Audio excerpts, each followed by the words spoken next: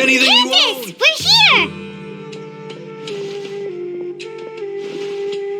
Has everyone arrived? Everyone is already waiting inside. Well, what are we waiting for? Let's join them! Please, wait a moment. Before attending the meeting, I hope you can promise me one thing. What do you need? Promise me that you won't commit to anything too reckless. What do you think? Okay.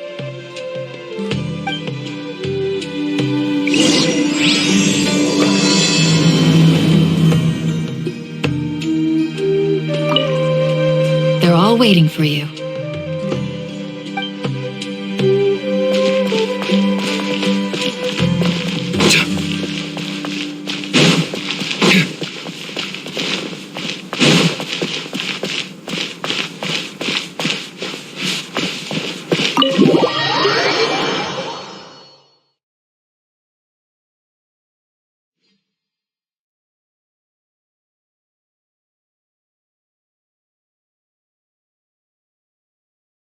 Everyone's here so early! But why isn't anybody talking? We already discussed things a bit. Hey, where have you been? I've missed you too. Are you ready? Very well.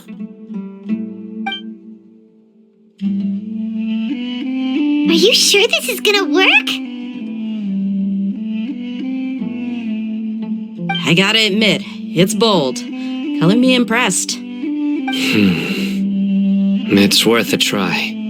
The point of discussion is to arrive at a solution. Let's cut the small talk and move to the next point. You're making Paimon nervous.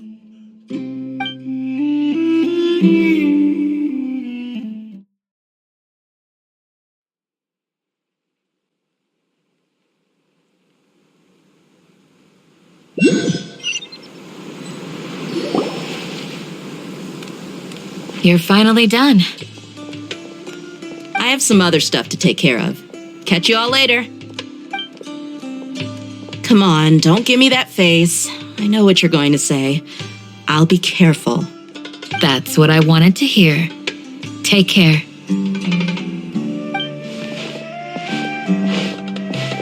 Well, traveler, Paimon, judging from your expressions, the meeting must have been quite productive.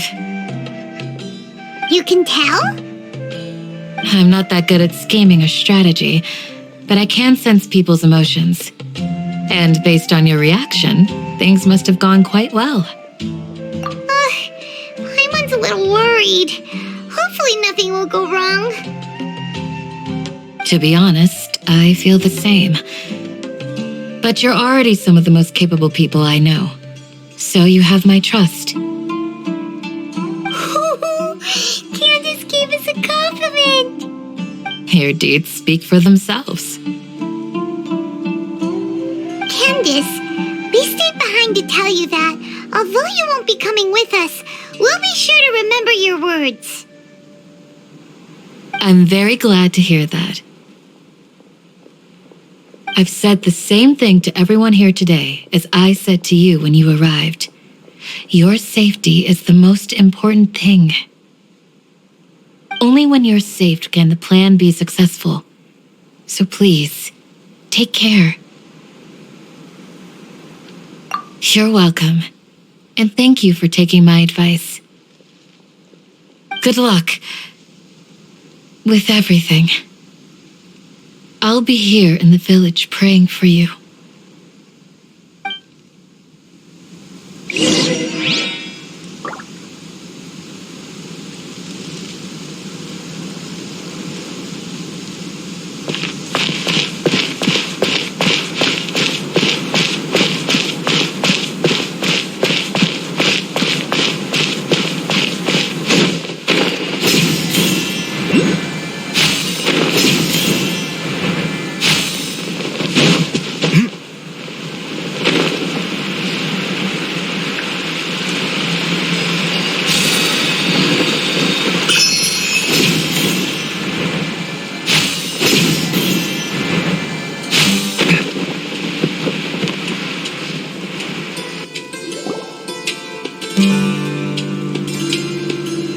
Sounds good.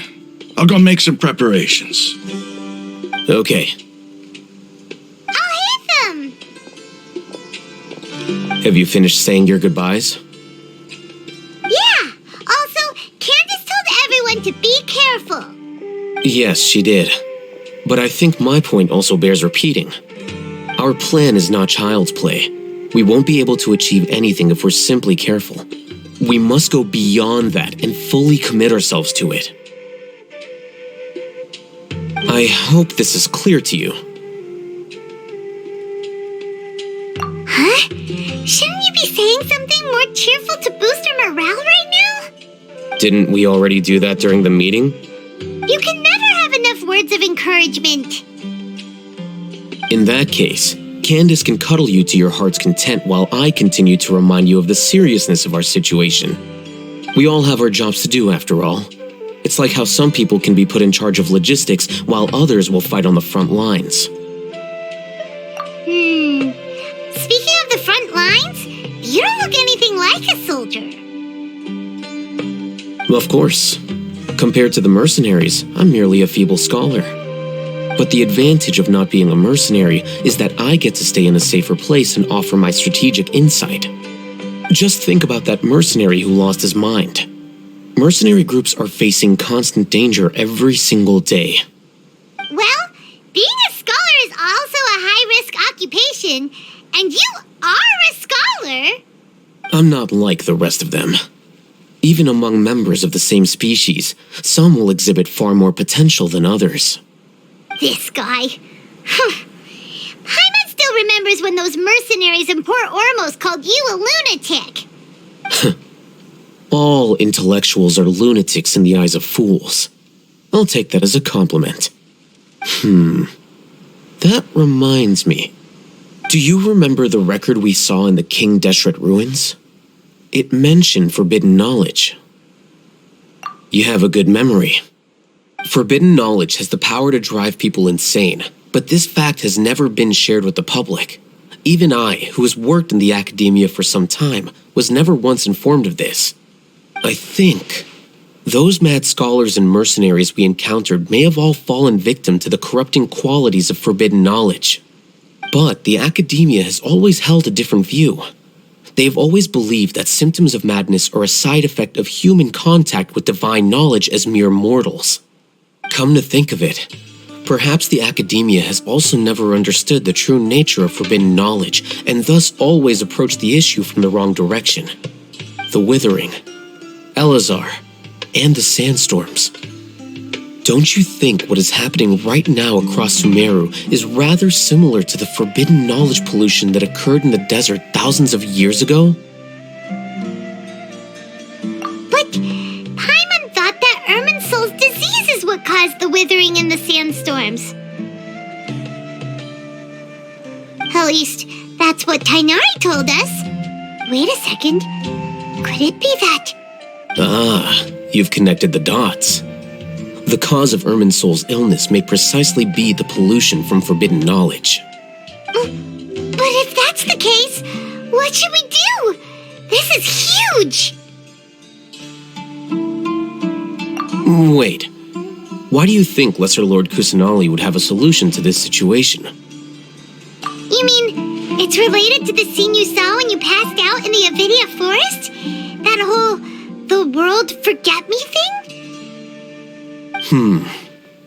In that case, it's imperative that we rescue Lesser Lord Kusanali. Only by working with her to save Irminsul can we completely resolve the problems Sumeru currently faces. To make sure we're still on track, I would like to check on the state of some of our preparatory work. Where are we going? To an Eremite base.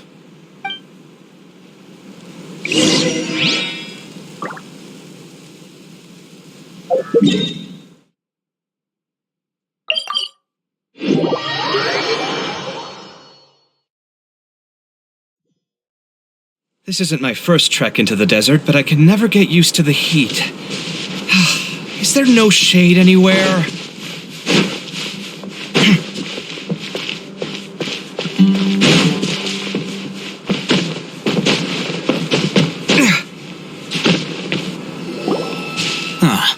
They're here. Huh? What are they doing here? I gave them some technical work to do. Ah, it's the scribe. And is that the traveler I see? How's the work going? Ah, yes. We have fixed the devices according to your instructions. One of them is already ready for use, while the others are still under repair. Aren't those devices for canned knowledge extraction? What are you doing with those? Look here. Huh? More canned knowledge? Are you going to put more weird stuff into her head again? What's that look on your face? Are you scared? Paimon's a little scared, but very, very furious. That's an interesting response. Anyway, we're not going to use this just yet. As I mentioned during the meeting, this knowledge capsule contains a decree I drew up in the past. The academia should also have their own copy. And according to the plan we just came up with, Traveler, I want you to record something into this capsule. Do you believe we can save Lesser Lord Kusanali? Good. Conviction is the most important part of all of this. Now, please get ready and put on this device. You want us to record our conviction into the knowledge capsule? Yes. Paimon is still really worried. I understand, but trust me, Paimon, this is something we have to do. It's best if you can do as I say. Because, to achieve this impossible task, it sounds like you'll need to fool your own heart first. Although it may feel like a trick, self-encouragement may be the most important tool we have. Paimon can see the point you're trying to make. Imagine this. We have orchestrated our plan and successfully rescued Lesser Lord Kusanali. As a result, we have changed Sumeru's entire political landscape. Everything went without a hitch, and everyone recognizes and praises our achievements. Now, open your eyes. Here. What's this? Read it out loud.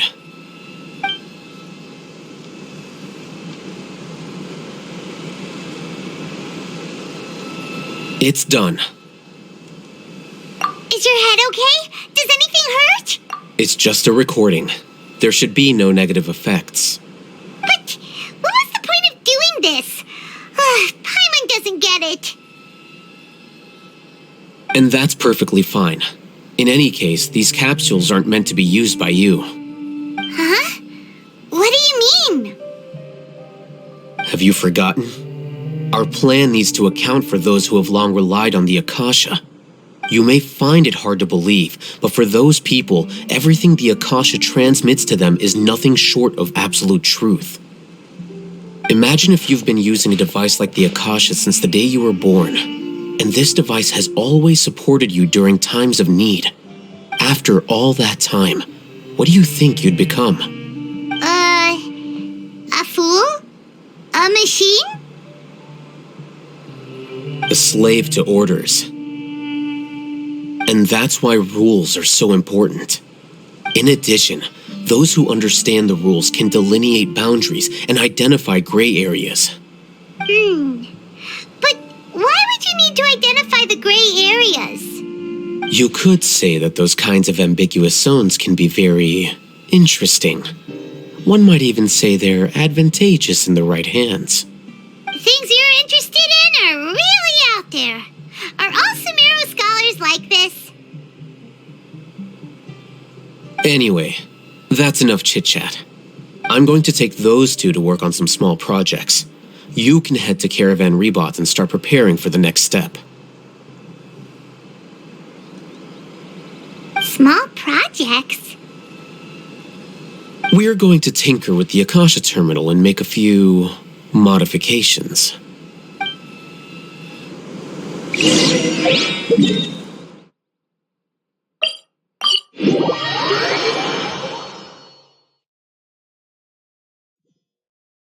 I get dizzy and sleepy when I'm under the sun for too long. It's a similar feeling. I thought we agreed on a plan. How can you go back on your word? The plan is too radical and carries a high risk for casualties. I've given it a lot of thought. And in the end, I still can't agree to it. But it's still the best plan we have. As a former Matra, you of all people should be able to see the bigger picture and recognize the innate advantages of our plan. I did. And that's how I saw the danger behind these so-called advantages. Alhatham's plan is even more radical than I imagined. Huh? Why are you guys arguing? My friend, you're just in time. Why don't you help me persuade Sino? He's turned against our plan. We agreed to work out a plan at the meeting. As mercenaries, you're familiar with the local environment, so you'll take care of the specifics. But then, you went to Alhatham for suggestions. Had I known Alhatham would give you those kinds of suggestions, I would not have agreed to the plan. Look, you already know that we're all on the same side here, don't you? Mercenaries place a lot of importance on their bonds of friendship, but also will not hesitate to make sacrifices if they deem the situation to be sufficiently dire. I'm sorry, but as things stand, I can't accept your principles. Seems you really do understand the ways of the desert. Traveler, Paimon, this is also something you should know. Rahman's plan is to have me work with the Caravan Reebok guards in my capacity as a Matra. We will arrest the mercenaries and escort them into Sumeru City. Wait, how can we work with the guards? We can't get through that wall easily, remember? Caravan Reebok would never let so many unregistered members of the Eremites enter Sumeru City. My plan will clear us of any possible suspicion, and also let us enter the city as a big group. There is no better way. That also sounds like something Alhatham told you. Am I right? Doesn't Alhatham know how dangerous this plan is? Of course he does. He told me, there is no perfect plan, but this can get the job done. He also said that with the help of Sino and the Traveler, our chance of success would increase significantly. I never blindly trust anyone, and I've always had a good eye for people. I think he made a number of valid points. It's my own choice to trust you. If I make the arrests alone, I can control myself and prevent you from getting hurt. But I can't guarantee that kind of discipline from the guards.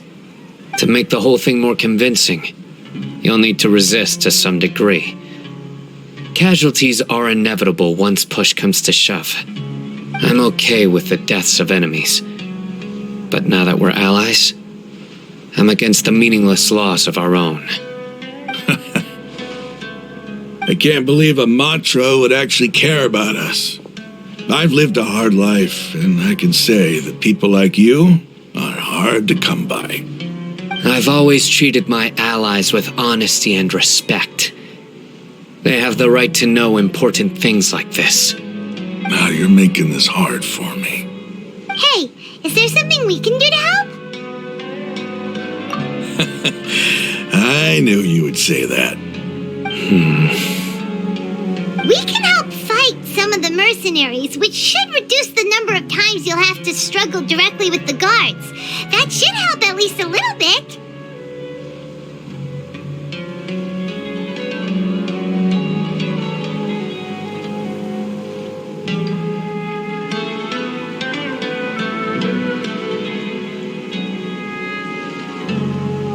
Sino, on behalf of my people, I thank you for your kindness. But this is a mission we cannot turn our backs on. We strongly value the lives of our friends, but the goal we are about to achieve is even more important. We have no fear of casualties, because we crave the spoils of victory.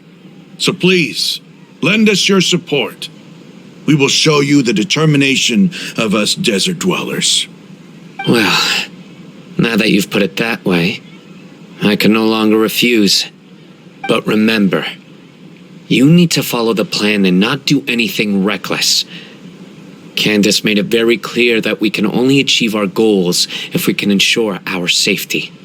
Since you and I both recognize the significance of this operation, there should be no more animosity between the followers of the Dendro Archon and those of King Deshret. Everyone's life is equally important. Okay, you have a deal. Let's do this for our shared dream. The guards should be stationed in the courtyard nearby. You can find them there.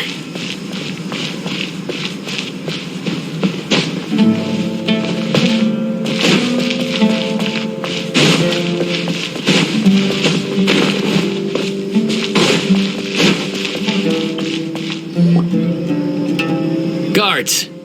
General Mahamatra! To what do we owe the honor?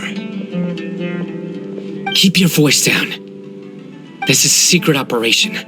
I'm going to arrest a large criminal gang near this location. According to the Academia's Guide and Regulations on Secret Operations, I have the right to ask for the cooperation of Caravan Rebot. Ah, of course. Mahamatra Sino's order is the Academia's order. Just let us know what you need.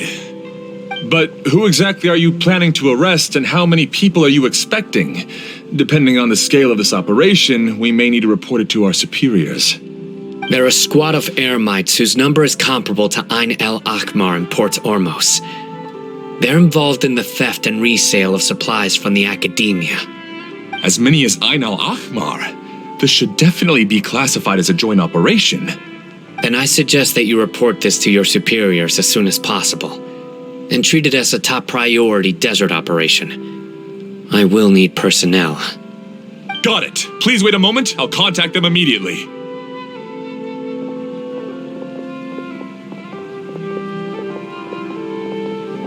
Because this is work. Because I trust you. Paimon can't believe you're still in the mood to chat. This whole thing has Paimon scared stiff. Aren't you even a little worried? What if these guards already know that you have betrayed the Academia and are no longer their General Mahamatra? Even if that guard doesn't know, their superiors might, right? We discussed this, remember? The Caravan Rebot operation is of great importance. But don't worry, the guards there shouldn't know that Sino has stepped down. How can you be so sure?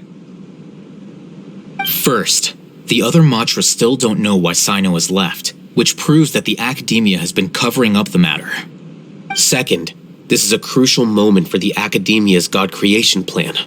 If something were to happen to the General Mahamatra, it's bound to attract a lot of unwanted attention. No matter how you look at it, they don't seem interested in sharing the news of Sino's departure. A reasonable inference. I agree. Which brings us to our next issue. I'm sure some of you have been wondering if the prediction function of the Akasha will affect our operation. The Akasha is still in operation, so I must remain on high alert. Actually, considering the power of the Akasha, it's quite strange that it hasn't already tried to interfere with my actions. I've given that a lot of thought. For now, I don't think you'll need to worry. If you remember, when you first came to Aru Village, all your actions and routes were predicted by the Akasha. It even gave that information to those who kidnapped the village keepers. But things like that never happened again after we met up with the Traveler. That's true. But why? Look at it from a different angle. Why do you think the Akasha will predict your actions? Because my personal data has been entered into the Akasha. That's true, but the key to this question is, how well can the Akasha make predictions about a person? Haven't you ever thought about it? Just how can it do this in the first place? Because the Akasha controls the entirety of Sumeru. The Academia firmly believes that all human actions can be explained through logic. By sorting and analyzing entered data, the Akasha can derive behavioral logic and predict the actions of those who fit an existing logic model. However, at the risk of sounding like an advocate for fallacies, can everyone truly be considered logical at all times? Emotions are part of our behavioral logic, but can you guarantee that every experience of the same joy or pain would be equally intense? How can our feelings and opinions be predictable down to the letter in every single instance? Sino, in the past, you've always worked alone. In the absence of another person who could sway you or your thoughts, the Akasha could produce predictions that were similar to your real-life behavioral principles. Decisive and principled, you were used to solving problems alone. That's why the Akasha could figure you out. But now, you've joined a team. And I believe the Akasha hasn't yet figured out the full composition of it.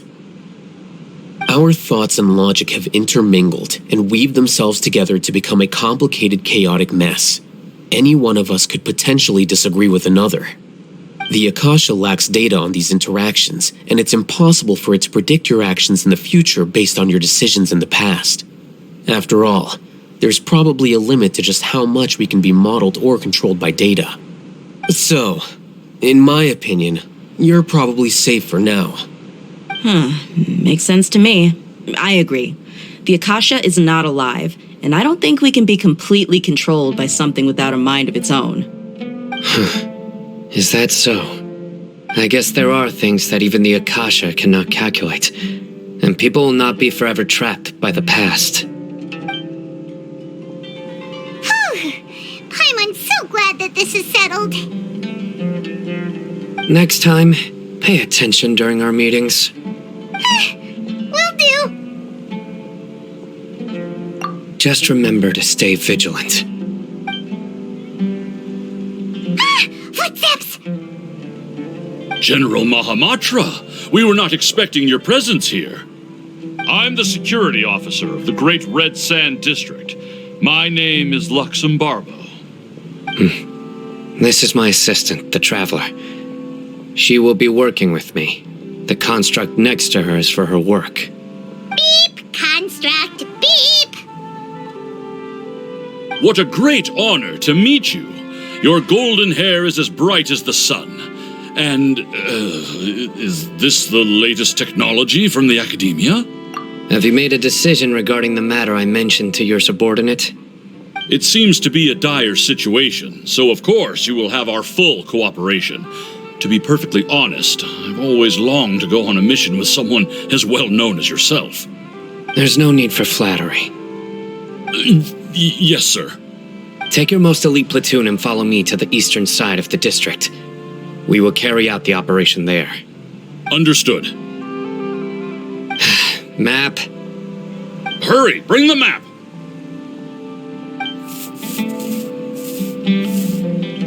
In 2 days, we will engage Rahman's Eremites and capture all of them.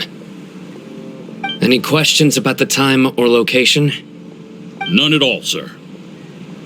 Good. See you then. Yes, sir.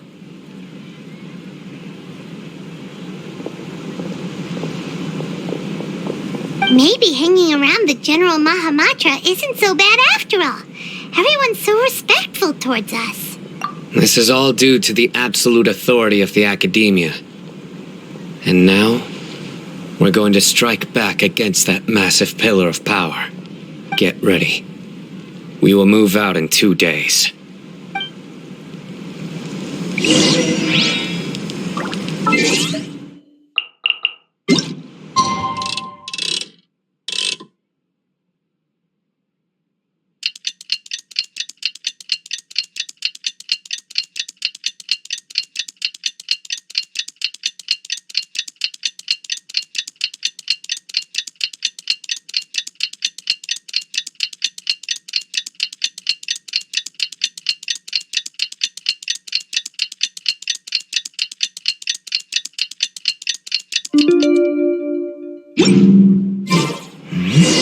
It's time for the operation!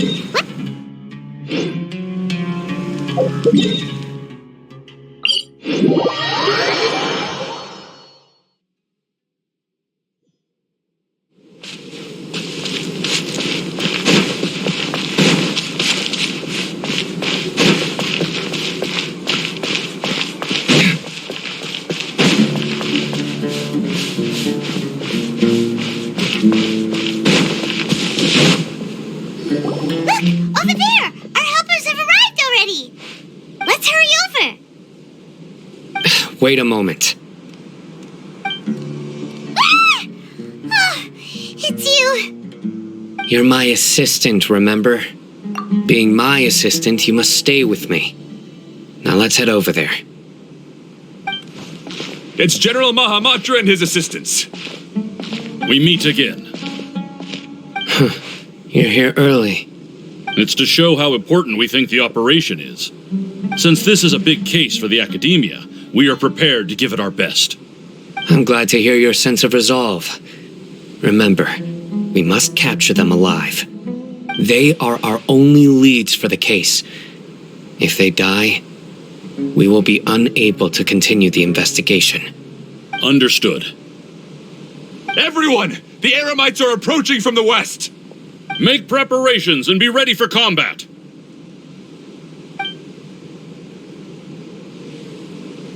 Halt! Oh? What a warm welcome! What do you want? Judging from those shiny weapons in your hands, it seems like you're not interested in a deal. Rahman, the Academia has caught wind of your smuggling and illicit sales. If you value your life, I advise you to surrender. Who are you supposed to be? A Matra from the Academia? I can't believe you came all this way just to catch us. I'm not here to talk. Oh. Nobody's given me this much time of day since I became a mercenary. Brothers! For that slight, let's wash our blades with their blood. Let's show them we Eremites are not to be messed with. The that do?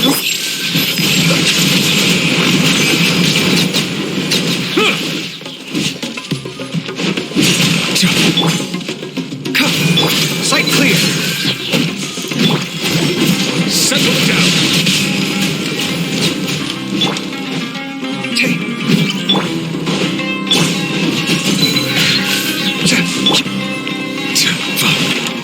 Mind the side effects. Your head.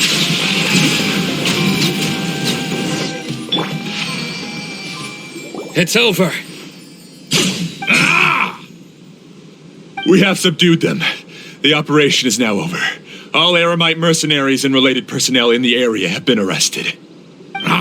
You pitiful Dendro Archon dogs! You'll regret this!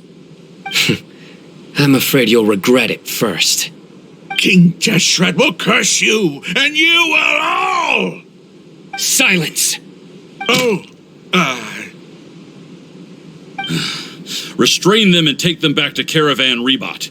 Count their numbers and send them to the Academia as instructed by the General Mahamatra. Yes, sir!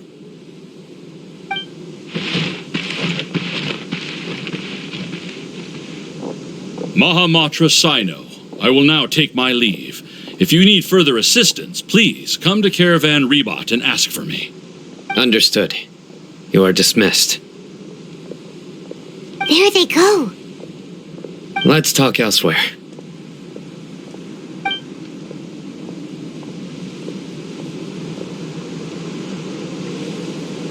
This part of the plan went really well. Yes, things went perfectly. That's fantastic. And that punch you gave Ramon there sure looked convincing enough.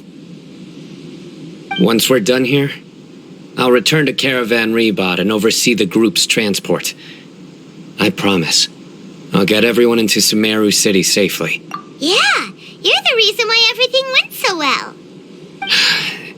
It's not the time to celebrate yet. I believe Dia should already be waiting for you. Go join up with her. She will need you to introduce her to Tainari. Speaking of which, is it really okay for us not to share the full plan with Tainari? What if he'll feel miffed about it and refuse to work with us? I have a very close relationship with Tainari. Given how well we know each other, I believe my message alone should be enough to bring him to our side. He knows I won't make jokes about things like this. If we need help, Tainari is the best option. Get ready for the next phase of the plan. Don't keep them waiting.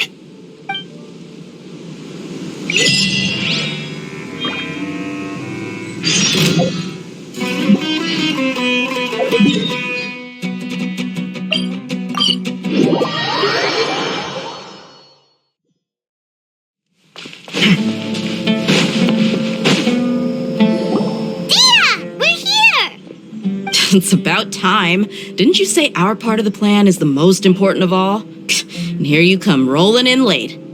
In the time it took you to get here, I already did 5 laps around the place, downed 7 drinks, and even did some clothes shopping. Sorry. We didn't mean to keep you waiting. I just wanted to fix your attitude and rub it in a little. After all, you took your sweet time getting here, and we've got important stuff to take care of. I just like seeing that serious look on your face. All right, I'll stop. All joking aside, I'm glad you're here. Let's get moving and take care of this as soon as possible. But where should we start? Our responsibility is to get a status update on the Fatui Harbinger known as the Doctor. We need to make sure he won't get in our way when we rescue Lesser Lord Kusanali. Dealing with an institution that controls all of Sumeru is already hard enough. If the Doctor were to crash the party, it would be next to impossible for us to achieve our goals. Yeah, we sure don't want him showing up. Ooh, he really gives Paimon the creeps. Right? Hearing his name just reminds me of those stuffy old geezers in the academia. I'd rather not have to deal with someone like that. According to the plan, we should first go to Pardis Di and ask for Forest Watcher Tainari. If all Hatham and Sino's sources are solid, then we can be sure that Tainari still has the Academia's trust. So, we'll find Tainari and convince him to get us the latest intel on the Doctor. Then, depending on what we learn, we'll make any necessary adjustments to our plan. The sages have placed spies everywhere on the other side of the wall. I'll follow you as a bodyguard. You should be honored. I don't offer my services to just anyone you know. But Paimon thought mercenaries would do anything for Mora.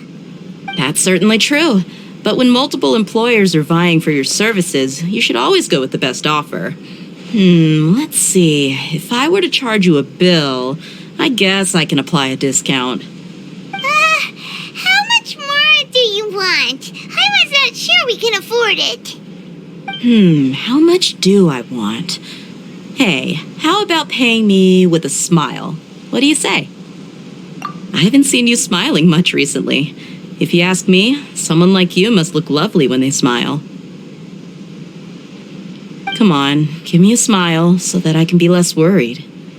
Looking good! I hope this pretty smile will become our lucky charm. There are many kinds of smiles, but only a truly joyous one can bring blessings to others. Let's consider this smile a down payment for our future victory. Let's go. It's time to pay a visit to Pardis Di.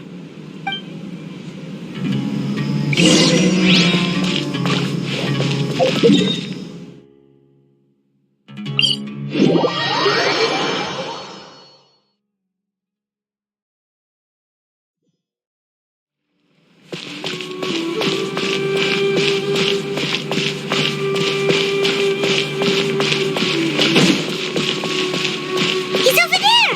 Let's go say hi! Tainari! Traveler, Paimon. And you are? Hey there. This is our friend Dia. She's an Aramite mercenary. A mercenary? You must have some big news for me. It's something really important. Please help us out. All right. Then follow me.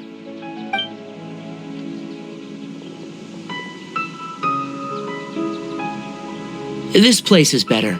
We won't be disturbed by any passerby. Okay. What is this important thing you want to ask me? The Doctor. He's that strange-looking Fatui Harbinger with the mask. Paimon thinks he has blue hair. Yes, I know him. Actually, he left Paradis DI just a little while ago. He left already? Yeah, he came looking for me. Can I ask what it was about? Sorry to ask you like this after having just met, but your answer is very important to us. For now, all we can share with you is that your friend Sino is working with us. Sino, you say?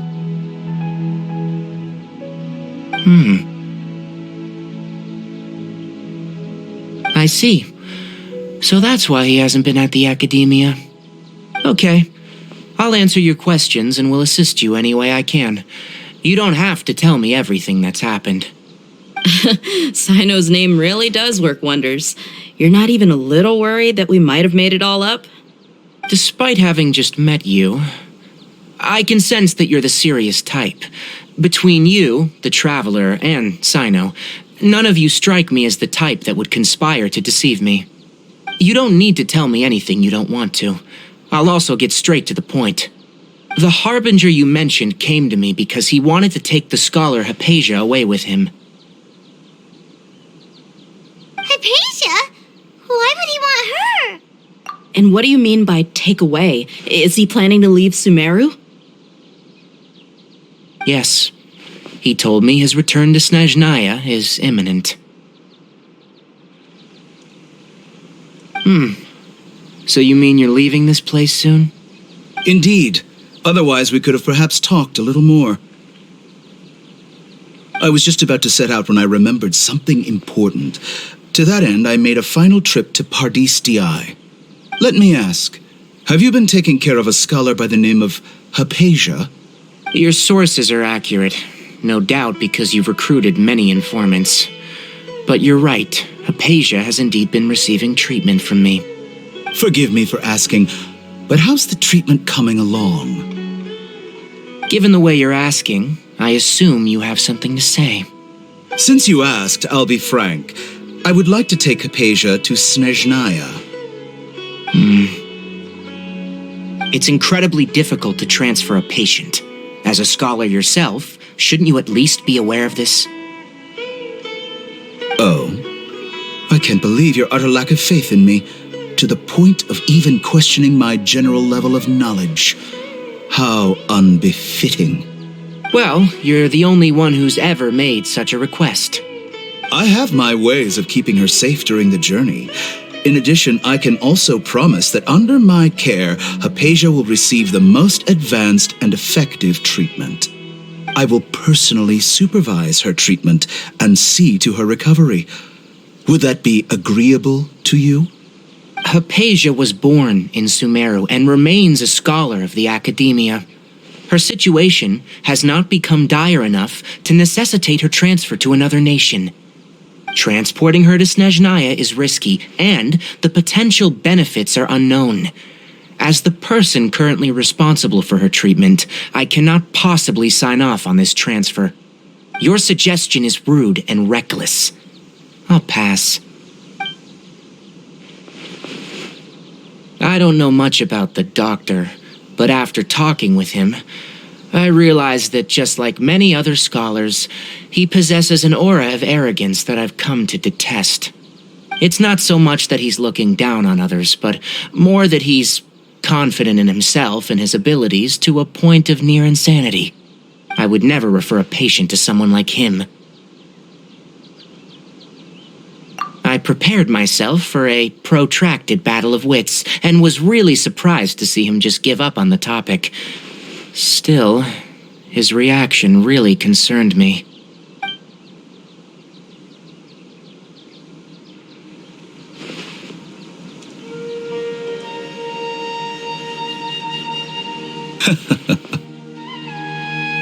I see. Of course, your opinion makes perfect sense. You're still young, but already quite stubborn. I must say, you are not like what I had expected. Under normal circumstances, I wouldn't just let you off the hook like this. But unfortunately, I'm in a hurry today, what with Her Most Noble Majesty the Tsaritsa calling for our return. Luckily, there is still some time left for me to take care of everything before I leave. It's just as the Academia said. You're a responsible and gifted scholar. Sadly, even with all of that, you're still lacking a bit of shrewdness. And that's also why people like you can never realize that sooner or later, everyone must pay the price for what they've learned.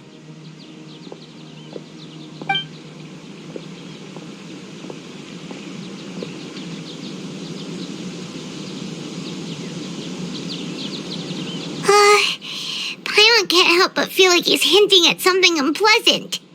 He asked a question, yet didn't care for my answer. Perhaps I'm nothing but a talking rock in his eyes. He never came off as malicious, but an utter lack of compassion permeated throughout our conversation. From his tone, I can sense that he's always looked down on others. I can barely believe it myself. But if that's true, the situation will be in our favor. I don't think I missed any details. Frankly speaking, I don't want you to do anything too risky. Now that you know a little more, it should be easier for you to stay safe. Sorry we can't tell you everything. We appreciate that you helped us anyway. I won't forget your kindness. It's okay. I have an obligation to do so. To be perfectly honest, all of this may have started because of me.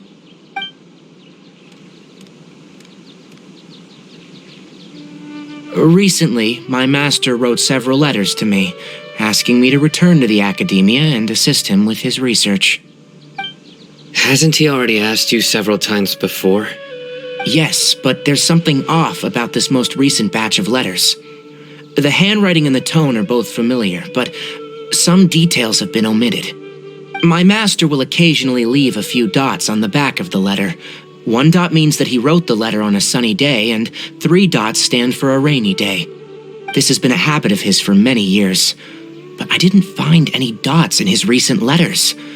I believe something may have happened to him. I get it. Since you are always at Gandharvaville, you would like me, someone already working at the Academia, to investigate this matter, right? I'd like to ask you to do that for me, if you can keep yourself safe. Please withdraw immediately at the first hint of danger. I can do that, but I have a feeling it won't be that simple. The Academia has been working on a big project. I'm not quite sure what it is, but your master might be involved with it. If the higher-ups really are hiding something, then it will be difficult to remove myself from the situation once the investigation starts. If the situation becomes critical, I'll leave the Academia. If you don't see me there for an extended period, that's your cue. All right, we've got a plan. I'll stay at Gandharvaville to support you. If that scenario comes to pass, you must be extra vigilant. And be wary of any messages or direct requests from the Academia. I must say, I didn't expect a warning like this from the General Mahamatra. Being loyal to the Academia doesn't mean blindly doing whatever the sages say. I know what I'm doing. On that note, aren't you also being quite distrustful of your alma mater? The Academia, yes, but my master is a man of integrity. Even when I was a student, I was worried that he'd get in trouble for sticking to his beliefs. I suppose he's lucky to have lasted so long, but in the end, it's still caught up to him.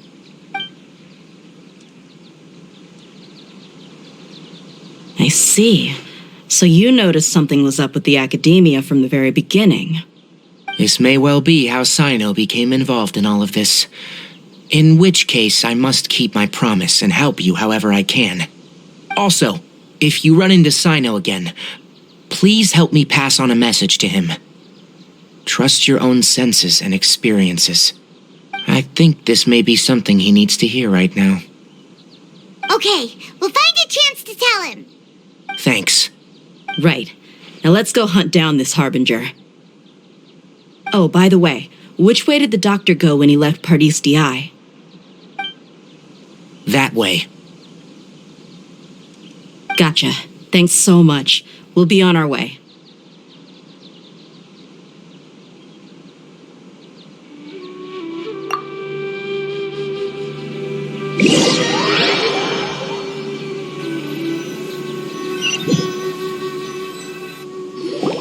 According to Tainari, the doctor is leaving Sumeru soon.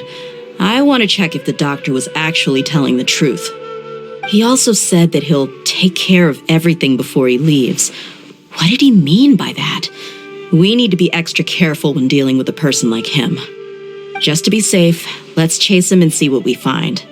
But we have no idea where he went. How can we start chasing him? We'll do it the mercenary way. I'll find leads as we go. All you have to do is just follow me. That Harbinger may have tried to cover his trail, but he still left some traces. Or perhaps he never even thought about concealing his whereabouts. Maybe that's just how arrogant he really is. Yep, we're headed in the right direction. The traces are still fresh, but there's no sign of his entourage. Clearly they're in a hurry. It's just as I thought.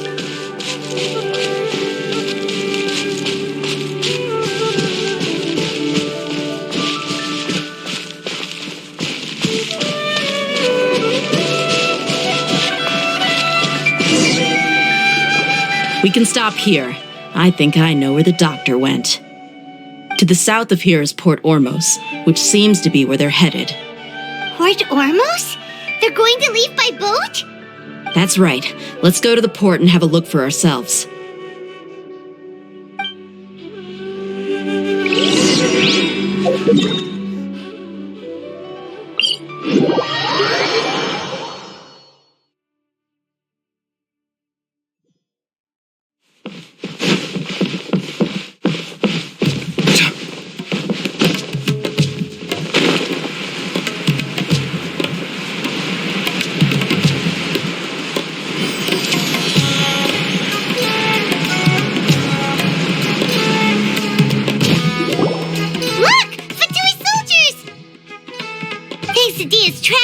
Seems we found the right place. Shh! Don't draw their attention. The port is crawling with Fatui soldiers. Let's keep going and see what we can find. Now this is a proper farewell ceremony for a Snezhnayan Harbinger. The Lord Harbinger is leaving. I've still only seen him once or twice. I used to hold a position in our homeland, and back then, the doctor spoke in a very different way from the way he speaks now. Maybe the way people talk in Sumeru has rubbed off on him? It's always like that when you spend too long away from home. When he gets back to Snezhnaya, perhaps it will also take him some time to get used to the life there again. Huh? But, sir, that can't be right. No, I remember it like it was yesterday. Both his expressions and tones are now very different. Also, for some reason, he seems like he's all smiles now. You must be mistaken. Nobody's supposed to look happy when they're on a business trip.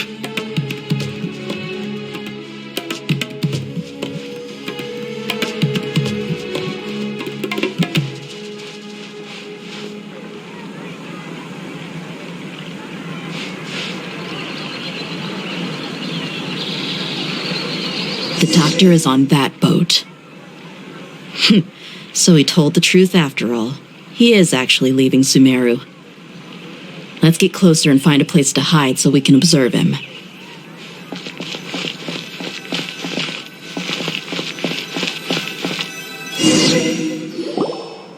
This place will do. We can hide here while we keep an eye on the boat.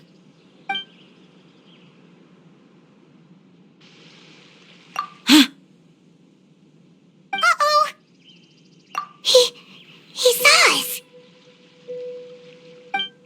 Huh? Is he waving at us? It's time to say goodbye. Wait, is he the only person on the boat? You mean there's nobody with him? And where are all the soldiers we saw in the port just now? They were all here just a few minutes ago, but now they've vanished. So this was a trap. Wait, don't tell me that. Luckily, there is still some time left for me to take care of everything before I leave.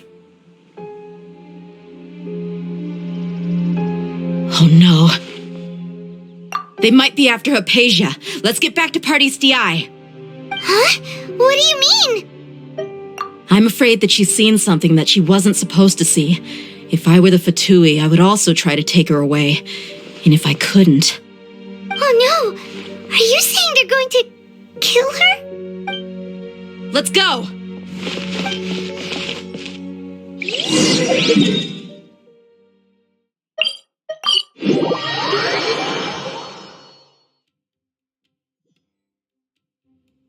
Pardis DI is not a place you Fatui can just show up and do as you please.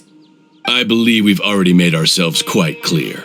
Our superior gave us permission to search for and collect medicinal herbs in Pardis DI for research purposes.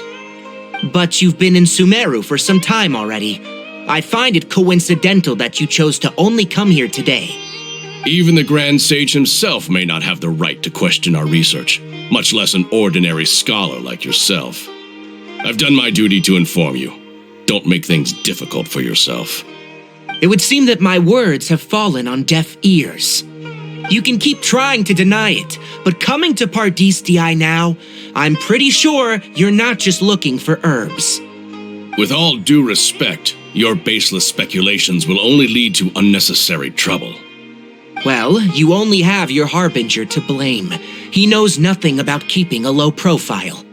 I may be staying at Pardis DI as a scholar, but that doesn't mean I'm no longer a forest watcher. It is still my duty to protect the peace and safety of the scholars who have contributed so much to Sumeru. Then it seems our conversation has hit an impasse. No one will lay a hand on you, Hypatia. Not on my watch. Tighnari! Are you alright? I'm fine. These Fatui have really crossed the line. There's no use resisting! Give us Hypatia! Keep dreaming! Yeah, Tighnari! Beat him up! Silence! Let's guess. This is it. Sight clear. Detoxifying heat. You need to hurry up. Settle. The doctor's orders are absolute. Yeah?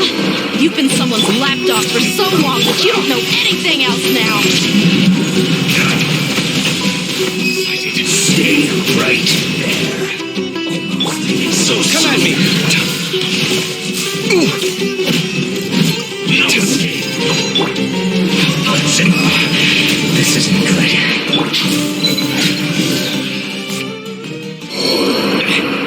We're not getting anywhere.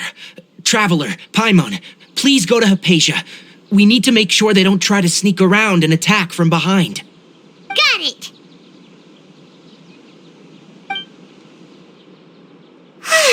Hypatia's still here. Doesn't look like anyone's broken in.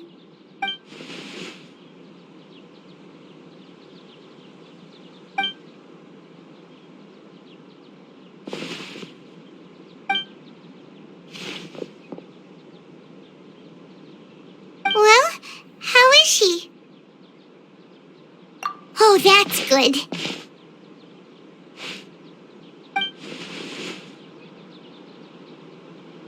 So, you think this is over?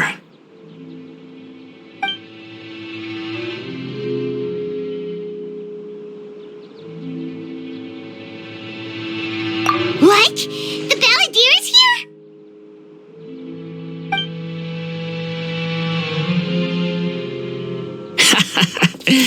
I've missed that look of abject horror.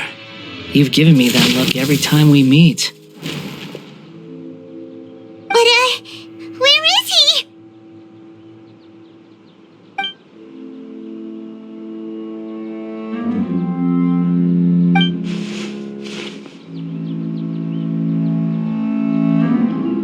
I can hear all of your thoughts, you know.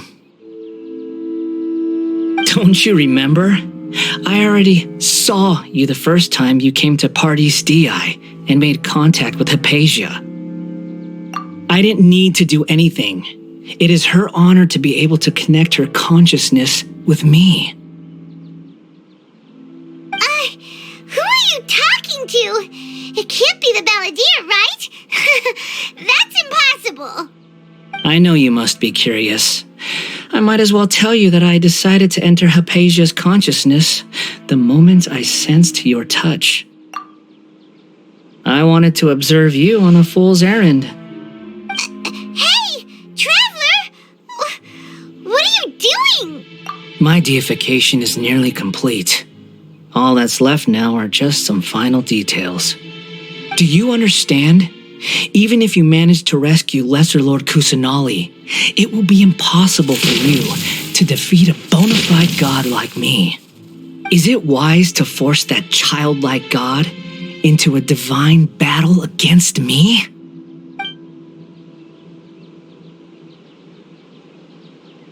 Scholars consider the god of wisdom to be the sum total of their faith. It's how they can justify reverence for a god as they construct it. But this also shows that humanity's worship of gods is a combination of blasphemy and exaltation. It's truly laughable.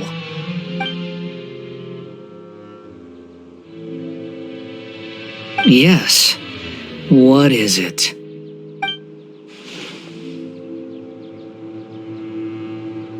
Yeah, I'm in a good mood, which is why I'm talking to you like this.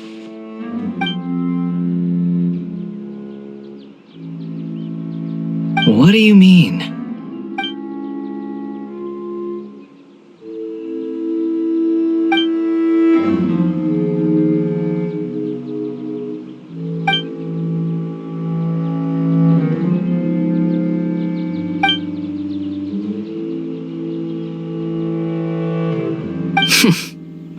Those words almost make you sound like a friend who actually cares.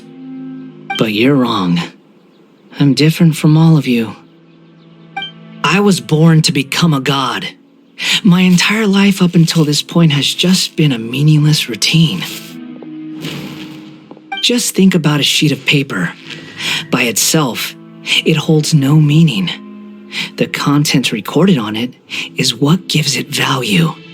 All I had recorded down before were some painful memories and boring human feelings. Such senseless drivel should have been erased a long time ago. Indeed, to me, the sight of you fools in your futile struggles is far more amusing. Tell me, just what has this world done for you to protect it with such zest and conviction? I'm connected to your consciousness, so I can hear what you're thinking and sense the depth of your determination. This is a good conversation we're having. So here's a word of advice. Let go of your misguided guardian complex. You know nothing about the truth. It'll be for your own good, as well as everyone else's. Humans are a species that can only find bliss in ignorance.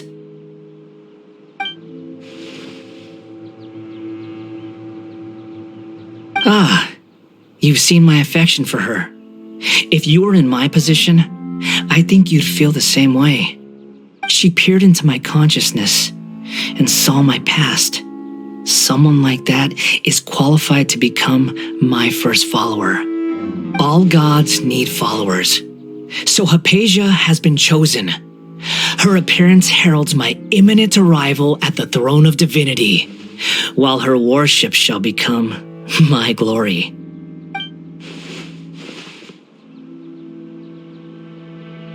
You're doubting me again? No matter. Soon, you'll know what kind of authority you're challenging.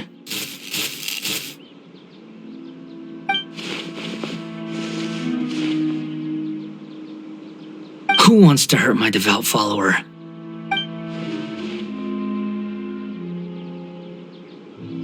The doctor wants to hurt my first follower?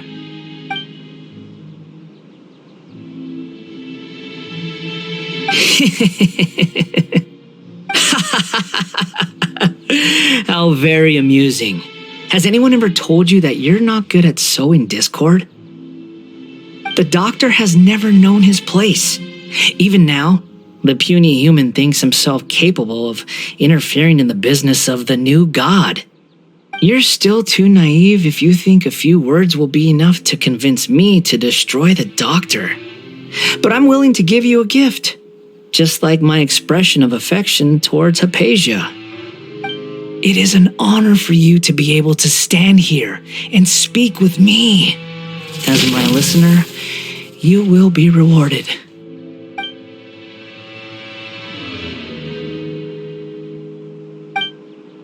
Both good things and bad things can be called gifts.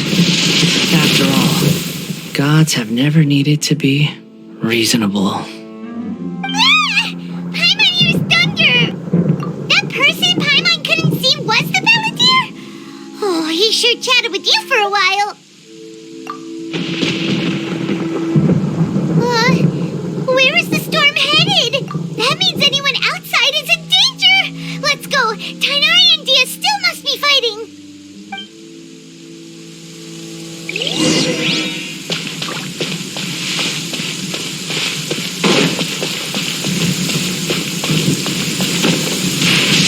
Did you see that? Oh! Have the Fatui retreated? Hey! What happened to you? He's hurt. I'm fine. Ow! Don't move. I've seen eremites get struck by lightning before. You need to rest. Struck by lightning? We were fighting, and just as things started looking grim, the weather suddenly became extremely strange. Lightning started attacking everyone, almost as if it were alive. Luckily, there were only two of us, and both of us were nimble enough to dodge most of the strikes. There were a lot of Fatui, though, and they were being torn to shreds by the bolts of lightning. With that, all the Fatui soldiers were forced to retreat. It's all right. My wound aside, you look like you've seen something unpleasant. Is Hypatia all right? Hey, didn't I tell you not to move? Just in case, let's go to Hypatia's place and talk about things there.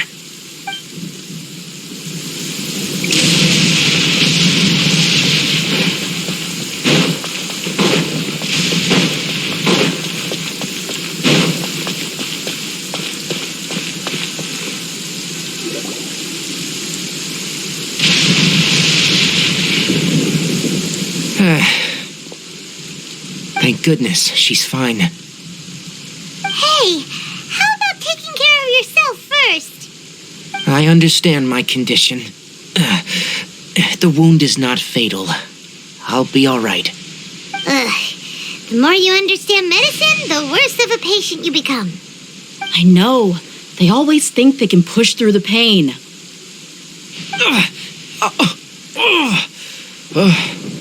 Oh, he sat down. Let me rest for a bit. Sorry, traveler. Now you may start.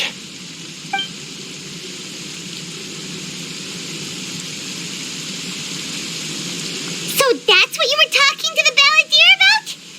Oh, Paimon can't believe what he's thinking. The Academia's God creation plan. How ridiculous. That sounds, ambitious, I guess? Anyway, this is all way beyond me. As long as I can enjoy every day with a drink in my hand, tasty food in my stomach, and a good night's rest, that's enough. I'll only work when I have to. I must be the least ambitious person who's ever set foot in Party's DI. Don't say that. I haven't even thanked you for your help back there. Don't mention it. Well, if nothing else, all this proves that the doctor really did have some urgent matter to attend to and left Sumeru in a hurry.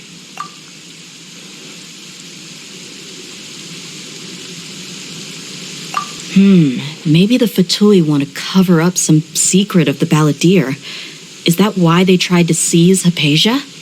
You said the Balladeer claimed that Hypatia has seen his past.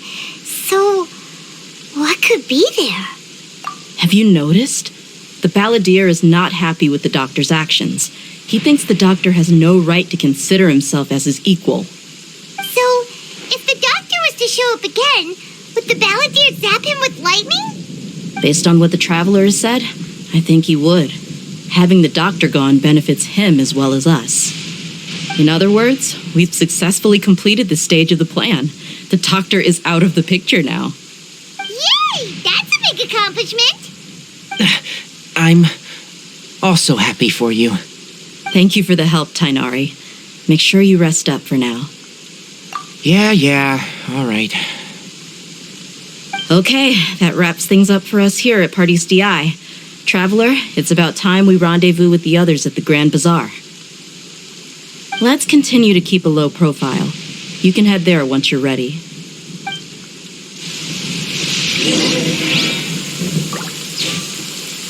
You can just focus on your plan. Leave Hypatia to me. My wound is not going to get in the way. Okay. Guess I'll sit still for a little while longer.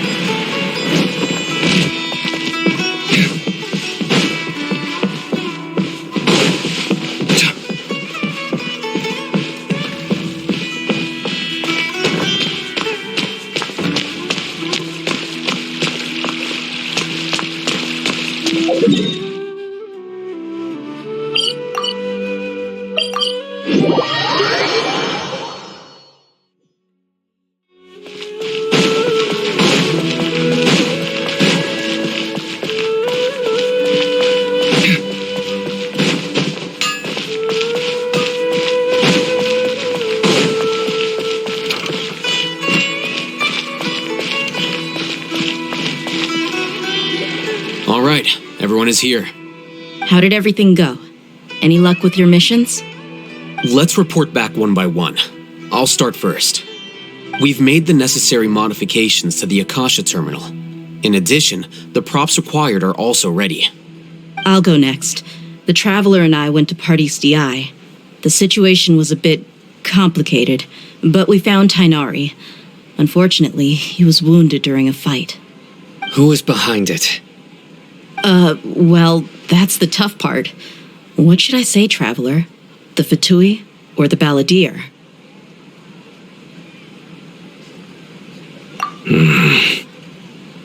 After some back and forth, we confirmed that the doctor has left Sumeru by boat.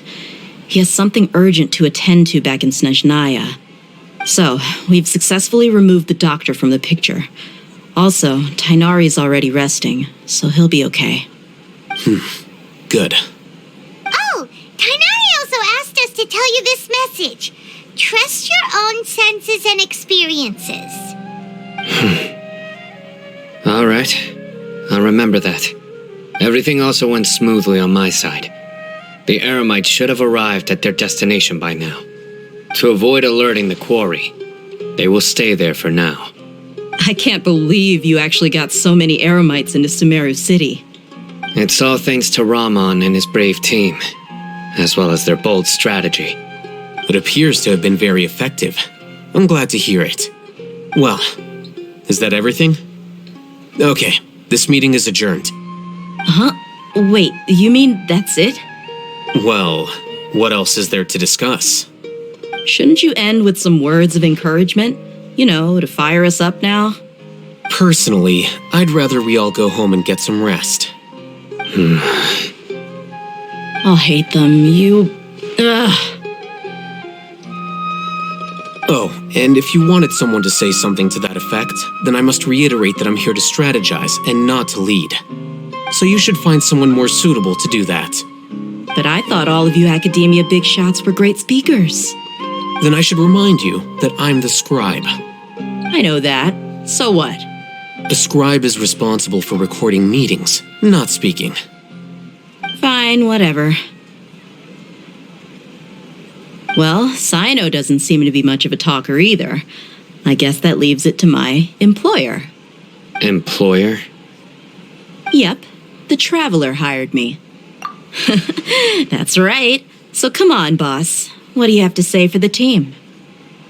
Yeah, say something to boost morale. Huh? What are you all doing here? Oh, it's Nilu! Hey, everyone. I'm not disturbing you, am I? Not at all. I was actually just about to go find you. Judging from the group and all your serious faces, you were discussing something important, weren't you? But you also look like you're up to no good. Seems pretty interesting. Welcome, Nilu. Would you like to join us? Huh? Join you? You mean you also want to discuss something important with me? Yes, something very important. Nilu, are there any breaks in your performance schedule in the upcoming days? Huh? Wait, you're seriously inviting me?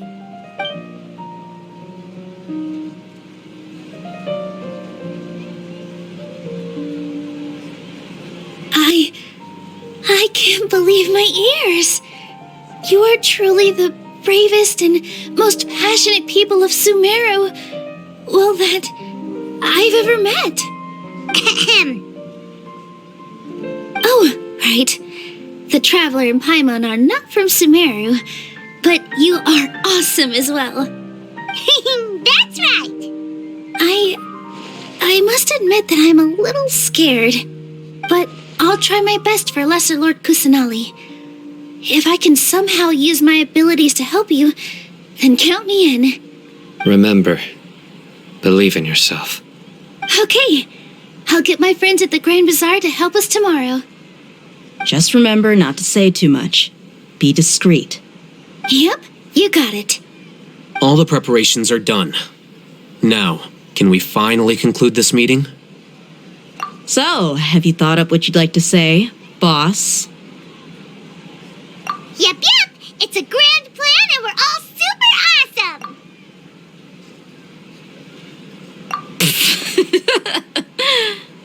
Well said. A good night's rest before an operation can be the difference between success and failure. Thankfully, I've had my place to myself recently. It's been nice and quiet. Huh? Oh, nothing. All right, let's all go home and get a good night's sleep so we can be up early tomorrow. Okay, so I guess that means it's time to say goodnight now. Yep, good night, everyone!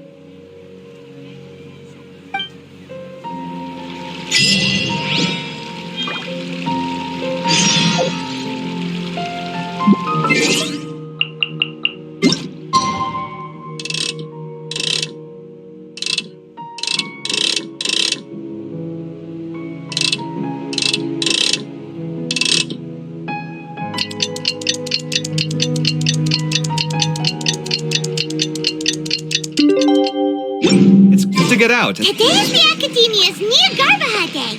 We can finally put our plan into action. Alhaitham should be waiting for us. Let's go to the Academia and find him.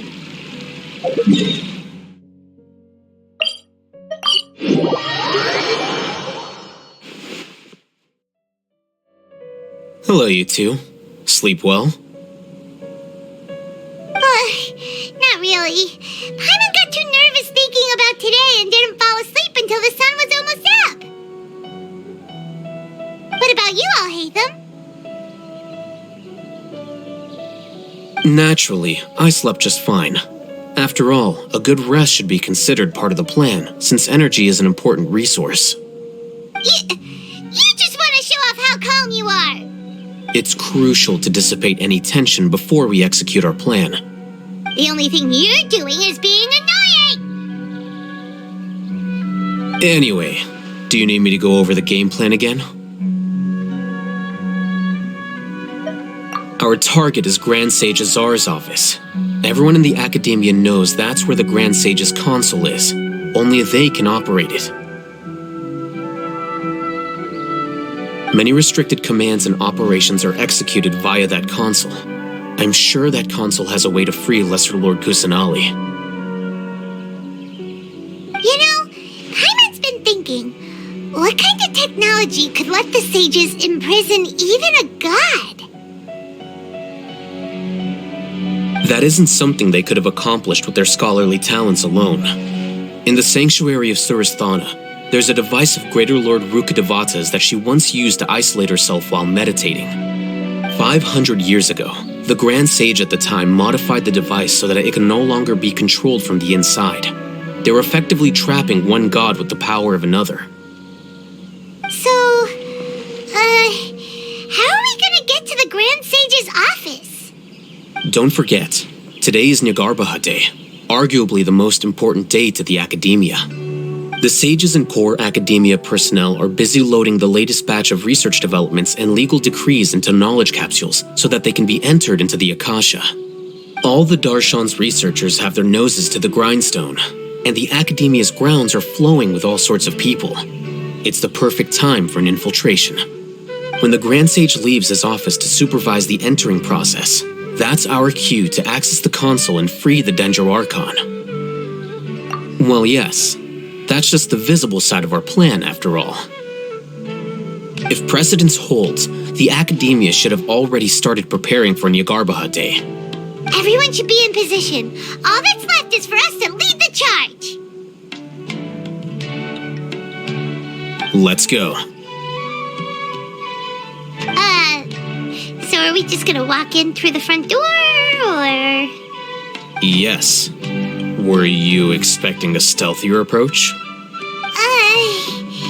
Paimon can't think of a good comeback. Alright, it's all on Alhaitham if things go south.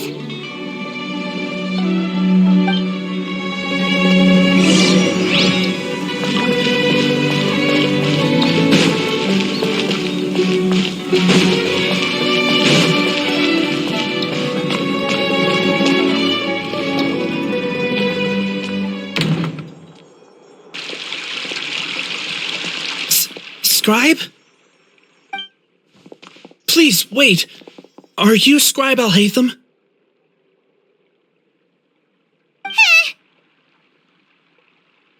That's me. Is something the matter? I'm in a hurry. No. I was just surprised to see you here. I had heard that the sages were looking for you not long ago, but I didn't know what for. And, also, please don't bring outside guests into the Academia. Outside guests? How did you arrive at such a conclusion? Your groundless inference shames the Haravatat Darshan. What did you say? I'm the top student in Haravatat, and I earned 3rd place at the last Inter-Darshan debate. Don't look down on me. That wasn't my intention. As your Haravatat senior, I just assumed that you possessed a greater aptitude for critical thinking. Look, based on what you already know, the purpose of my return and the reason they're here should be obvious. Is that so? Wait a moment. Let me think. Don't tell me the answer. The sages search for you. A blonde-haired traveler. Outside guests. So, from the start, the sages weren't looking for you, but this traveler? And you were gone from the Academia for so long because... Hey, shh. Yes, you've proven yourself as the top student in Haravatat. I surmise you've arrived at the correct conclusion. As I expected. Please forgive me. I wasn't thinking clearly just now. Thank you for getting me back on track. It's nothing. We'll be on our way then. All right. Thank you for your contributions to the Academia, Scribe.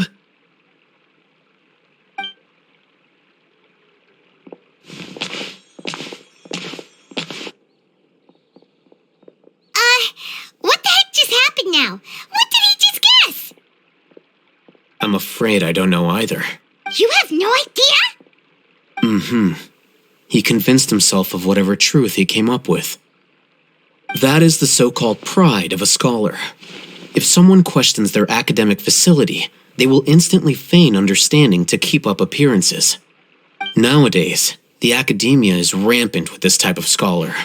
Their obvious farces of intellect only serve to highlight themselves as fools. Wow, so there are special ways to deal with smart people. We don't even need to make up our own excuses. We shouldn't waste any more time. It would be problematic if we missed our window of opportunity. Let's go.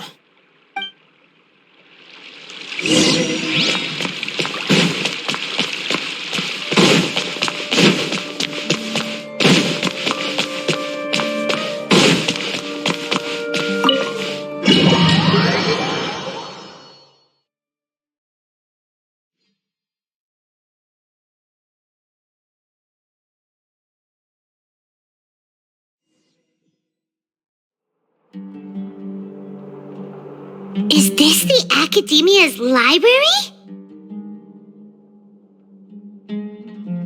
Indeed. Known as the House of Dana, it is quite possibly the most extensive special collections library in Teyvat. There are a lot of students going through here. Is it really okay just to waltz right in? The Academia marches to a fast beat, especially since it's Nagarbaha Day. They're all occupied with their own matters. Just act natural. Now, hurry along.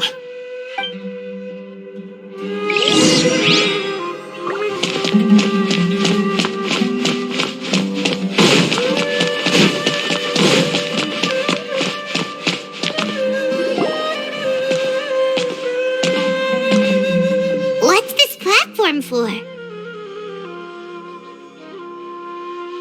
It's a lift that Academia personnel use to access higher floors. Are we gonna take it then? The Grand Sage's office is up there somewhere. No, not right now. We can't guarantee that we won't run into the Grand Sage. Let's step back and observe for now.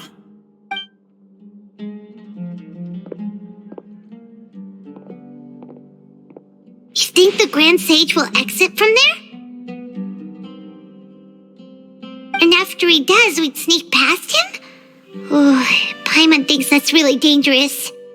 Who knows? However, if we can confirm Azar's current location, our operation will be much safer if we... Allow me to offer you a hint. If you wish to know his location, look behind you. What's Grand Sage Azar doing here?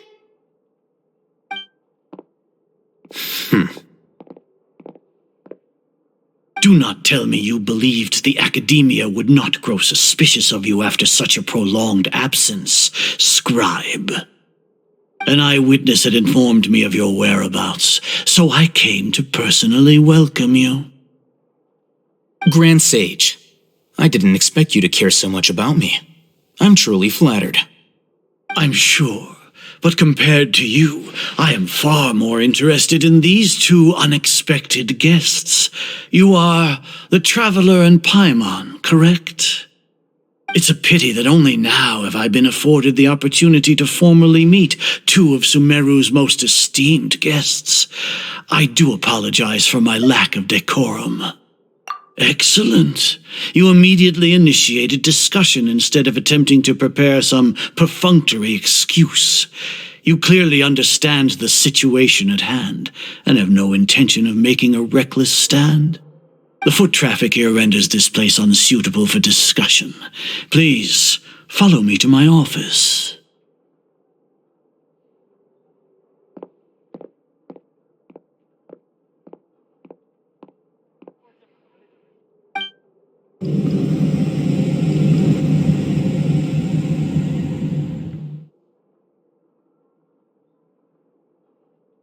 This place is crawling with guards. There's no way out for us. All right then, traveler. What did you wish to discuss with me? Today is Niagarbaha Day, so I still have many responsibilities to attend to. There is little time for idle chit-chat before I detain you all. You seem to know quite a bit about our endeavors. If that is so, then you should be praising our great work rather than using your trivial misgivings in a futile attempt to sway me. Trivial?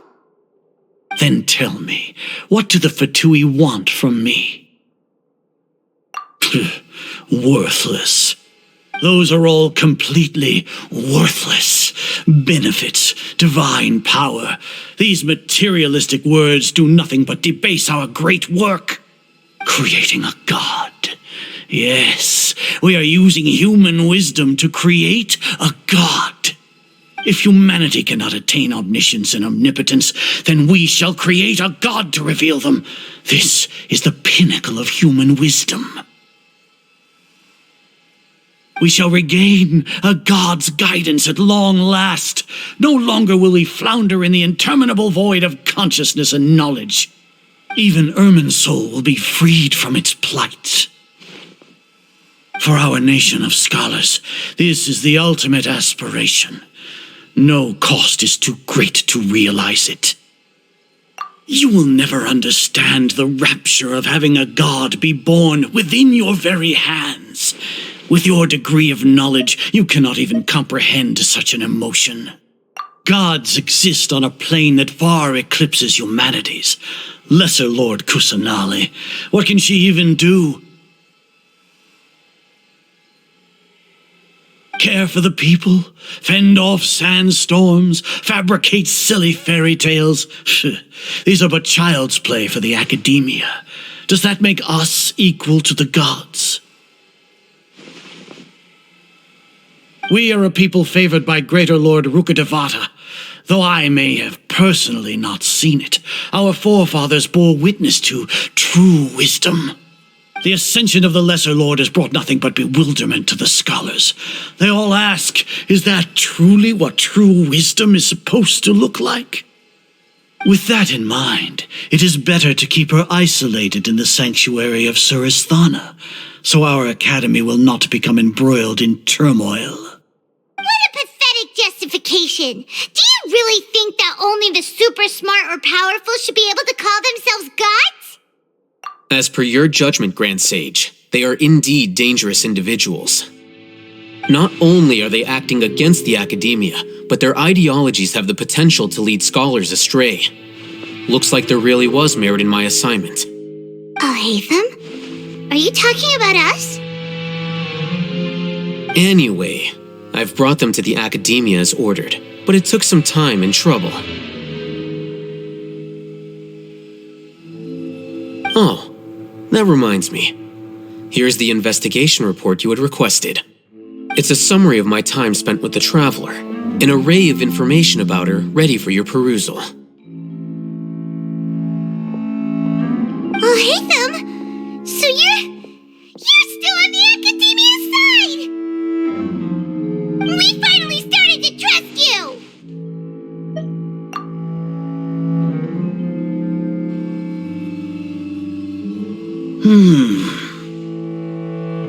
Excellent. Detailed contents with no errors. I would expect nothing less than an immaculate report from the scribe.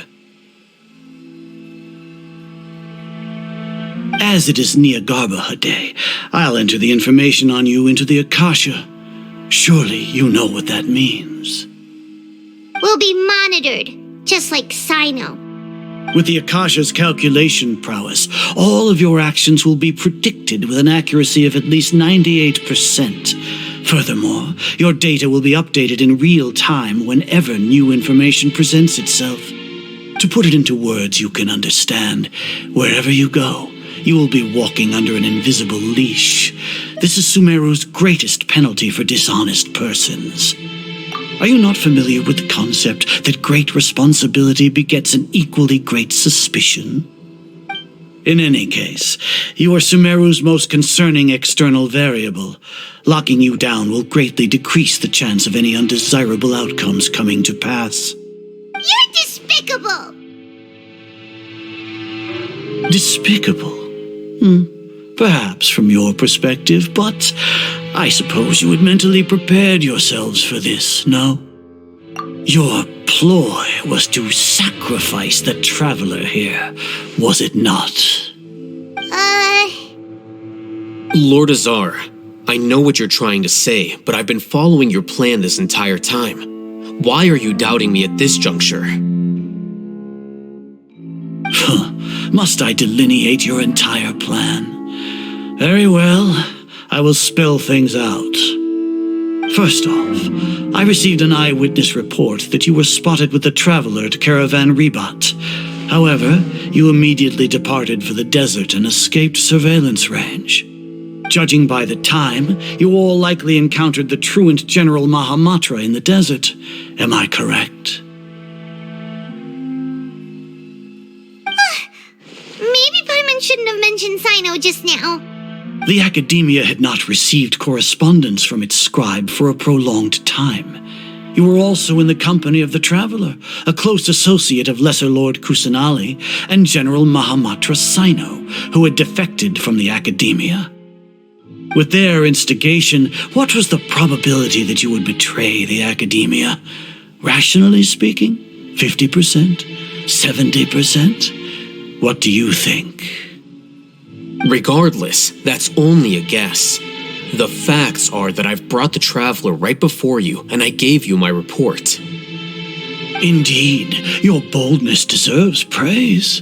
To think that despite status as an outlander, the Traveler is still willing to sacrifice for the sake of your plan. If I'm correct, you have a contingency plan to save Lesser Lord Kusanali and ruin our great work. Sneak into the Academia on Nia Garbaha Day, using Alhaitham's status as the scribe, for there is a good chance that an opportunity to save the Lesser Lord will arise.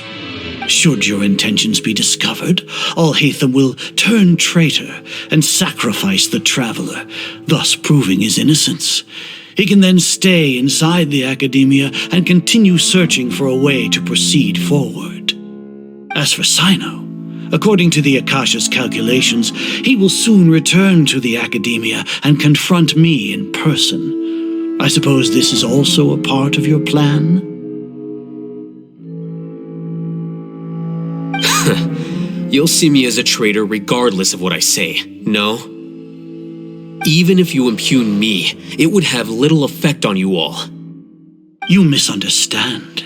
Losing our scribe would irreparably damage the Academia's regular operations and the development of Sumeru's future academic systems. However, under the current circumstances, even that is trivial compared to what we stand to gain from our great work. You said that I betrayed the Academia, but you, Azar, you've betrayed all of Sumeru, betrayed its Archon. So flight has turned to fight at long last. Guards!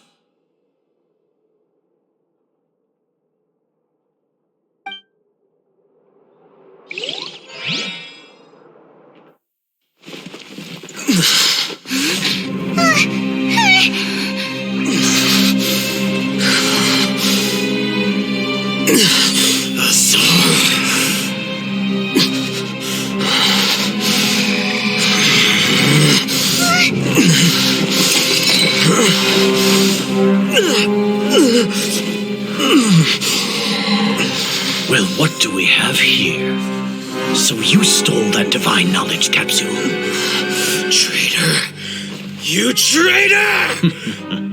Even the most rational scholar will yearn for the power of a god in a moment of desperation.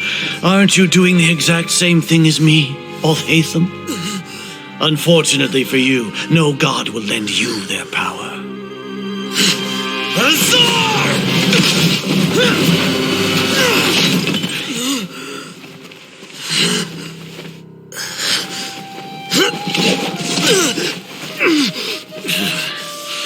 He has gone completely insane.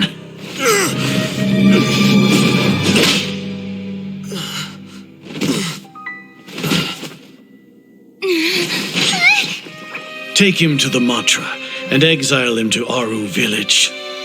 Then find someone to take these two to the confinement room. I'll deal with them later. Grand Sage, we've finished all required preparations for Nyargarbha Day. We may begin to enter the capsules now. Excellent. You may begin.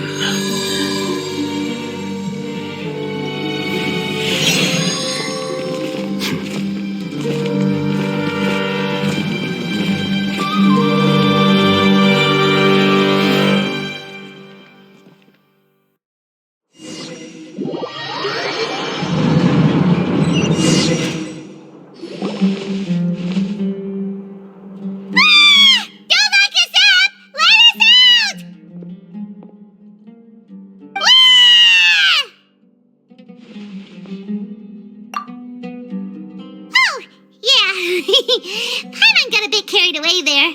How was Paimon acting just now? Great, huh? Everything's going according to plan so far. We made it into confinement, and Alhaitham's probably done with his part too. We even managed to trick Grand Sage Azar. Alhaitham sure knows how to cook up a plan. What are we doing next? Paimon has trouble remembering things when she's worked up. Right. Paimon thinks it went something like this.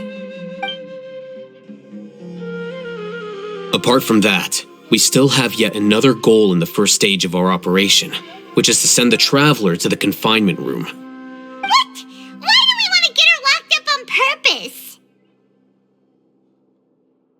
She's always been the person the sages are most afraid of, as well as the greatest obstacle to the successful implementation of their plan. They are very aware of the risk she poses to them. Once the Traveler is imprisoned, the sages will likely think that everything is under control. And with their guard down, the next phase of our plan will have a much higher chance of success. I can already see the pompous looks on their faces. Oh, that's a super tricky plan.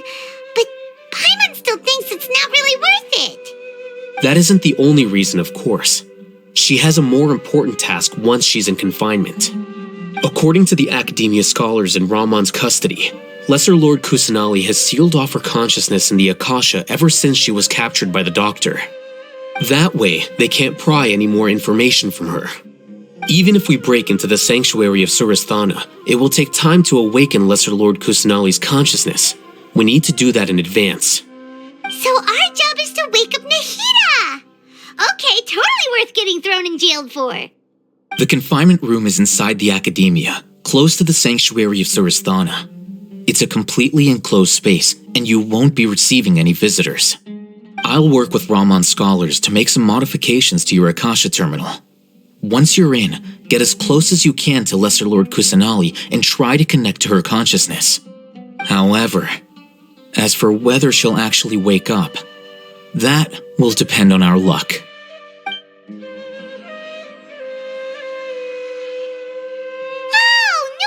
You've been wearing your Akasha terminal today. It's the one that Alhaitham modified. Paimon thought they'd take our Akasha terminals when they locked us up in here. Were they being careless? Alright, so what now? Sounds easy enough. We can finally talk with Nahida after all this time. Let's do it.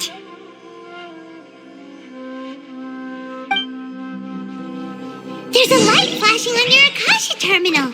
It's almost like... the faster it blinks, the better the signal.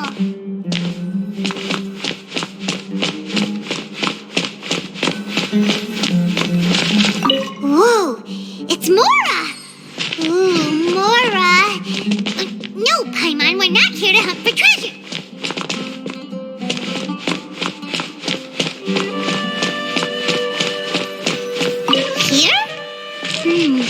No signal again! Is it getting jammed?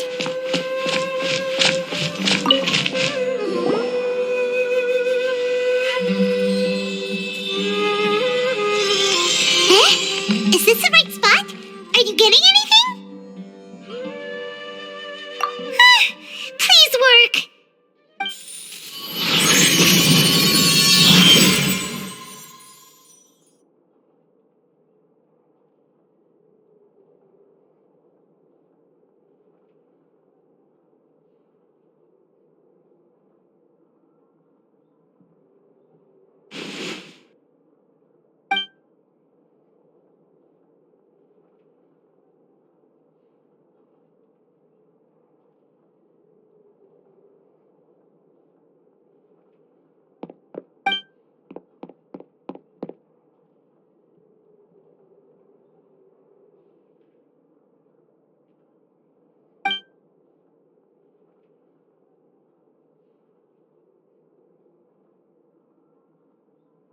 Nahida!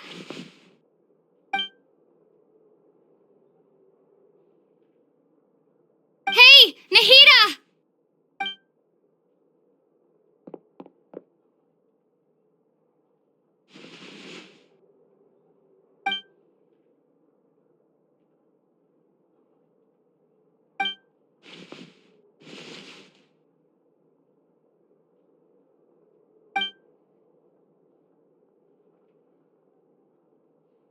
When did it first start? Oh, right. It started from the moment I was born.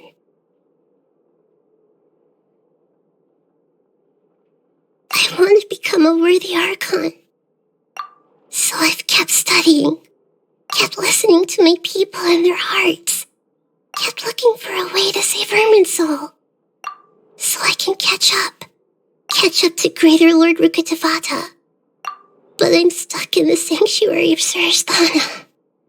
The sages are creating a god to replace me, and I'm forced to lock my consciousness in this boundless darkness. Nahida!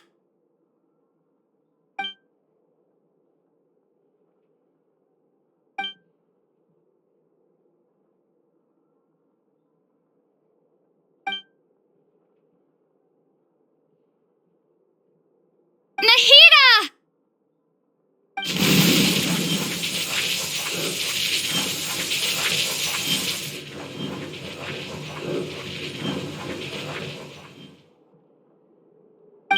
It's so quiet here. Now that I think of it, I don't think I've ever actually listened to my own inner voice. Do Archons have them? Should Archons have them? Have I been doing the right thing? Am I really not needed? How do I really feel about all of this? It's so quiet here. Since you're the god of wisdom, you've known the answers to all these questions since the very beginning, haven't you? Who are you? Whose voice is that? It sounds familiar. You're right, though. I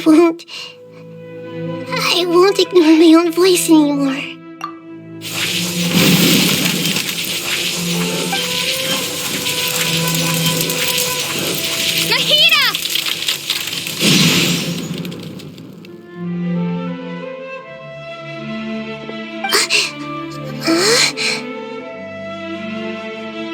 Nahida?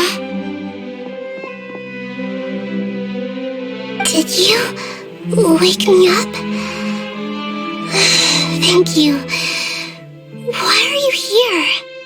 We're here to rescue you. Are you alright? I'm fine. It's just... when I think of everything that's happened to me, I feel really angry now.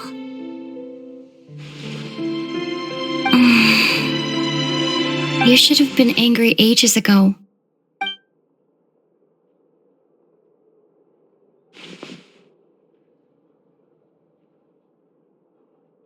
Huh?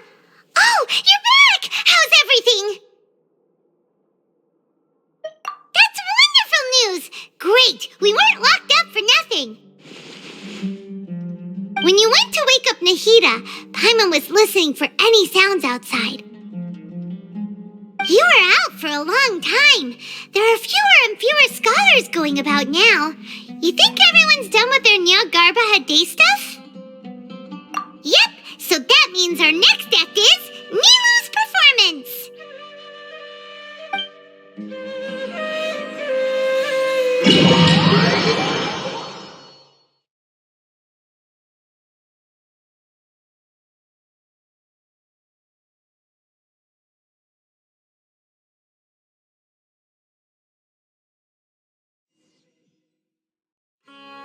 Nilu, are you sure about this?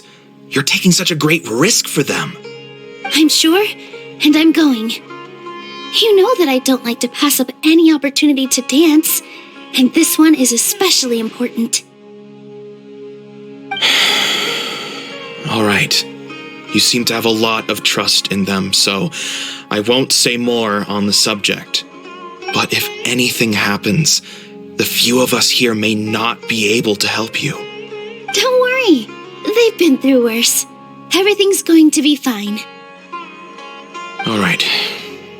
You know, if you really do get arrested, we'll do everything we can to get you back. Be careful, even if it's only for our sakes.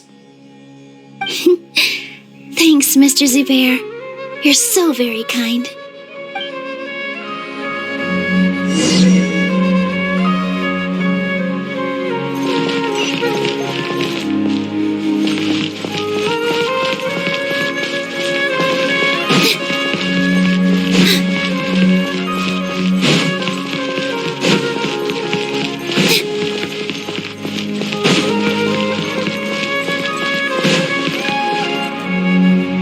Nilu, how's it going? Nervous? Definitely more than usual. But it's because I'm worried I won't dance well enough.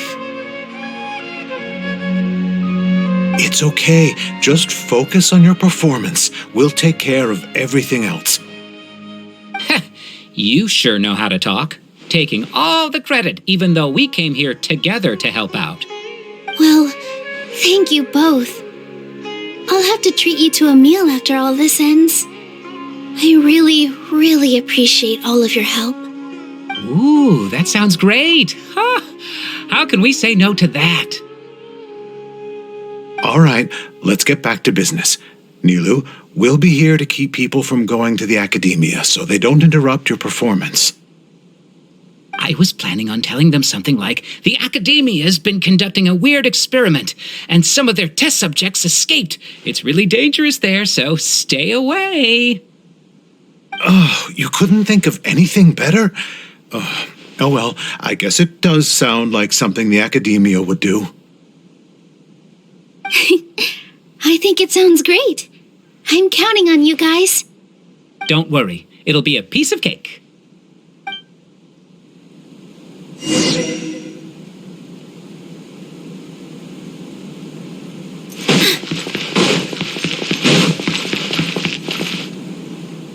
Hey, Nilu!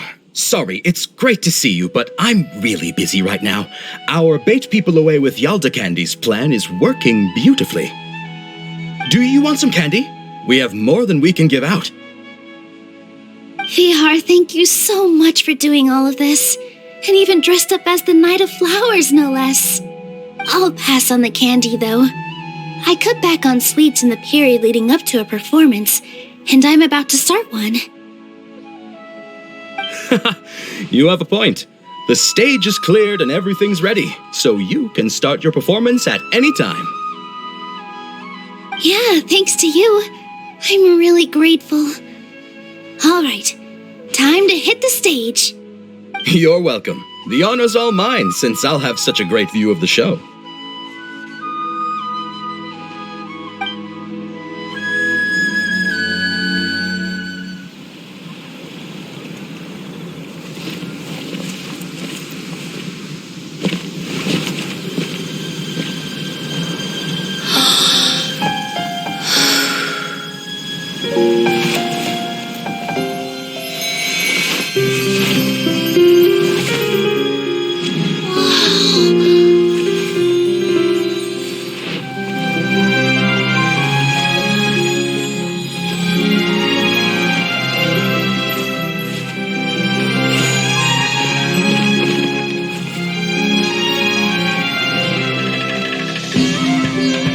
I've never seen a performance like this.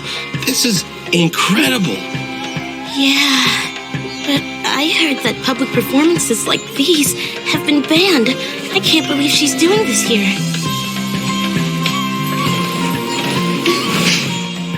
Grand Sage, there's some commotion outside. How uninteresting.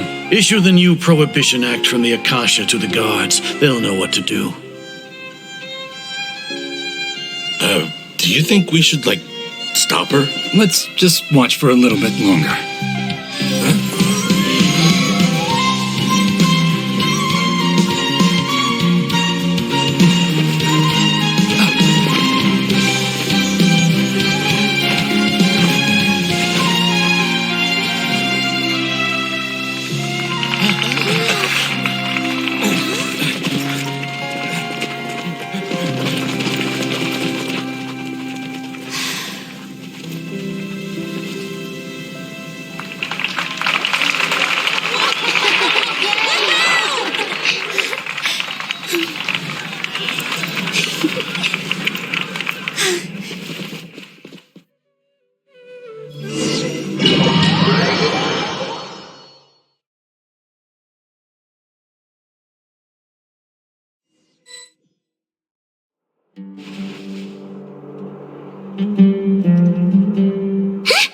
Did you hear that?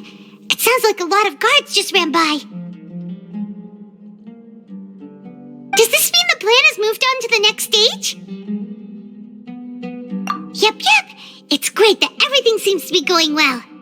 Come to think of it, when did Al-Haytham replace the knowledge capsule that was about to be entered into the Akasha? Oh, so that's when he did it! Paimon was too nervous to notice. Speaking of, didn't Al-Haytham also yoink the divine knowledge capsule from that mercenary leader in Port Ormos when everyone else was distracted? Oh, it's a time-tested trick of his. Why are we complimenting him? Yeah, he's smart and all, but he still makes Paimon's blood boil. Let's review our plan for this stage again. It's not like we have anything else to do right now anyway, and it'll help us feel more confident. Paimon remembers that Nilu's task was supposed to go a bit like this. Now that Lesser Lord Kusanali's consciousness has been forcefully sealed, the core figures of the Academia and their guards have started to wear their Akasha terminals again. With the Doctor's technological support, they think they have nothing to fear. How despicable of them to rely on such a person. But this is also our chance. I was originally asked to draft the knowledge capsule for the Artistic Performances Prohibition Act when I was still at the Academia. It should be on the Grand Sage's desk right now, and will be entered into the Akasha during the next Nyagarbha Day. Are they really going to stop all artistic performances? That's horrible! I'll make an identical knowledge capsule, but this time I'll smuggle some misleading information into it. We only need to find an opportunity to switch the capsules. Once it's been entered into the Akasha on Nyagarbha Day, if someone were to be seen performing in public, the sages would definitely use that opportunity to announce the ban, and so the misleading information will be disseminated amongst the guards. Sure sounds complicated, but it seems like if everything goes well, we'll be able to get rid of all the guards in the Academia without any effort. That's pretty clever, getting right into their heads. I just have one question. Even if we manage to get the misleading info out to the guards, how can we be sure that they'll believe it? People who are used to relying on the Akasha become less inquisitive, and their ability to distinguish truth from misinformation is significantly reduced. They will view everything the Akasha releases to them as the unequivocal truth. The Akasha will turn humans into machines. I've seen it happen many times. Yikes. Good thing I didn't wear it for long when I was working in Sumeru City. At first, I thought it was a good thing too. By the way, this plan still requires a performer, right? Do you have someone in mind? Nilu of Zubair Theater. I know her really well. We can trust her. I'm kinda hesitant to ask her to participate in a dangerous plan like this, but we can ask her in person. All right. After the guards in the Academia are gone, then it'll be time for me and my stowaway brothers to shine.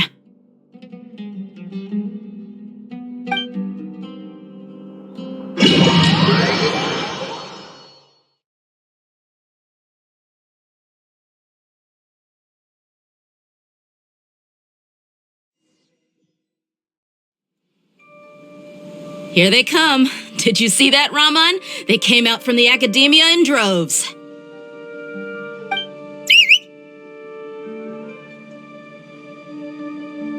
After laying low in the city for so long, this is the moment we've been waiting for. My brothers have already sprung into action. We couldn't do anything to them inside their coop, but outside the Academia, this is our hunting ground. With a lioness like you, the prey sure won't be able to run far. We still need to eliminate the guards as soon as possible. If we give the sages enough time to realize what's happening, the plan's doomed. All they've done is to sit on their cushy salaries and twiddle their thumbs all day while we fought and struggled every day in the desert. The only advantage they might have is their numbers. Speaking of which, most of the guards who report directly to the 6 sages belong to the Corps of 30, but they have a completely different reputation. Following those blasted sages every whim, throwing away all the principles of being a mercenary. As someone in the same profession, I'm obligated to teach them a good lesson today. Indeed, the trap has been set. All we need to do is lead them there. All right, let's each take a road and herd those scattered guards back into one place. Make sure to attract their attention. Isak will be the key. You gave such an important task to that child. Will he be okay? It'll be fine. Isak was so determined to help, so let's put our faith in him.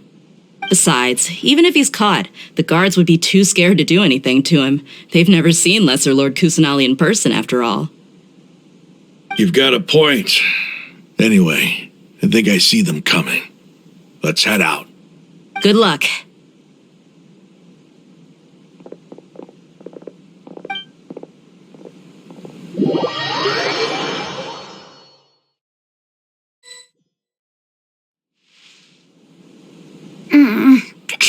This outfit. Hey, do you remember what you need to do, Isak? When the guards get here, you'll pretend to be Lesser Lord Kusanali and run away from them. Oh, yeah, I remember. Of course I do. I'm just a little nervous. Relax. Don't think about getting caught. Even if that happens, we won't leave you behind. You only need to think about getting the guards' attention and leading them to the Grand Bazaar. Leave the rest to us. Okay, got it. I'm here to pay back Lesser Lord Kusanali for helping Grandpa. I won't get cold feet. Hey, they're here. I can see the Academia guards.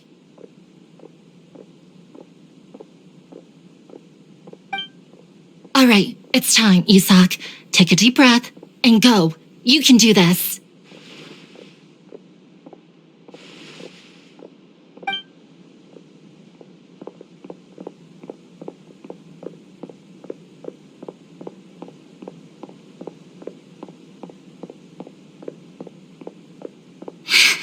Why is there a guard over there? Did he already run ahead of me? This is different from our plan. But there's no time. I need to make a choice.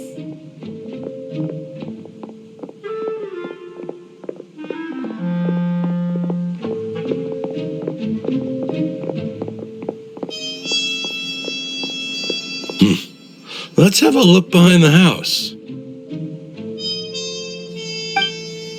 What should I do next? Looks like nothing's here. A wasted time.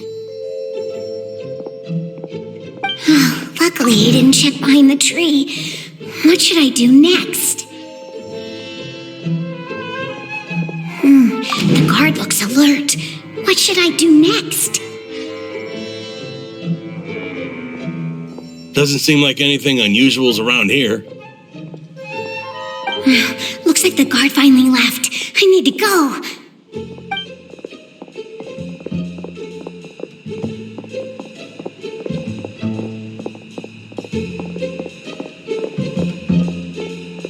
Hey! Lesser Lord Kusanali is over there! Stop! What? Lesser Lord Kusanali? How did I not notice that? They found me. This is bad. Where should I go? The target suspected to be Lesser Lord Kusanali has escaped into the Grand Bazaar. Assemble and arrest her!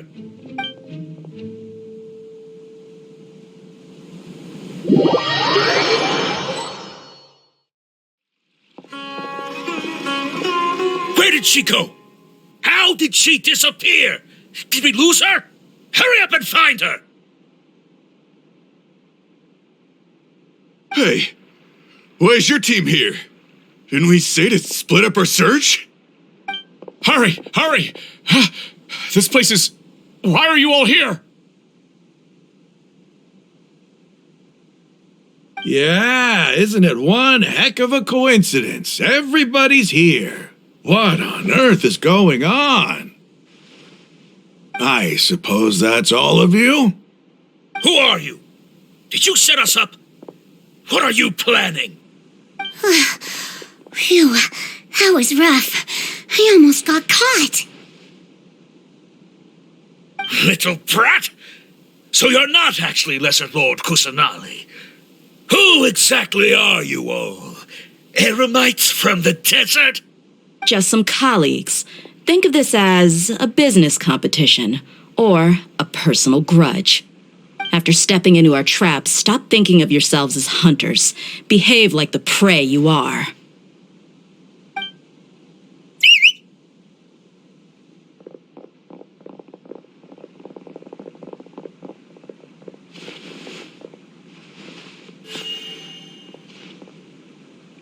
An ambush? How's that possible? This is Sumeru City, but mercenaries from the desert somehow ambushed us! You've spent all your time hiding away in the academia. This place has long since become our hunting ground. Brace yourselves!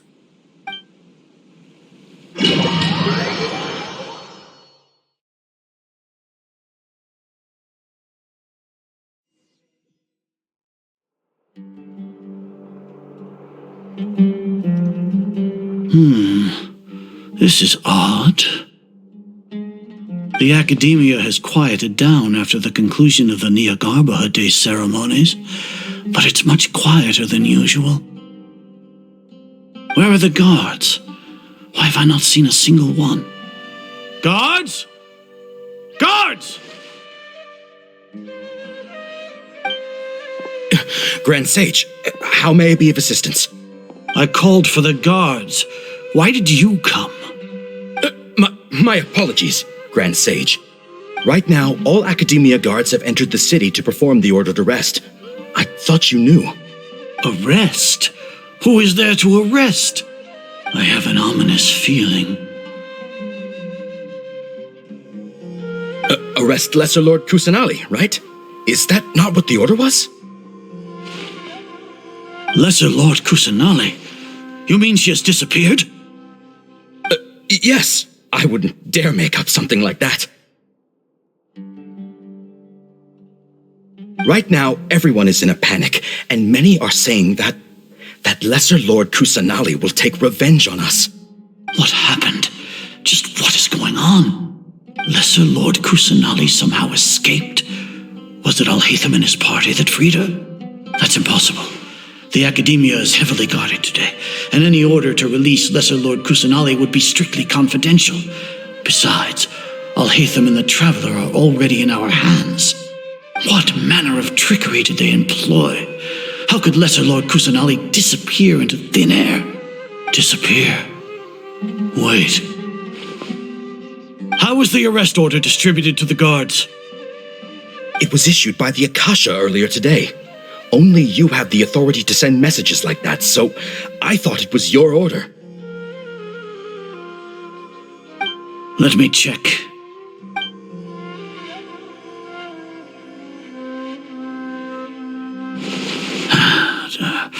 Here. Lesser Lord Kusanali has escaped from the sanctuary of Suristhana.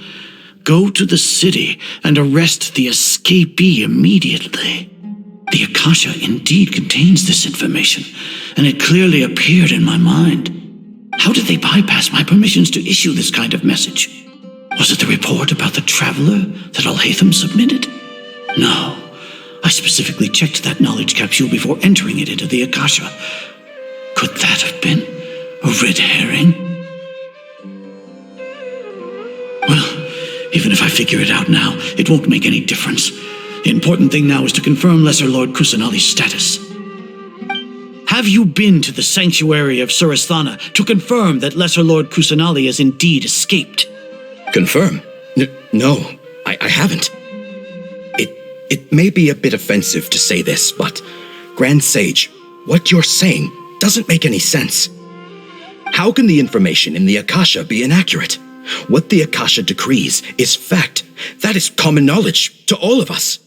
If we have to confirm the information and knowledge from the Akasha ourselves, then how is that any different from us learning that information ourselves? Wouldn't Greater Lord Rukkhadevata's legacy lose its meaning that way? In the beginning, it was I who asked you to believe in the Akasha, to believe in the legacy left by Greater Lord Rukkhadevata. Are you trying to use my words against me? No, Grand Sage. I'm merely confused because I believe in you. I never meant to refute you. Stay here and see if there are any suspicious people around. I'll go to the sanctuary of Suristhana on my own. Yes, Grand Sage.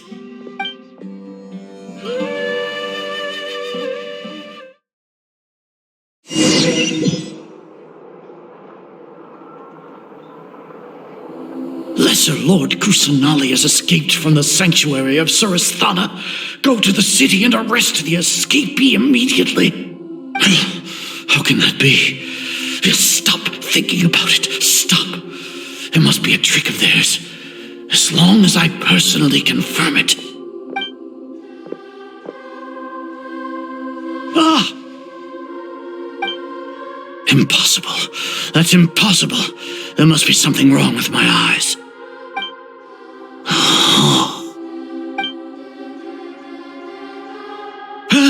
She really appeared again? What is the meaning of this? What a comical sight, Azar. Once the Akasha has put certain thoughts into your head, even the Grand Sage can no longer see what's right in front of him. You all can only see the world in your mind, the one you think you know. And precisely because of this, you disregarded Lesser Lord Kusanali's existence. She has been a wise and worthy Archon. Sino, have you been waiting for a chance like this? The Akasha predicted that you would return to the Academia to confront me, but I didn't expect it to turn out like this. I was careless. No, you were blinded. Your faults stem from your reliance on the Akasha. You're still the same as always. I truly did not expect a proud person like you to cooperate with Alhaitham and the Traveler. People change, Azar. Admit it. The Akasha can't predict my actions anymore. Then tell me, what have you found during your investigation? You want to buy time? This is the sanctuary of Suristhana. Under your own regulations, even Academia staff are forbidden to come here. No one will come to save you. As for the investigation, I've at least confirmed that you are guilty of insurgency against the Archon. A serious crime. So what? Did you do all of this so I would plead guilty in front of you, General Mahamatra? No. I want you to plead guilty in front of the Archon herself. You once said that I had no standing to judge you. So now, how about judgment in the name of a god?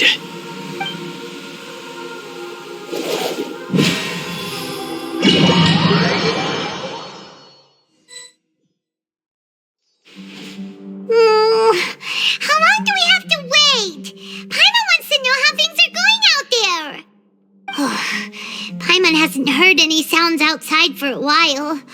Hopefully something bad didn't happen. Yeah, but aren't you scared that we might be locked up in here for the rest of our lives? Thinking about it, at least Paimon has you. We could still chat like this. When Paimon thinks of Nahida being imprisoned alone in the sanctuary of Surasthana, Paimon can't help but feel sorry for her.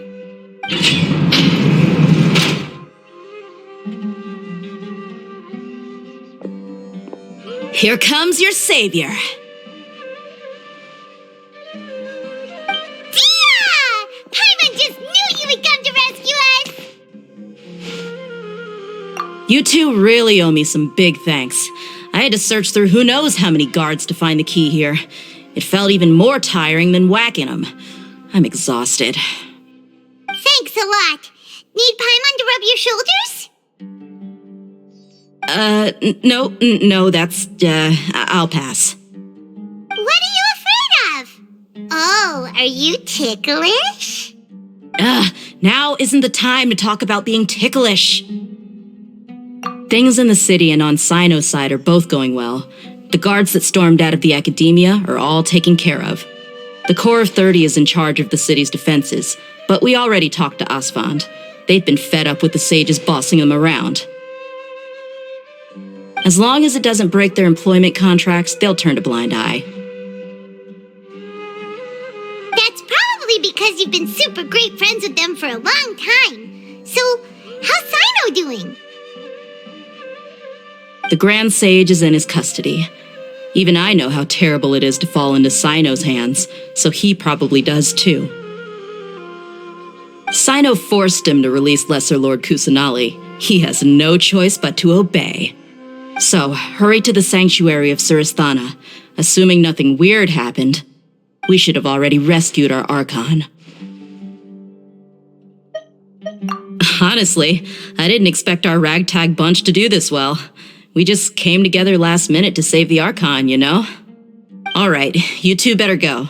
I still have to clean up some messes in the city. See you around.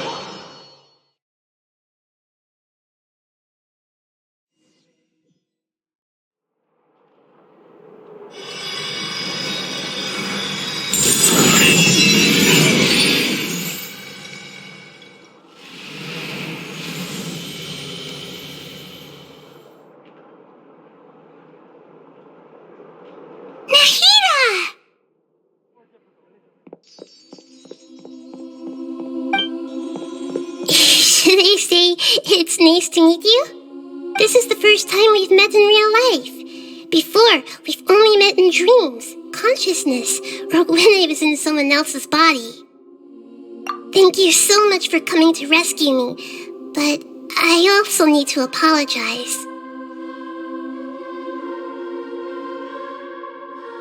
During this time, I did some self-reflection. My sense of inferiority and yielding to the academia led to all of this, and created so much trouble for you all. Exactly! We're here because you're a good Archon and one of our friends! Thanks, you two. Amazing! So this is how it feels to walk out of that cage with my own body. It's like I just had an endlessly long dream.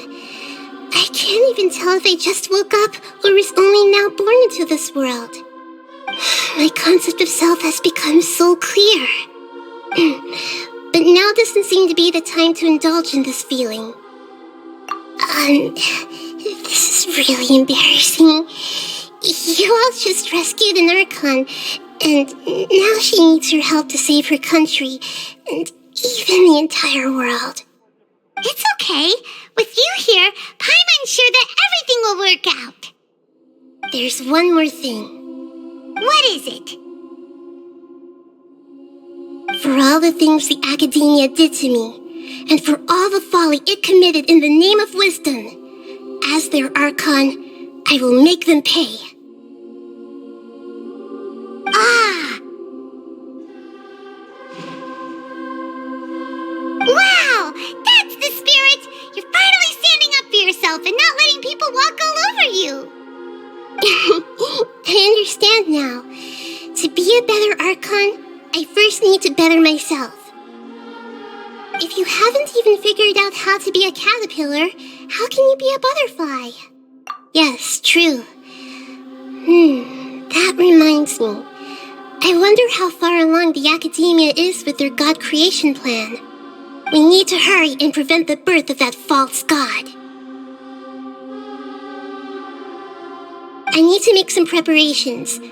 Since I'm now free, I can establish a direct link to the Akasha and control it. First things first, I need to remove the restrictions that the doctor put on me in the Akasha. After that, I'll make some adjustments and revoke the sage's permissions. The Akasha will then be like how it originally was, only operable by the Archon. After all, the Academia betrayed Greater Lord Rukkhadevata's trust. This might take some time. In the meantime, you should also work on your own preparations. If we don't stop the god creation plan in time, we'll be in for a tough fight.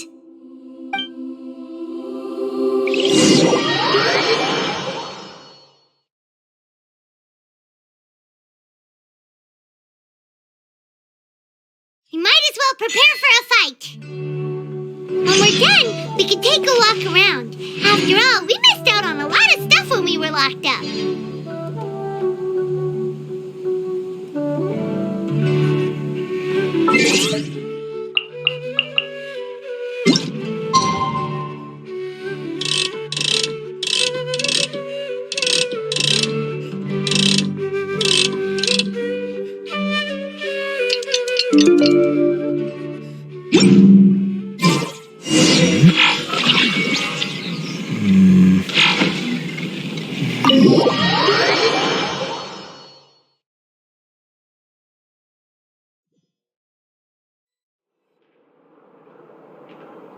How's it going, Nahida? I'm done with the parts that needed my involvement to complete. Although it's my first time working with the Akasha like this, its internal structure and operation procedures are easy for me to understand. Greater Lord Rukkhadevata's design is truly brilliant. Oh, also, this is for you. Huh? What's this little floaty thingy? It's a small device I put together just now. You can think of it as an upgraded Akasha terminal. You may not need it right now, but it should be helpful in certain situations. Wait! This thing has the same characteristics as Paimon! We're both small things that float! Oh, all the things that make Paimon special got copied! When Paimon appears with the Traveler from now on, people won't remember Paimon because she isn't unique anymore! It's alright, Paimon. It can't replace you. It's only a flying device, but you're the Traveler's irreplaceable friend. You're so good at comforting people, Nahida. If only the Traveler was as smart as you. I was simply telling you what I feel to be the truth. I wasn't trying to comfort you. Nahida, you're natural at this. What you just said made Paimon even happier. By the way, there's something I need to confess. Even though I'm the Archon and in control of myself again, I'm not very good at fighting. You may have heard that an Archon's power is derived from their people's faith. However, I'm not as well loved as Greater Lord Rukkhadevata. If we get into a situation where combat is our only option, I'll have to count on you, and I'll do my best to provide support. I'm glad I can rely on you. So the god of wisdom isn't good at fighting? That actually sounds about right. I've located where the false god is. Time is of the essence, so let's skip to it.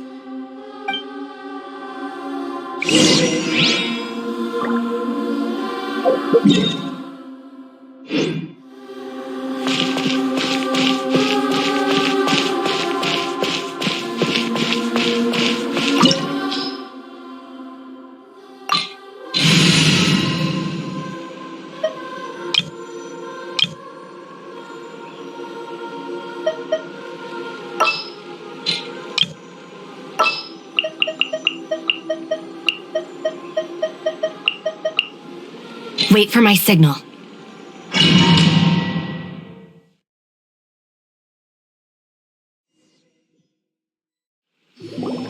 What is this place?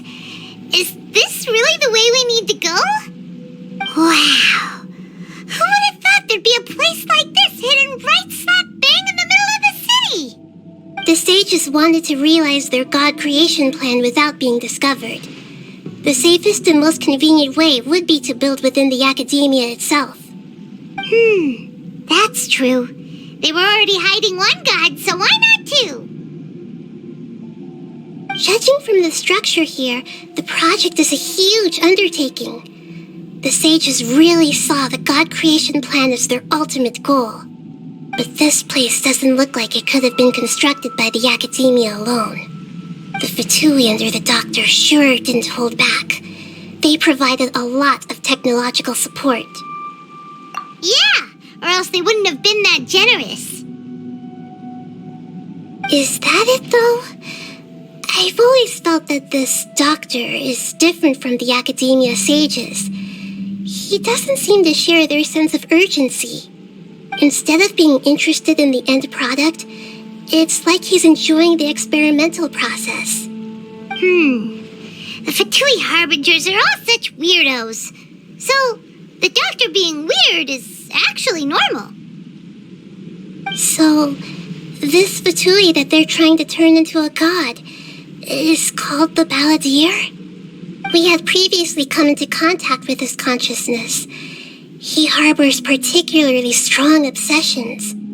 One is the desire for a gnosis, since he was created to be the vessel for one.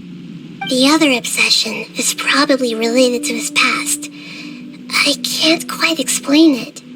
Paimon knows that he was a prototype puppet for the Raiden Shogun before he became a Fatui Harbinger. That's why he wants a gnosis so badly. There's no way he'd willingly be a test subject. Now with that temper and ego of his. It sounds like you know the Balladeer quite well.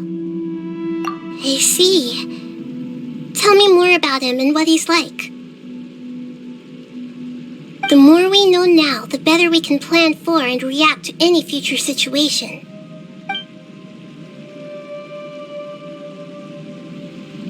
I see. How fascinating. All right, time to go. Let's get through here and meet him in person.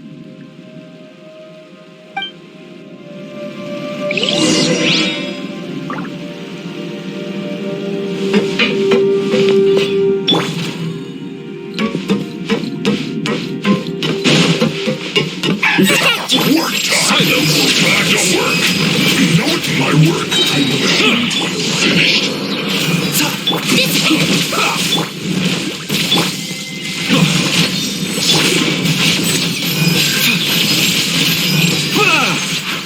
Let's end this quickly. I guess this is it.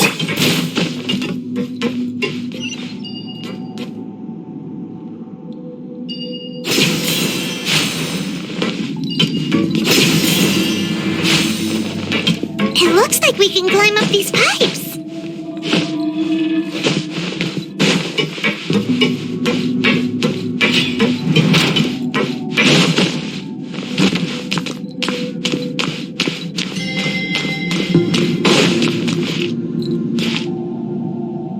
The pattern on the ground seems all messed up.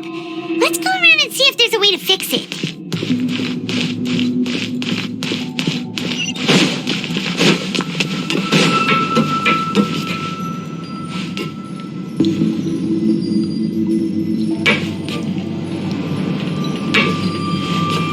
seems to have stopped. Let's continue.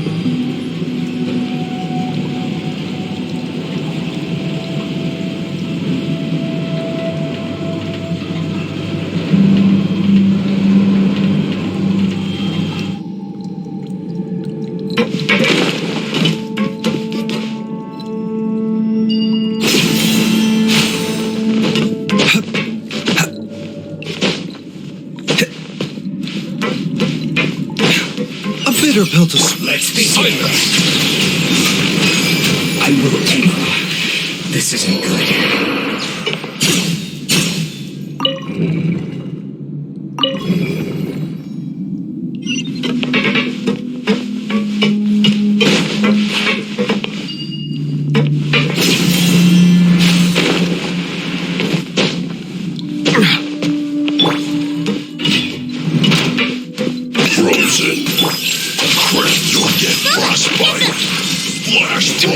Settle down! You're toast! A bitter pill to swallow. This is nothing. Bow your head. You can't run from death.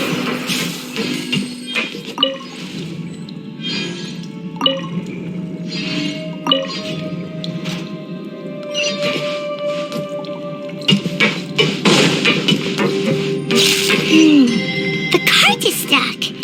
Maybe there's something wrong with the tracks. Let's try adjusting the direction of the device to clear the tracks.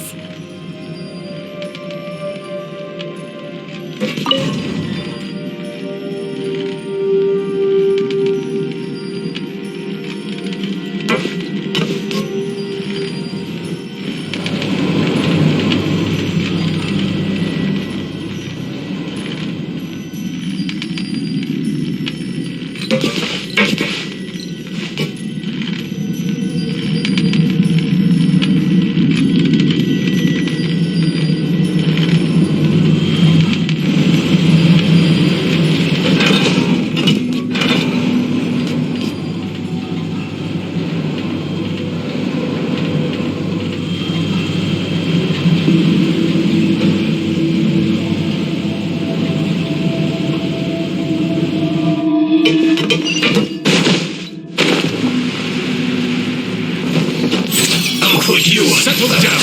Let's move. 1, 2, look.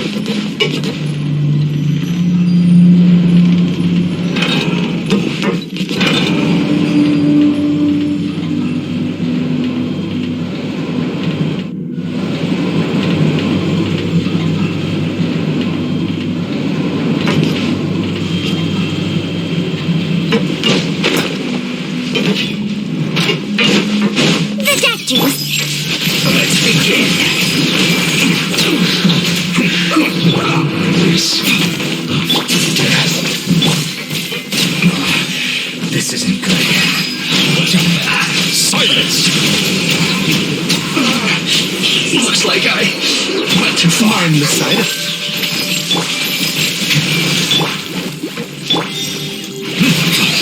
Settle down!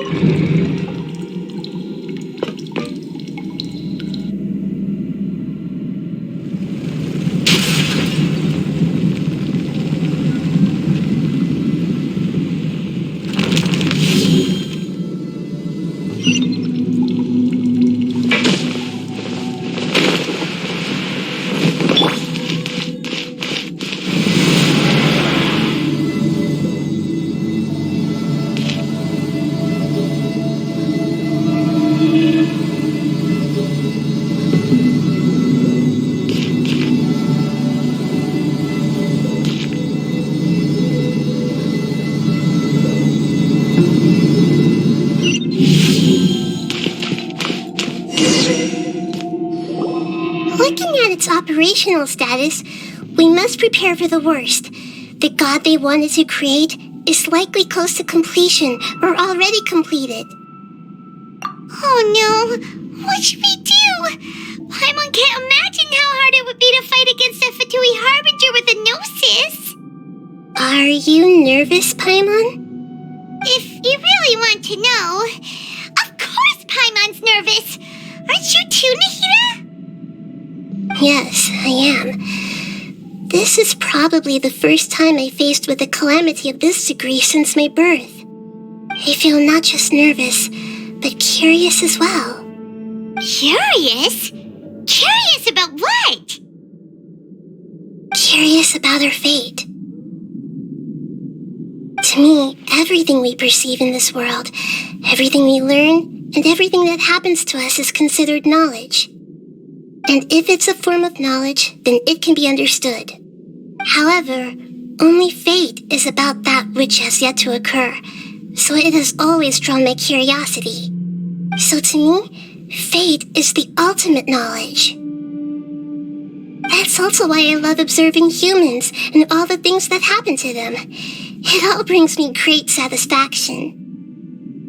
And now, at long last, I'm not just an observer anymore. I will personally experience my own fate with you by my side. Isn't this such a wonderfully exciting thing? Ah, so that's what you mean. Paimon thinks she understands what you're feeling. Agreed. Okay, let's continue on. I can sense his aura from here.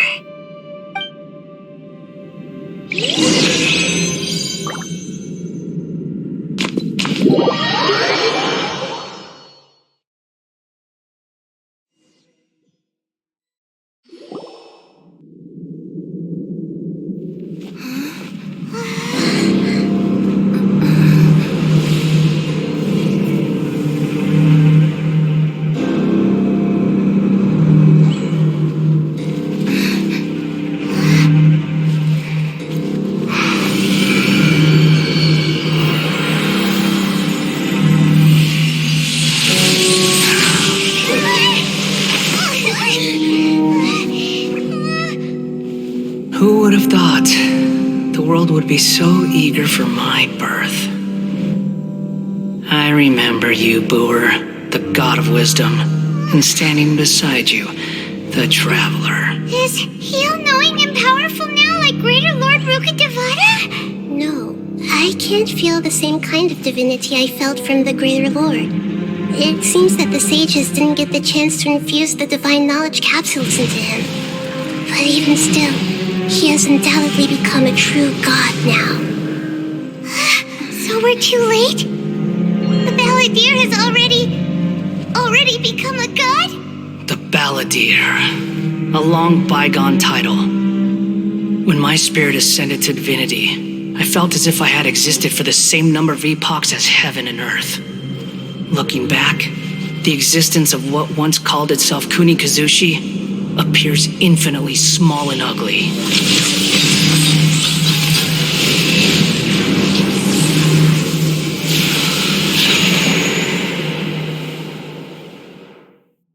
This imposing aura, it really feels like a god's. A body that capitalizes on the Balladeer's original construction as a mechanical puppet, with the Gnosis serving as a constant power supply. How much effort and resources did the sages put into this? From a purely technological perspective, it's a commendable achievement indeed. It's no exaggeration to say, this is the culmination of human wisdom. You sure are something, dishing out compliments at a time like this? But I don't think he's reached the spiritual height of a god.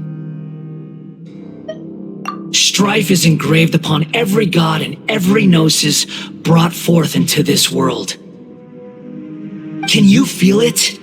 The exhilaration of such power and the thrill of anticipation for our contention. Nahida wouldn't feel the same things as you! Do you not realize that you are interrupting a conversation between gods? Lowly creature, Know your place! The strife engraved upon a gnosis. You're talking about the Archon War. Tevat's current peace was not easily won. I didn't personally participate in the Archon War, but the way I see it, all those losses were meaningless, driven by the demands of the laws. There's no point in bringing it up again. Is that so? Yet I am deeply disappointed that I was never allowed the fortuity to personally participate in the Archon War. This is a first. Encountering a god in this world who does not crave power. No wonder your own people have abandoned you, God of Wisdom. Your judgment is as your existence, unsubstantial. This is where everything ends, Boer, the God of Wisdom. You should know that wisdom cannot solve every problem. Like now, where your only option is to face me in combat.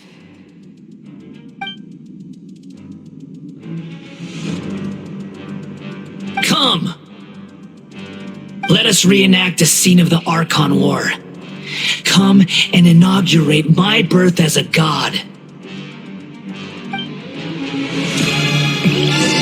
The doctor was seen. Our bond is strong. Eat this! Silence! Perish! Be sanctified.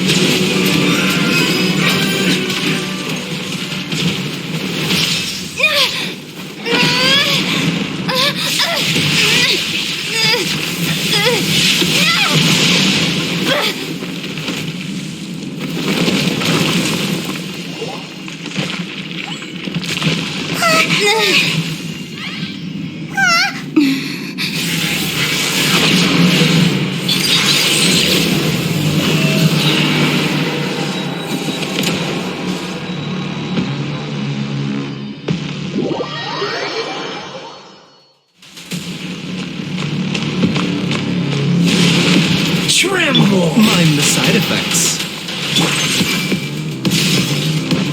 Settle down! Burn to oblivion!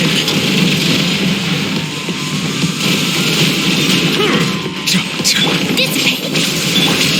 Kneel! Justice is blindsided.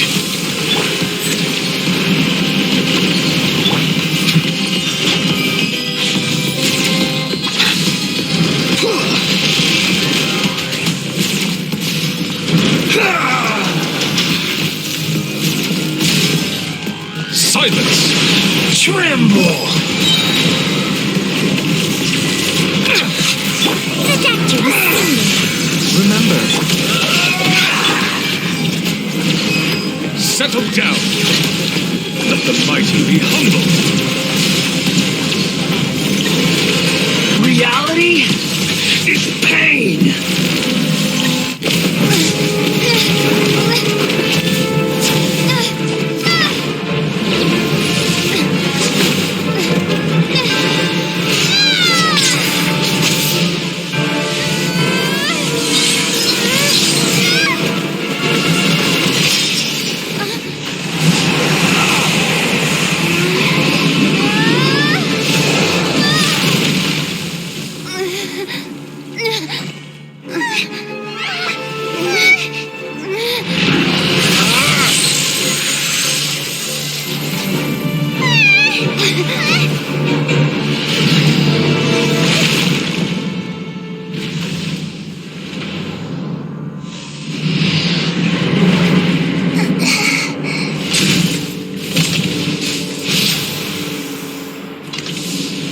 This is supposed to be a battle between gods, yet you choose to hide behind a mortal. And now, you're acting like you'd sacrifice yourself for a human. Are you having fun proving a false sense of heroism to yourself, Boor?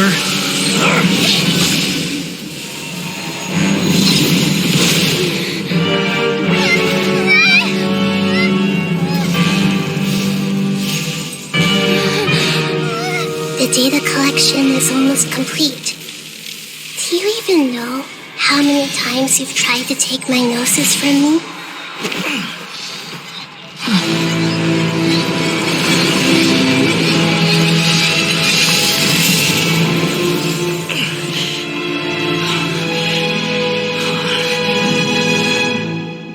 We just concluded the 168th loop.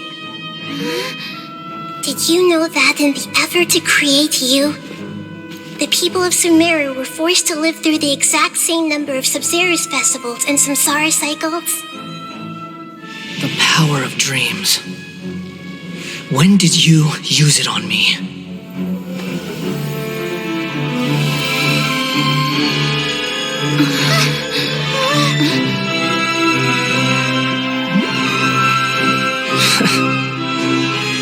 You can't even defeat me in a dream. What do you hope to achieve with this little trick? Come, traveler. Just like before. Allow me to awaken the memories in your dreams. All that battle experience! It's more than that. Compile everyone's wisdom in the name of the Archon. That is the original function of the Akasha. I've sent everything that happened just now to the people of Sumeru in the form of knowledge. I've asked them to help you find a way to defeat the false god.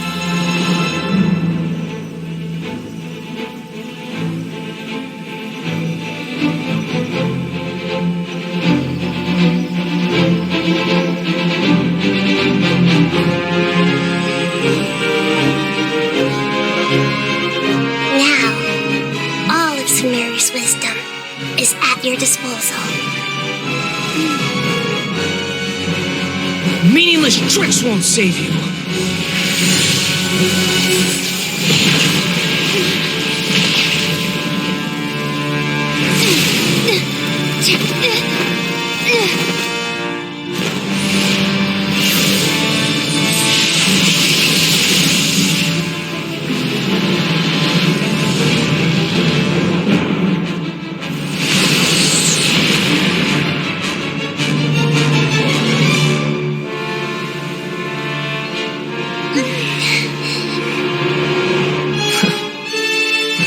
Are you done with your tricks? Can I finally take this as a real battle between gods? I'll leave this to you, the first sage of Boor.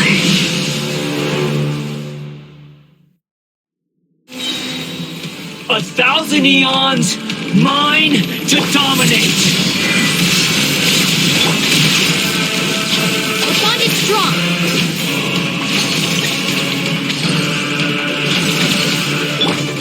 You will see.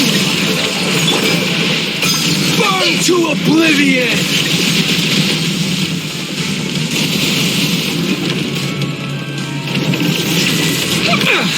Everyone hold hands!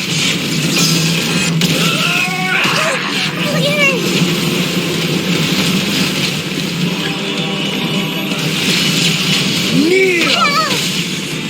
It's no stars. Hey!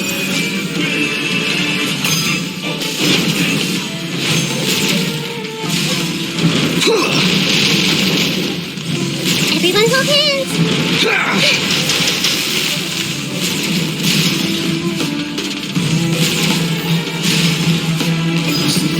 Hey!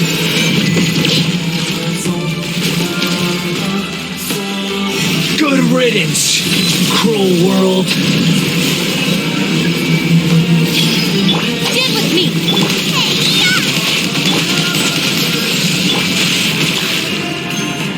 Hey, Bow your head.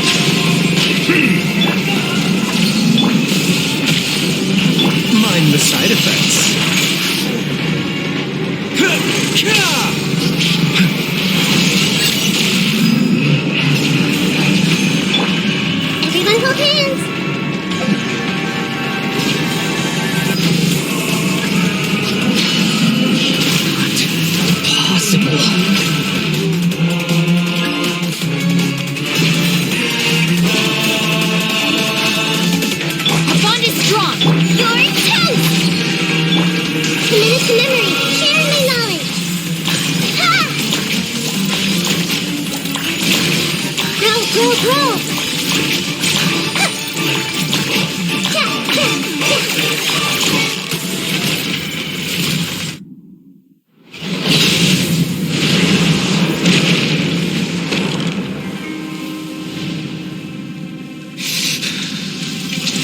Humans. Filthy humans.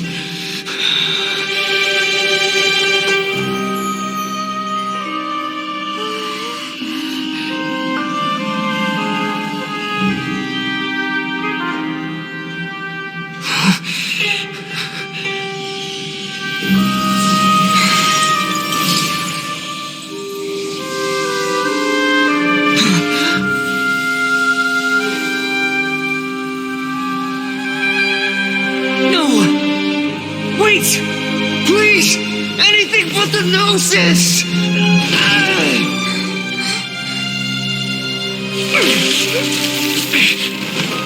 That's mine! Don't even try! I'll never go back!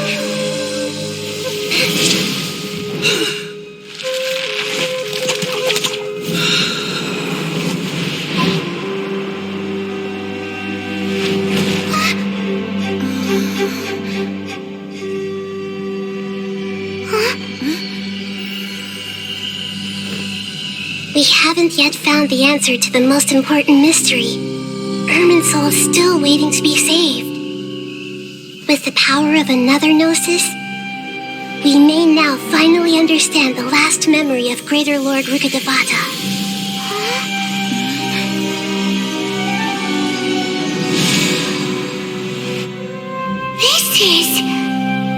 That's right.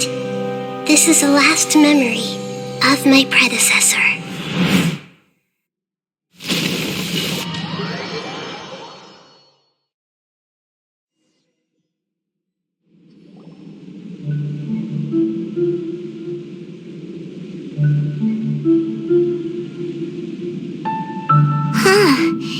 This sure seems very different from what Paimon imagined. Shouldn't Irminsul be in this realm of consciousness?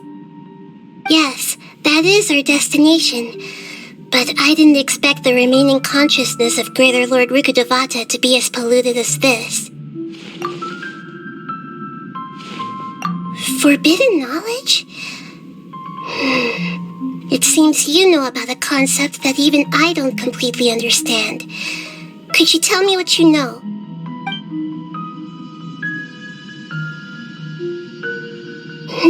Your inference seems logical enough. Forbidden knowledge once polluted the desert thousands of years ago, but was successfully repelled thanks to King Deshret's self-sacrifice and Greater Lord Rukkhadevata nearly exhausting her power. Then, a second instance of forbidden knowledge pollution occurred during the Conria Cataclysm 500 years ago. But I'm afraid it is much more serious this time, with Irminsul itself already in danger. So, if we're in the remaining consciousness of Greater Lord Rukkhadevata, and it's also been affected by forbidden knowledge pollution, then does that mean, in order to save us, Greater Lord Rukkhadevata? Yes. It's very possible that she sacrificed her life in the fight against forbidden knowledge. She didn't completely eradicate forbidden knowledge, but if it weren't for her actions, the pollution would have been far more rampant over these past 500 years. The way that everyone, including me, has forgotten everything about forbidden knowledge may very well be due to her restoration of Irminsul. Oh, do you feel sad, Nahida? I'm just sharing her pain. The pollution of her consciousness here is severe. There is madness, chaos, and pain all around us. Did she fight to resist the forbidden knowledge pollution in such terrible conditions, all the way up to her last breath? She even used her last remnant of lucid consciousness to leave a clue for us to follow. Yes, her words were distorted by forbidden knowledge, so that's all we could hear. But now, we have a chance to find the answer to this mystery. We can cross the polluted consciousness until we found the right path to meet with her lucid consciousness. And then, we'll let Greater Lord Rukkhadevata tell us the truth in person. Each of us need to be mindful of the state of our own consciousness while we are here. Even with the Gnosis's protection, we must always keep a clear mind. Otherwise, we could go mad at any moment. That's so scary. Don't worry, it should be easy enough for you to keep that mind of yours clear, Paimon. Let's go.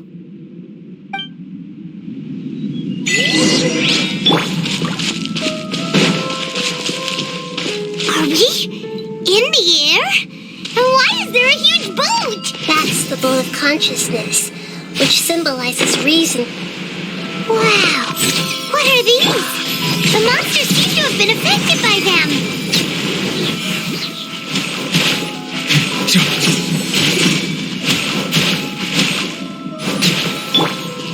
A bitter pill to swallow.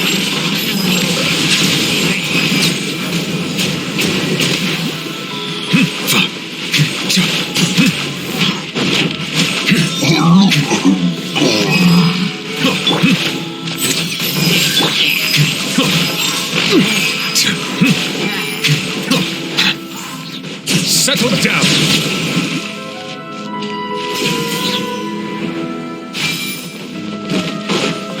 Mind the side effect. Bow your head.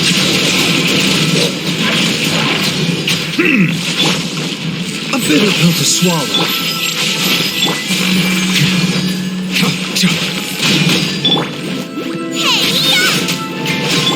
Silence! Look! Four-leaf sigils have appeared in the sky!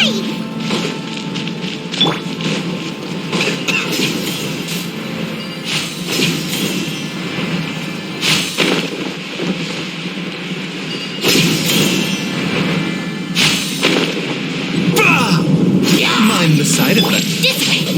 Settle down.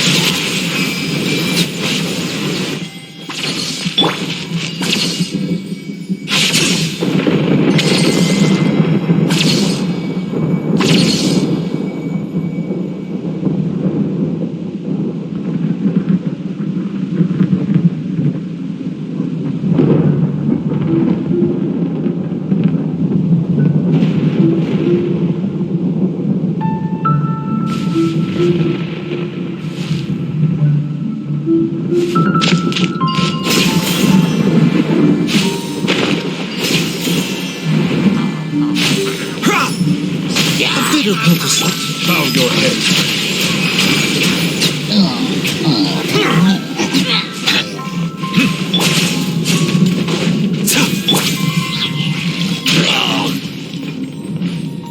Silence!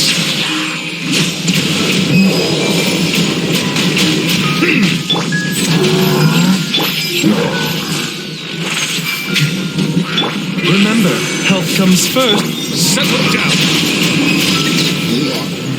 To control the boat of consciousness, we need to find the helm first.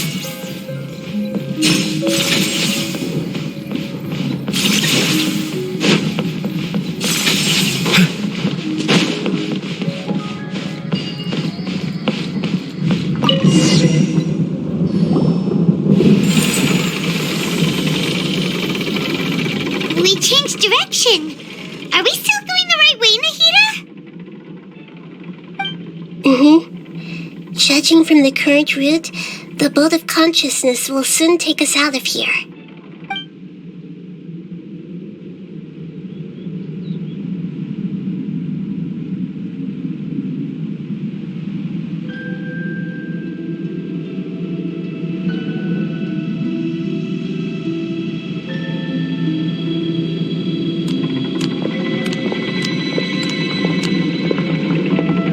We'll be arriving at our destination soon.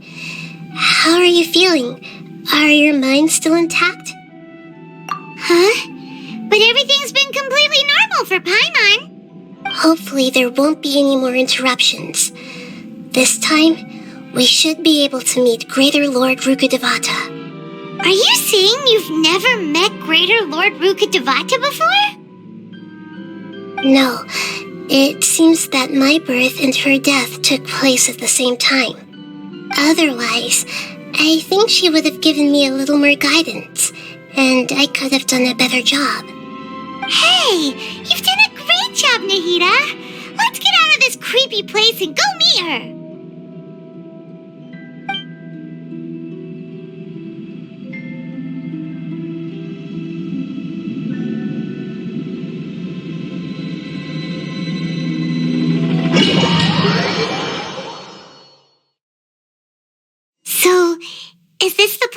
talking about? The base of Irminsul?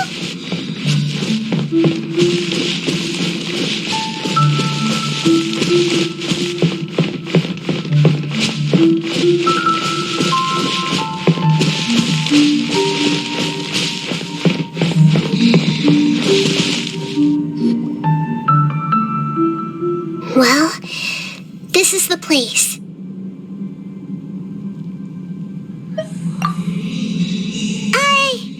We're here to find Greater Lord Rukkhadevata, right? But the one standing over there is that me? She looks exactly like me. Are you Greater Lord Rukkhadevata? Yes, that's me. Are you surprised by my appearance? Irminsul and the surrounding lands have been reproduced here as they were years ago. But this is just a realm of consciousness. We are manifestations of the same nature, hence why we would appear exactly the same. We're of the same nature? Why? Because you are me, and I am you. You are me in the new samsara. The new samsara? As Greater Lord Rukkhadevata, I'm the avatar of Irminsul, and you are the purest branch snapped from Irminsul. Imagine it this way. Even if a tree dies, its branches will eventually take root and grow, continuing the tree's life in another form. I'm merely the remaining consciousness of Greater Lord Rukkhadevata. The real me has presumably died a long time ago.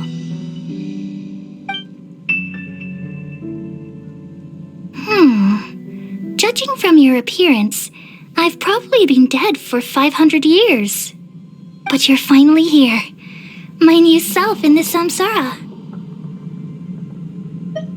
If this is true, then am I going to be a great archon like you someday? Though we share the same nature, our fates are bound to be different. All things have their own fate. When a branch grows into a mature tree, it won't be the same as the original tree. That's why fate is the ultimate knowledge, isn't it? That's a great insight. Yes, very good. It's also precisely why you won't become like me. Really? But perhaps you may become an even greater archon than I. I already see a determination in you that I didn't possess in my time, and the future that it leads you to will be yours alone, along with the blessings from your past experiences. Don't worry. The growth of wisdom is like that of a plant. You only need to wait quietly for the flower to bloom. Come to think of it, the sages never had the faintest inkling of the meaning of wisdom. Thank you. Nothing makes me happier than discovering that the archon I always admired was in fact myself in another fate. It's so nice to speak with you, Greater Lord Rukkhadevata. I've always wanted to meet you. The feeling is mutual. From the moment I snapped the branch off Irminsul and created you, I've also looked forward to talking with you. Could you tell me why you wanted to create me? And what exactly happened when you died? I see. You're here seeking answers, right? Everything that day, even the sky itself, changed into a color like this. At that time, the seven were all summoned to the nation of Conria, except for me. I had a more important task to attend to. I had to protect Irminsul. The disaster occurred together with the pollution of forbidden knowledge. At that very moment, with my consciousness connected to Irminsul, I sensed something was wrong. The pain started to torment my mind, By the time I reached Irminsul, it was already displaying signs of corruption. Had I not repelled the pollution of forbidden knowledge with King Deshret thousands of years ago, I might have felt even more hopeless and lost. So what exactly is forbidden knowledge? It's a kind of knowledge that doesn't belong to this world, and a form of truth that can't be understood. It came from the very bottom of the abyss. Even I could never understand it. The world is constantly rejecting it, leading to all kinds of bad phenomena. If we allow forbidden knowledge to pollute Irminsul, I'm afraid the entirety of Tevat could fall apart. So, there's knowledge that even the God of Wisdom can't understand? At that time, I knew I couldn't repel the forbidden knowledge with my strength alone. Which is why I created a device that compiled human wisdom and named it the Akasha. It's truly the world's most amazing invention. Thank you. For a long time, I thought dreams were the fruit of human wisdom. Though it was selfish to do so, I borrowed people's dreams using the Akasha. Then I compiled their wisdom and all of my own power. Well, did it work? Thanks to the wisdom of the people of Sumeru, almost all the forbidden knowledge was cleared from Irminsul. But things didn't go as smoothly as I thought. I had a terrible headache, which gave me an uneasy feeling.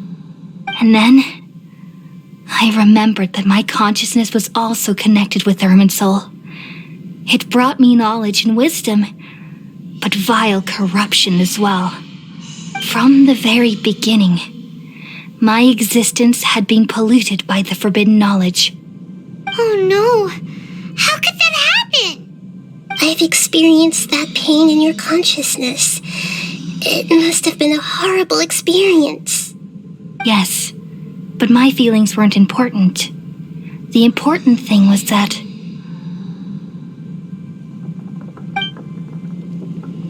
even if I died, my existence and everything related to me would continue to exist in Irminsul as memories and knowledge, meaning that the forbidden knowledge couldn't ever be permanently eradicated. And there's no way for me to eliminate myself. It would be a sort of paradox. So, I took the purest branch of Irminsul as my incarnation in the next samsara and left a trail of clues, all in hopes that you would come here and remove me and my pollution from Irminsul forever. Wait, no, I can't. So you realize what that implies. You are very smart indeed. Irminsul has all the knowledge and memories of this world. And as you've realized just now, removing me from Irminsul means I essentially will never have existed in this world. But this is the only way to save Irminsul. People love you so much and they've missed you so much over the past 500 years. I am exactly the same. So how can we just forget you like this? Is there really no other way?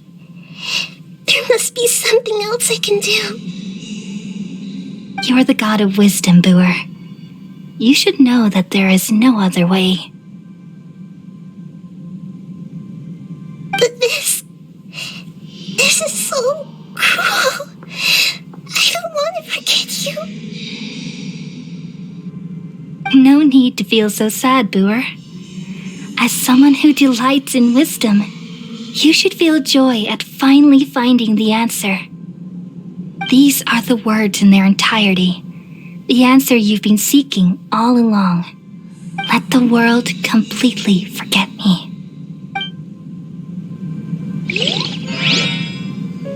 We all nestle under the great tree of wisdom, peering out to perceive the world.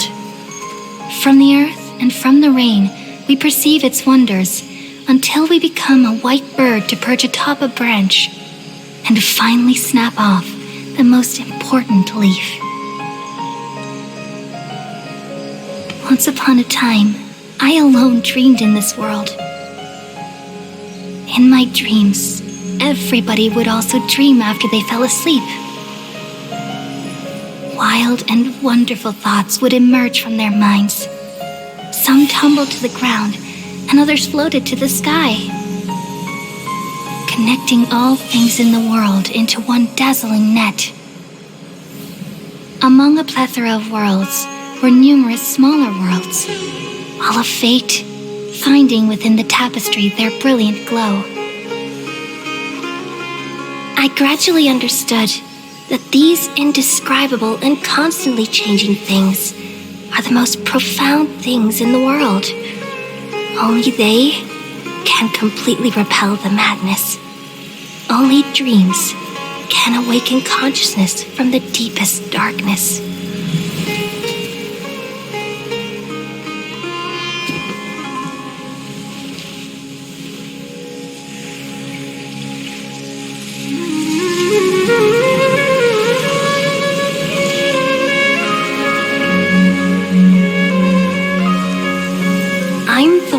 Posed this question, yet also the one who sought a solution.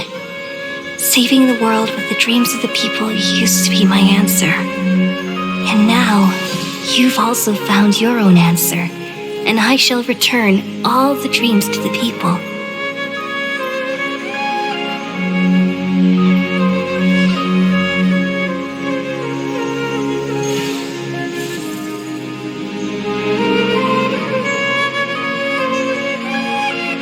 Goodbye, people of Sumeru. May you be blessed tonight with the sweetest of dreams.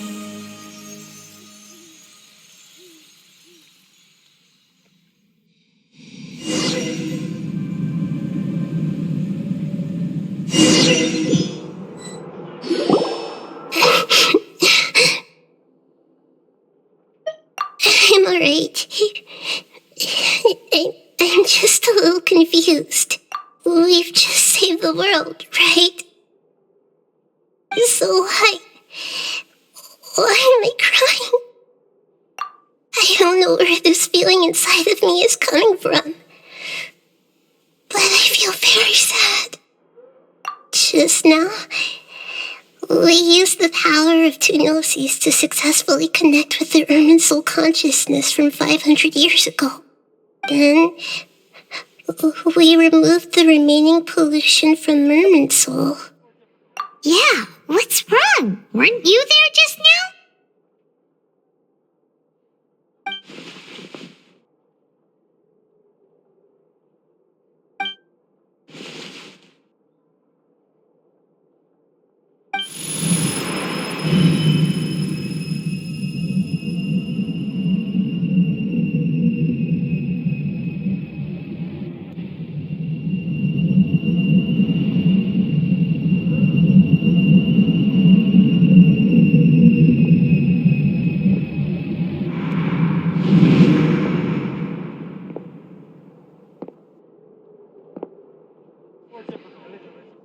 Huh?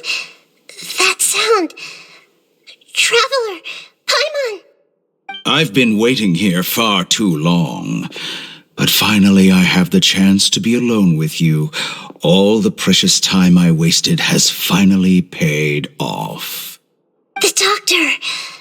What have you done?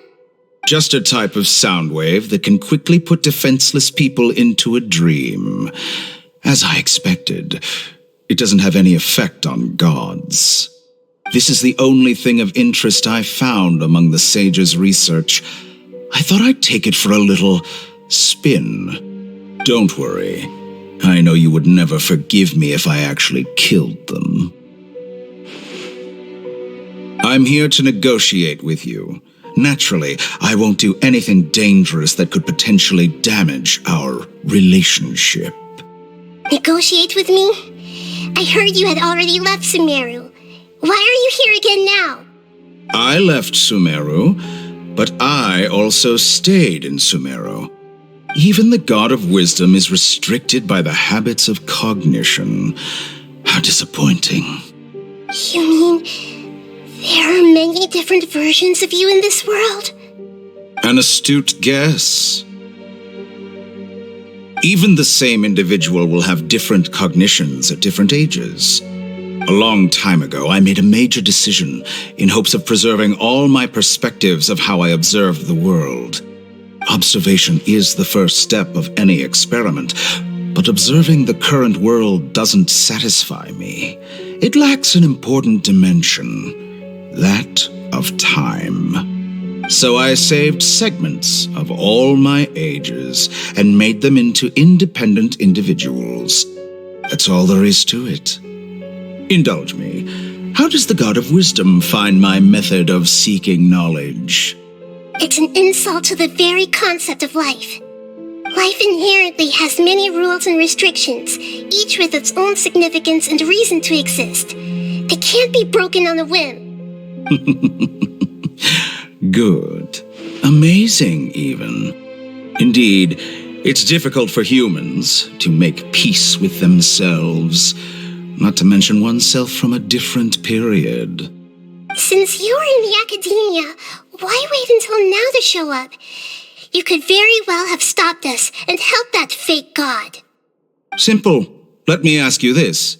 Would any staff member ever help the subject in the middle of an experiment? It was my experiment. So why should I interfere with the results? The academia saw the plan to create a god as their ultimate goal, yet you only saw it as an ordinary experiment. You really are crazy. If the experiment succeeded, you would have had a new god on your hands. How would you have faced your own god then? Would you still take the same stance? Would you still hold the same view of yourself? I'm first and foremost a scholar.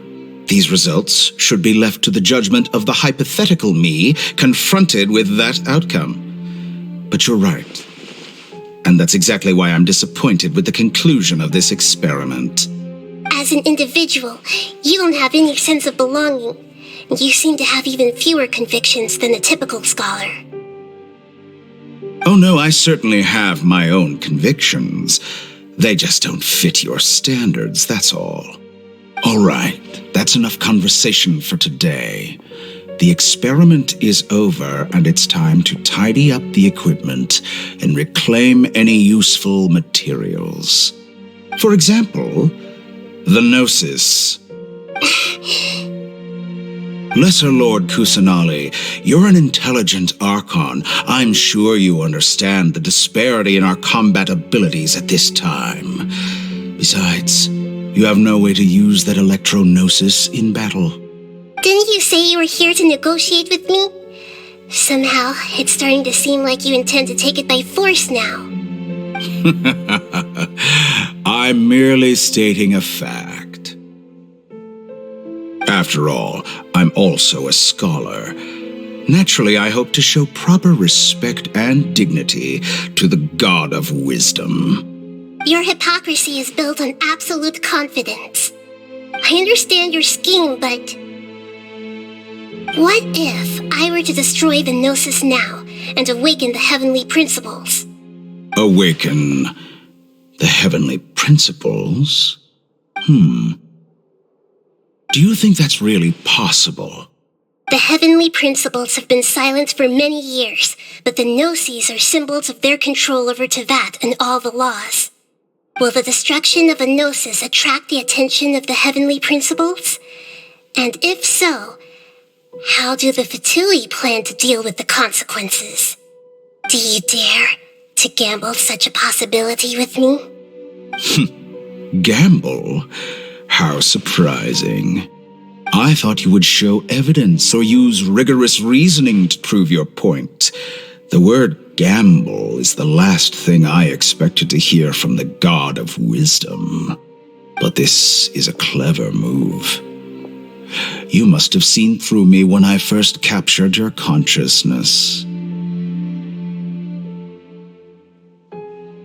As a scholar, I respect all possibilities. This has always been my principle and is an essential trait as an experimenter.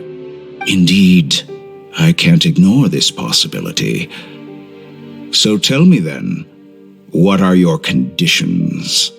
This foreign gnosis will only lead to disaster if it stays in Sumeru. But this electro-gnosis is the prize I obtained after defeating one of your fellow harbingers.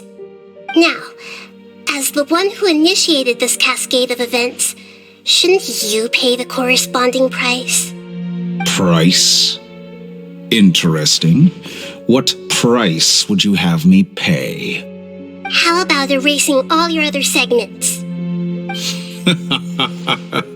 So this is how you wish to restrict me, the most threatening opponent of the Nation of Wisdom. What you request of me is like plucking out the eyes I have placed in the dimension of time. Segments are extraordinarily difficult to make. They require extremely rare resources and enormous amounts of time and effort, requiring me to destroy them all here and now. Bravo. A suitably wise decision on your part. Yes, how very interesting.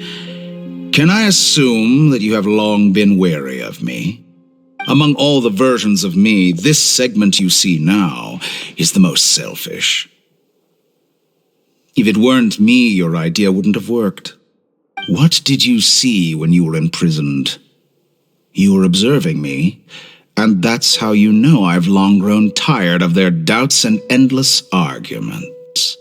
Like you said, it's difficult to make peace with yourself. Being as smart as you are, have you managed to do that? I see. If you think all those versions of me are worth a gnosis, then deal. You sure didn't hesitate much. Is the relationship between all the versions of you really that bad? I don't think there's any need to dwell on that. The surplus versions of me can be exchanged for a gnosis. Do you think anyone can offer themselves at a higher price? Besides, with my abilities, it's only a matter of time until I find better perspectives. Perhaps it's best to say, you're just temporarily ahead. But what I'd like to know is, how can you be sure that I've really erased them? I can see your remaining honesty.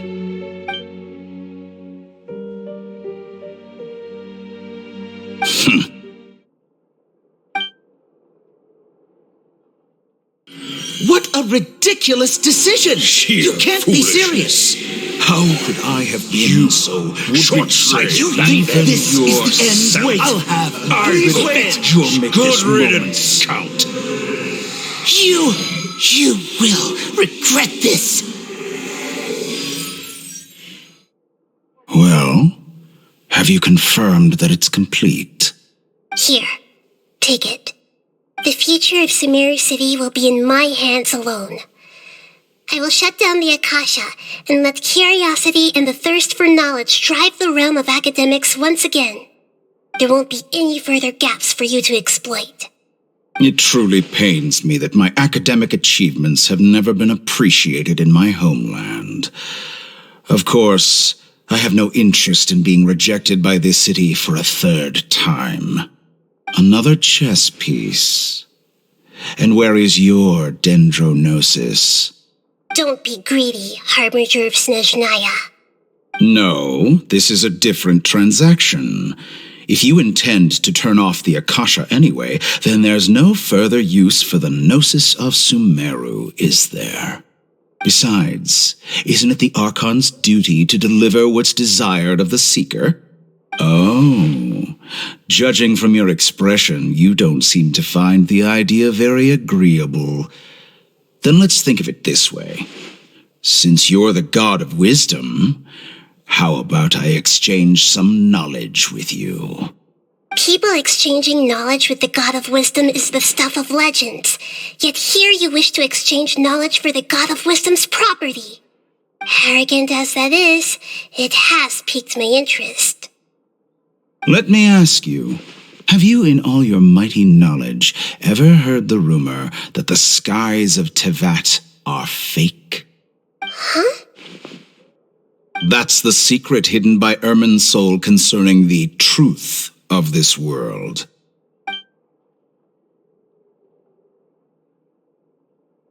Once I finish telling you about this, it will be time for me to say goodbye.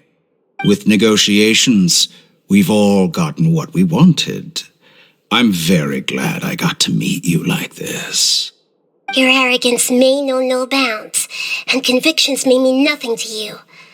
But I'll still listen to what you have to say.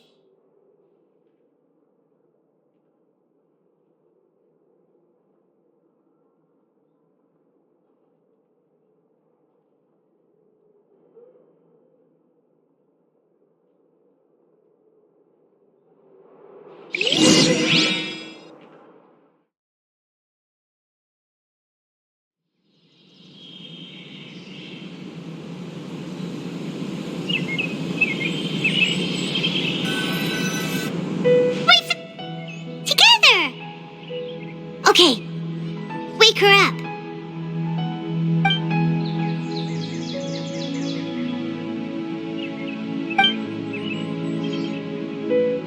Are you awake? Kali says it's time for breakfast. Come on, get up! Good morning! How are you feeling today? Good to hear. It looks like we've recovered pretty well. Not even Tainari could stop us from going out now, right?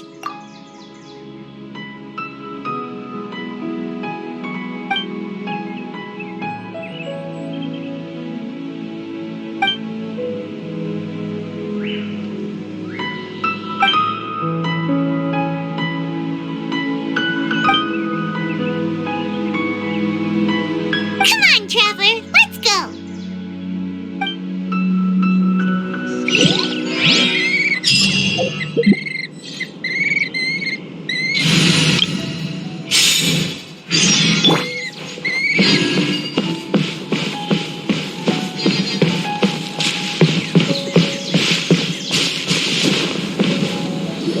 Good morning. Looks like you're awake. Yep. I prepared some breakfast today. Please have a taste. I hope you'll like it. It's nice to have you here so we can eat something yummy. Well, now that I've recovered from Elazar, I'm feeling better than ever. I can even prepare 4 or 5 meals a day now. And Paimon bets they're all delicious. Oh, by the way, someone brought a letter for you after you went to sleep last night. Nope. Paimon wanted to read the letter with you after you woke up, so Paimon didn't open it. All right, let's read it now. Oh, it's from Nilu. Ahem. We're going to hold a feast at the Grand Bazaar and celebrate Sino's reinstatement as the General Mahamatra. As heroes of Sumeru, please be sure to attend. I'll wait for you. The date of the banquet is written on the back. It's in 2 days. Oh, I've also heard that you've become heroes here as well. That's amazing. Sometimes I'm really envious of strong and confident people like you. Oh, you're embarrassing me. Anyway, let's go to the Grand Bazaar to have a look. Oh, before you leave, be sure to inform Master Tainari.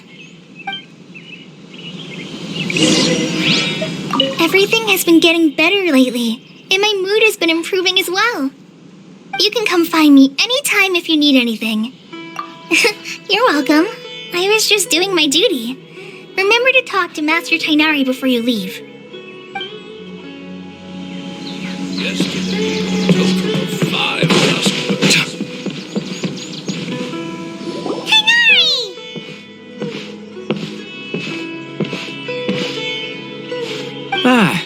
Good morning. How do you feel today? We feel much better. How about you?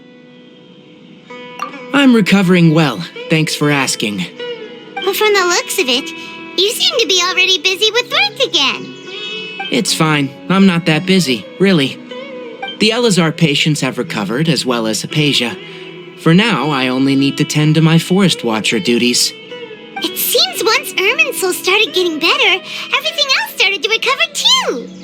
Yes, but there are still some residual effects. The withering is one example. Though it won't spread anymore, the existing zones won't just disappear.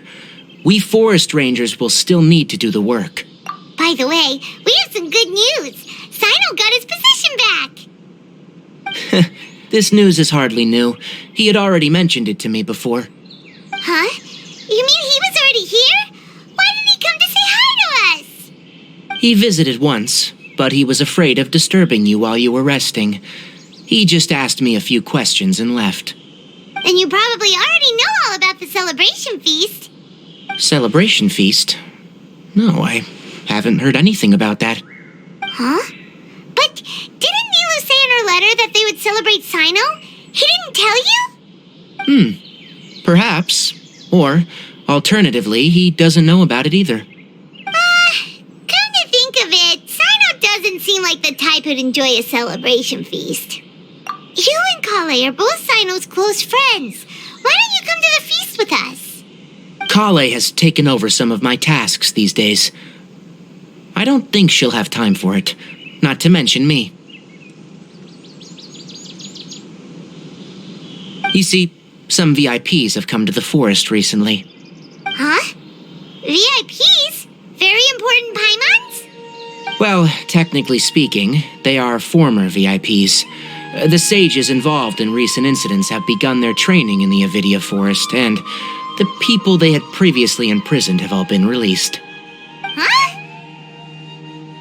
Yes, he's a little weak, but he isn't injured and his condition is stable. Lesser Lord Kusanali, in her boundless mercy, has decided to spare Azar and the other wrongdoers. Supposedly, they were ashamed of their shallow ideologies, and have decided to dedicate the rest of their lives to cultivating wisdom in the Avidia Forest. When they learned that Lesser Lord Kusanali had defeated the Balladeer and saved Irminsul, they were shocked at first, but also became happy, feeling that the sacred light guiding them on the path of discovering wisdom had begun to shine once again. As a result, work has increased for the forest rangers.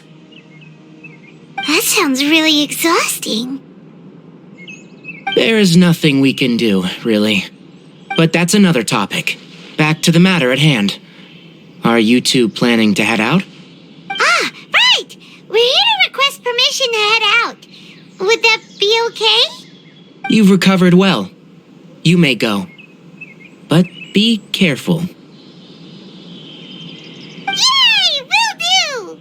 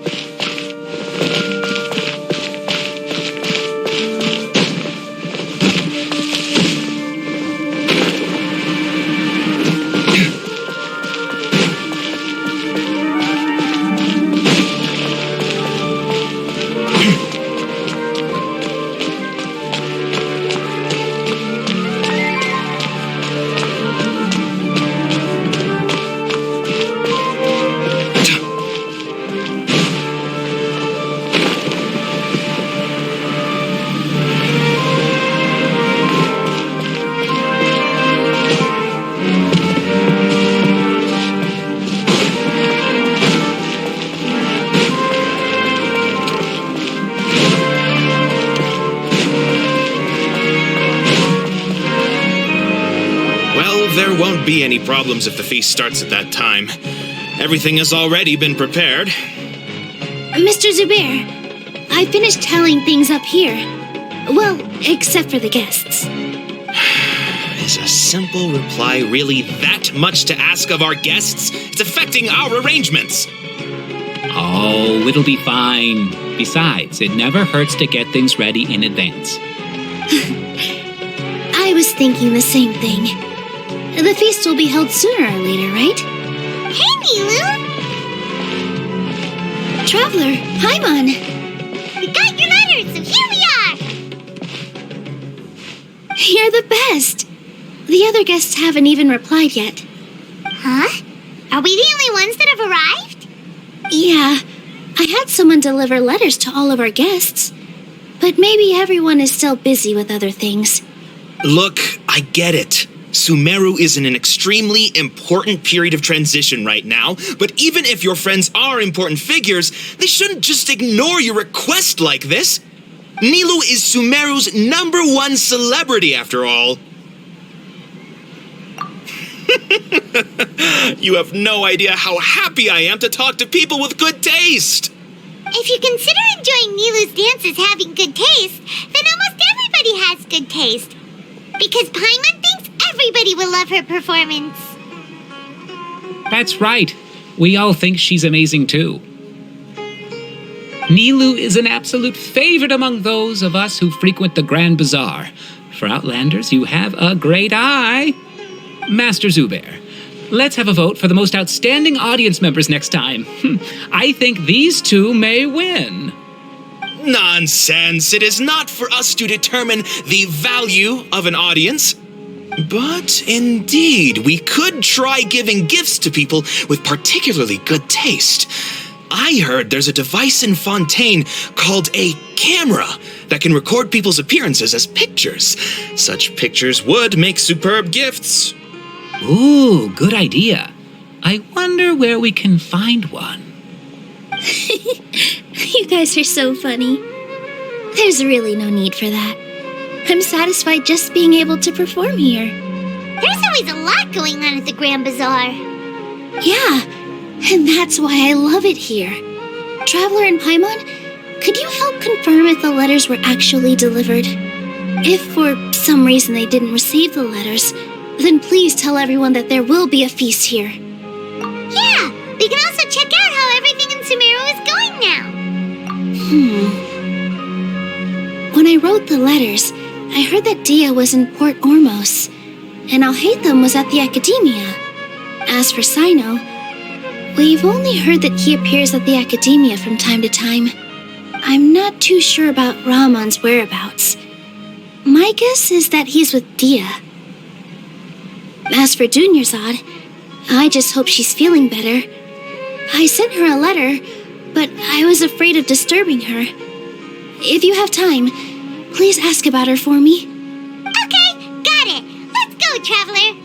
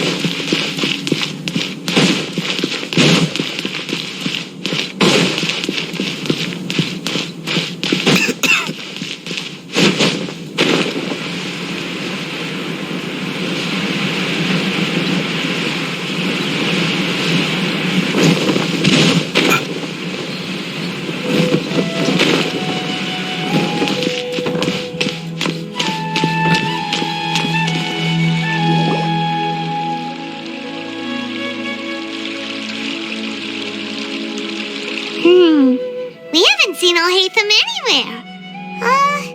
Let's ask that person over there.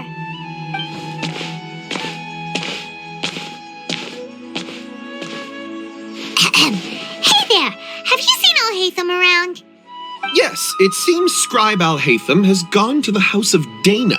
You should be able to find him there. But you're already the second group of people I've seen looking for him today. He must be quite the busy man. Oh? Who else was looking for him? Mr. Cave was just here asking about him. You wouldn't believe how terrible their relationship is. And now you two are here. Don't tell me everyone's here looking for gossip about the sages. No way! We're strictly here on business. Ah, I see. Sorry, I thought maybe everyone's as interested in rumors about the sages as I am.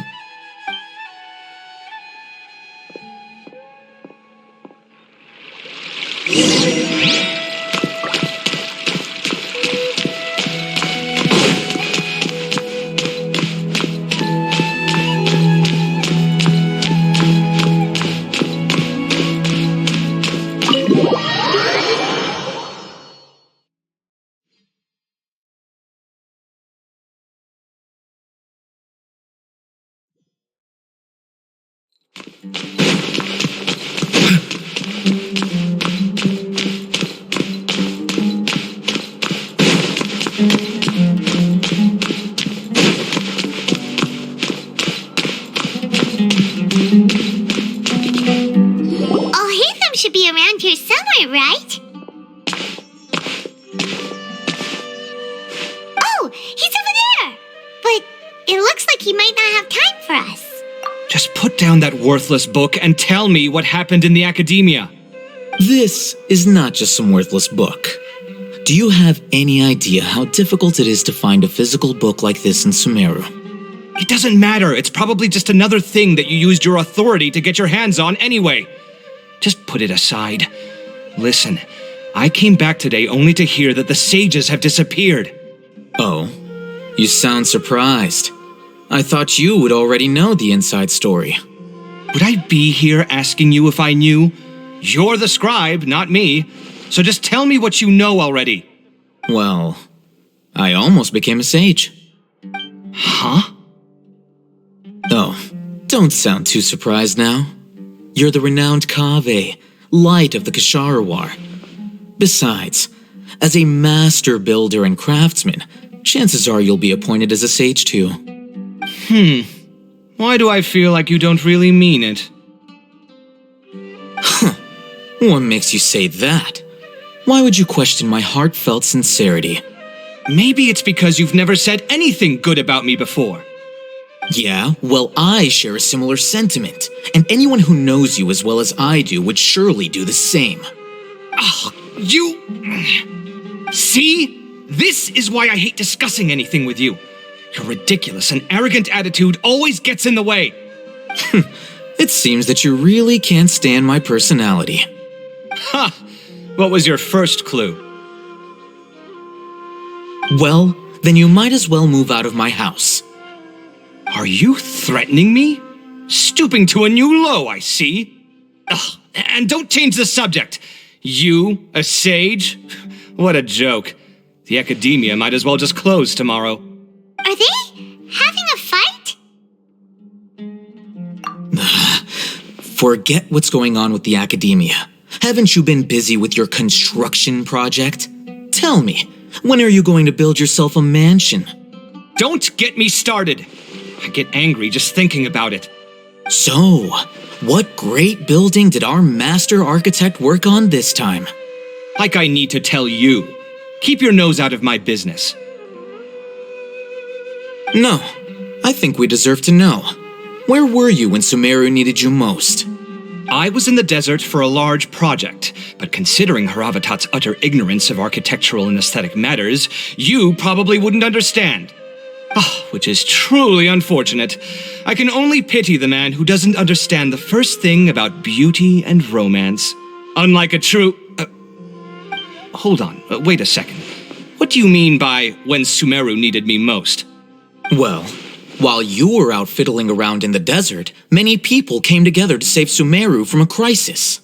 Ha! And you think I'd believe that? Look, all you really need to know is that Azar and all his accomplices have all been overthrown. Huh? What nonsense are you talking about? It's no skin off my nose if you don't believe me. It's not like my Darshan was the one trying to apply for funding from the Grand Sage. Yours, though, on the other hand... You know what? I'll ask around. I'm sure someone knows what's going on here. You're dead if I find out you're lying to me.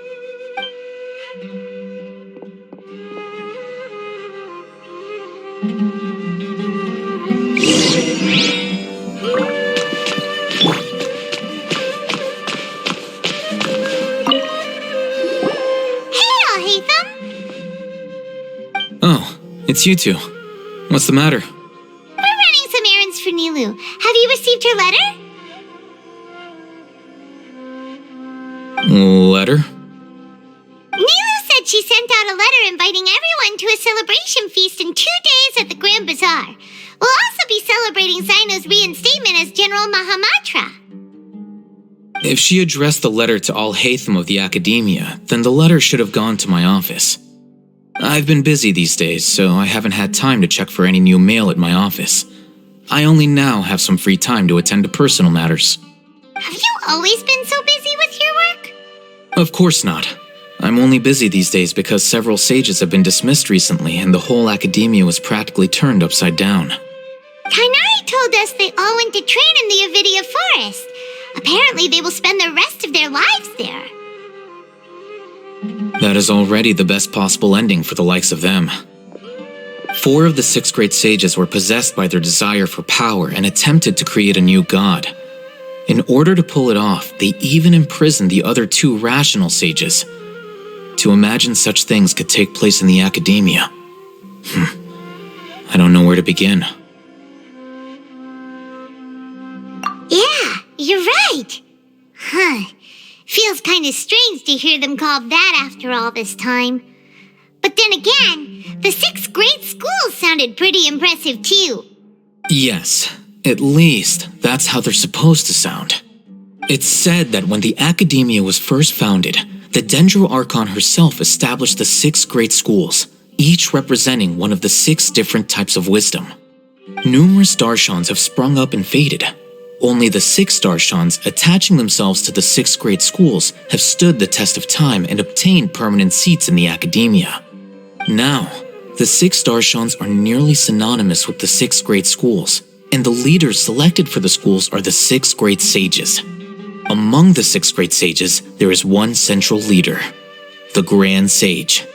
Unfortunately, only the sages from Vahumana and Amorta remain now. They were imprisoned for opposing Azar and were only rescued after Azar's downfall. So who's managing things in the other 4 schools now? Do they need to find someone new? Yes. Normally, new sages are selected based on a strict set of criteria. Oh, didn't you just say something about becoming a sage? If they pick you, then we'd have a huge connection in Sumeru. Yes, about that.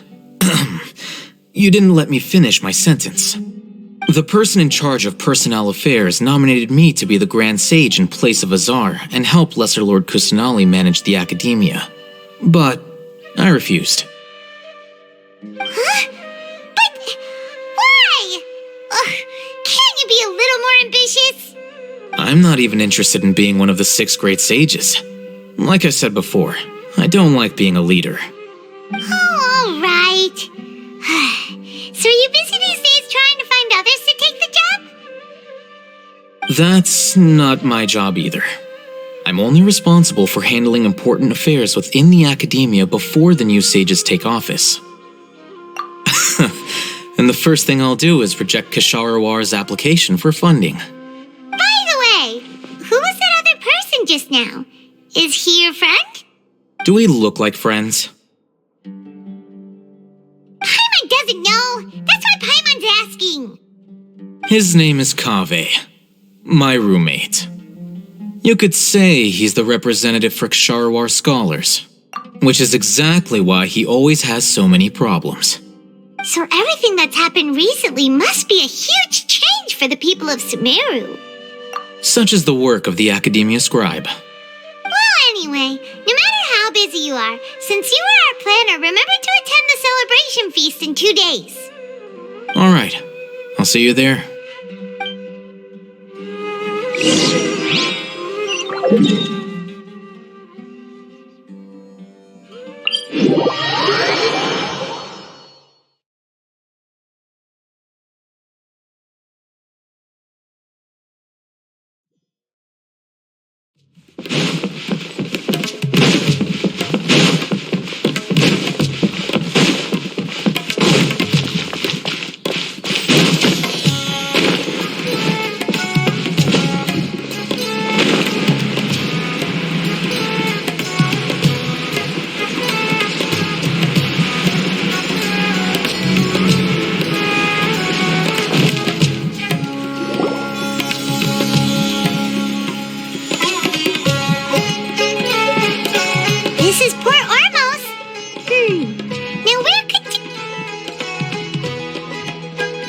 that Paimon I hear?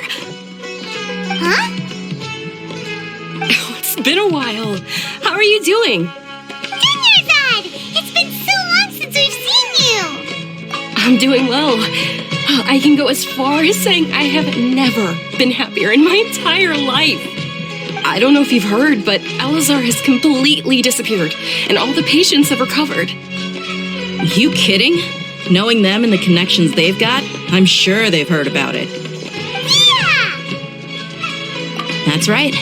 My lady is feeling better now, so I'm accompanying her for a walk. Why do you still call me that, Dia? You've already informed my father of your resignation. I guess I'm just used to calling you my lady. Old habits die hard. Resignation? You mean you're quitting? Yeah, I might start losing my edge if I keep being a bodyguard for the Homayanis. You know that my parents and I are fond of you, and that we appreciate you very much. It wouldn't be a problem if you wish to continue to be our bodyguard. I'm not a woman that's easily persuaded. You should know that by now, my lady. When I took this job, I had already decided that I'd quit as soon as you'd recovered. It's time for me to get back out there and chase that horizon. So what are you gonna do now if you're not gonna be a bodyguard anymore? I want to take a risky job and put my body to the test again. Huh? But we literally just finished one of the most dangerous jobs ever. Are you getting bored already? I know. If I hadn't joined in that plan with you, I wouldn't have come up with this idea. I guess I still get fired up by that feeling of going all out in a fight. It made me realize that I'm still a mercenary through and through. Life is short, and I'm happy that I got to be a part of that operation. But the whole thing also made me realize that there are still many problems in Sumeru. And as a desert dweller, I'm still not completely ready to settle down on this side of the wall. Well, I remember a friend had someone bring you a message. You mean I'll hate them? I didn't expect him to still remember that. I thought he was joking. We just came from talking with Alhaitham at the Academia. Did he tell you that he suggested that I come work at the Academia? What? I heard that Azar and his cronies fell from power, and Alhaitham told me that now was a good time to find a job in the Academia, but only if I wanted to. Whoa. Paimon can't see you being anything other than a mercenary. Me neither. But I think Dia would look great dressed up as a scholar. Forget about it. I wouldn't last 10 seconds in there. Alhaitham probably just liked the way I worked and knew I'm good in a fight, so he suggested I find some work in the Academia. But you know, if you take him up on the offer, Sino might actually agree and let you become a Matra. Because you're super amazing. The Matra have all the talent they need as long as they have Sino. I prefer to be free to live however I choose. In fact, I chose this job from the very start because I knew it'd be right up my alley. Even if being a mercenary means facing all kinds of danger. A lion has to return to the wild sooner or later. If anything, being your bodyguard has been unfamiliar territory for me. I don't want to see you go, but I'll respect your decision. I'm glad to hear you say that. Come on, no need for the sad face. It's not like we'll never meet again. Once the whole Dendro Archon thing is settled, everything in Sumeru will take a turn for the better. That makes me happy too. But a peaceful society will probably mean less demand for mercenaries like me. Before long, we'll be a dying breed. So I'd better get to work while I still can. Huh? But wait a second. You make it sound like you're leaving now. Well, no, not yet at least. I promised my lady I'd stick around until next week. So, have you been in Port Ormos this entire time? We were wondering if you had received a letter from Nilu. Oh, did Nilu write to us? She heard that you were seen in Port Ormos, so she sent the letter here. Huh. It was probably sent to the inn that we're staying at. My lady has been very energetic lately and keeps taking me on hikes, staying out even into the night. By the time we get back, the receptionist is usually off napping on the job. Right, and we tend to leave quite early in the morning, so the old man on duty is also usually dozing off. So what it really sounds like is that the person on duty is always asleep. I bet the letter's at the reception desk. I'll go check later. No wonder there wasn't a reply. You never received the letter. Good thing Nilu asked us to come and check on that. Sorry to make you two come all the way out here. It must be something important for Nilu to specifically write to us like that. Yes, she said they were preparing a victory feast in the Grand Bazaar, and will also be celebrating Sino's reinstatement as General Mahamatra. She was hoping you could come. Great! I'll be sure to attend. Count me in too. But is there some sort of dress code or anything for the feast? Can I just show up looking like this? Since it's being organized by Nilu, I don't think she'll be too picky about that. If anything, I think she wants to see us as our most natural selves. All right, then this is how I'll show up. The feast will be held in 2 days, so don't forget. Sure. Thank you so much for letting us know. We'll see you there. Oh, by the way, do you happen to know where Sino and Raman are? The General Mahamatra always comes and goes without a trace. Normally no one knows his whereabouts. Oh. But last time we met, he mentioned that he had something to do in Aru Village. You can try your luck there. As for Raman, your guess is as good as mine. I only remember he said that he had something to discuss with Sino. You can ask Sino when you meet him. Don't mention it. You better get going. All right, on to our next step.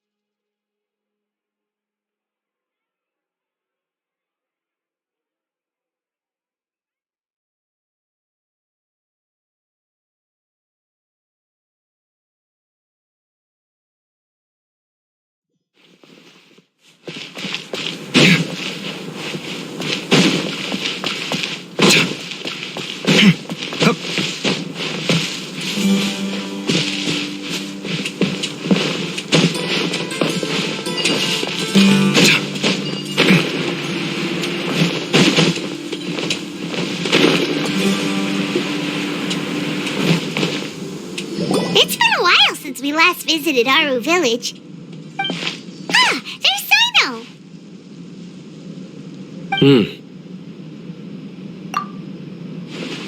What brings you here?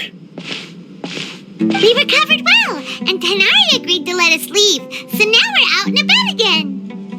It seems Gandharvaville's medical treatment is still as good as ever. And Tanari is recovering well, too.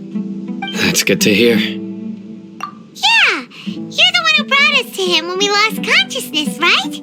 Thanks for that. You're welcome.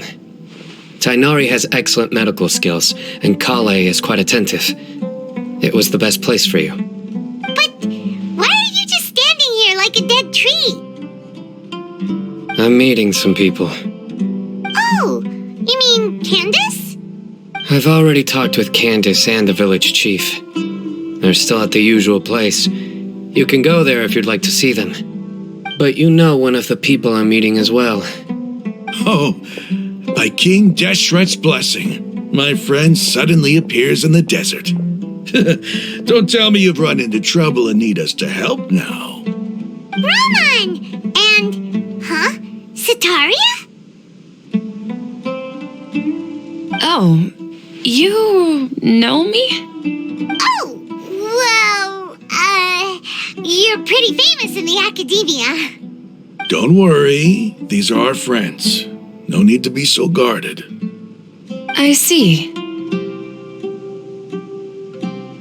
I'm doing well. Many good things have happened recently. Same here. Really, I feel that my whole life has started to shine after suddenly finding a new direction. Oh, tell us everything. Yeah, you go ahead. All right, well, I suppose I should start by saying I've decided to leave the academia. What? It's not that I've given up on being a scholar. Instead, you could say I've found a new identity. I will no longer pursue research like a typical scholar, but I have not completely given up on my relationship to knowledge either. I can see what you're saying now. What do you mean? I plan to leave the academia and return to teach here in the desert.